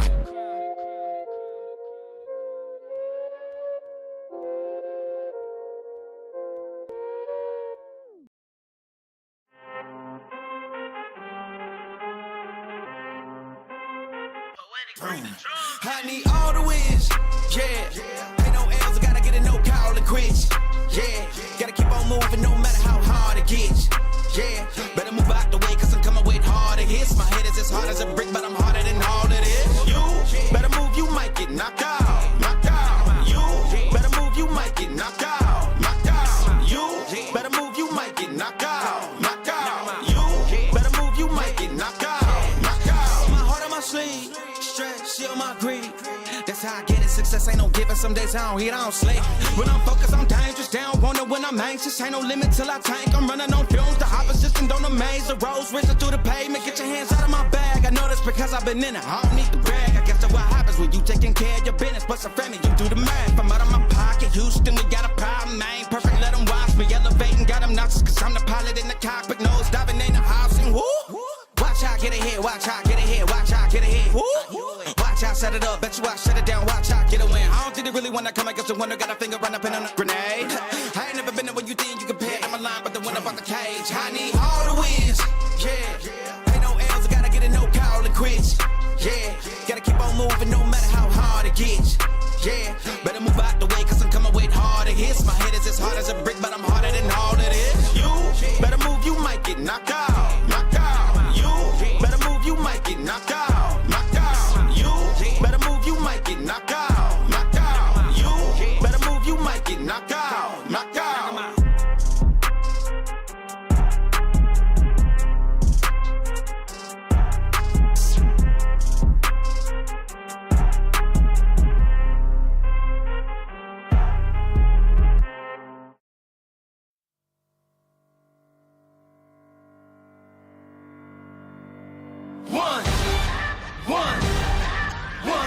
One shot, now the future is yours. Go! Yeah, I was building on the lecture. Verses coming daily under pressure. Working on the plot and the scheme. The true stock trademark is at the edge of your dreams. I'm talking one shot for the kill. The breeze cut, freeze up, straight dropping the chills. I'm talking taking over pieces and shares. A bomb break sky high. Check the movement is here. Yeah, yeah. It's one heart, one shot. Now the future is yours. Go.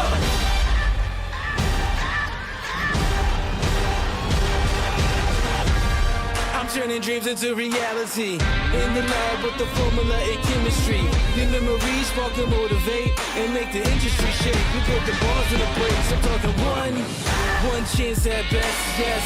Painting pictures for the culture, keep the brushes fresh. Flip the cover with the drummer, passion never rests. Freedom is our teacher under pressure, now we blessed. See, I was so good for the go. There's one art, one shot, now the future is yours. Go!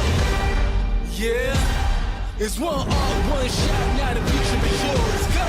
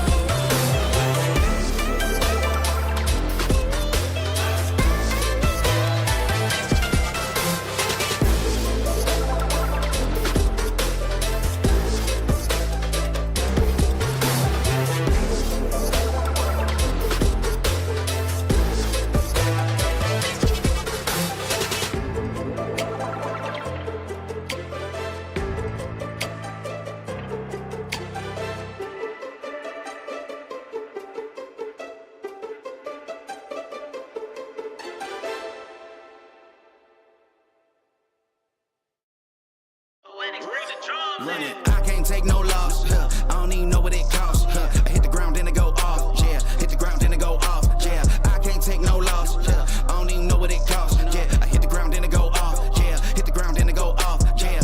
Run it, ooh. I really feel it's my time, think it's my year, yeah. I really feel it's my time, think it's my year, yeah. I really feel it's my time, think it's my year, yeah.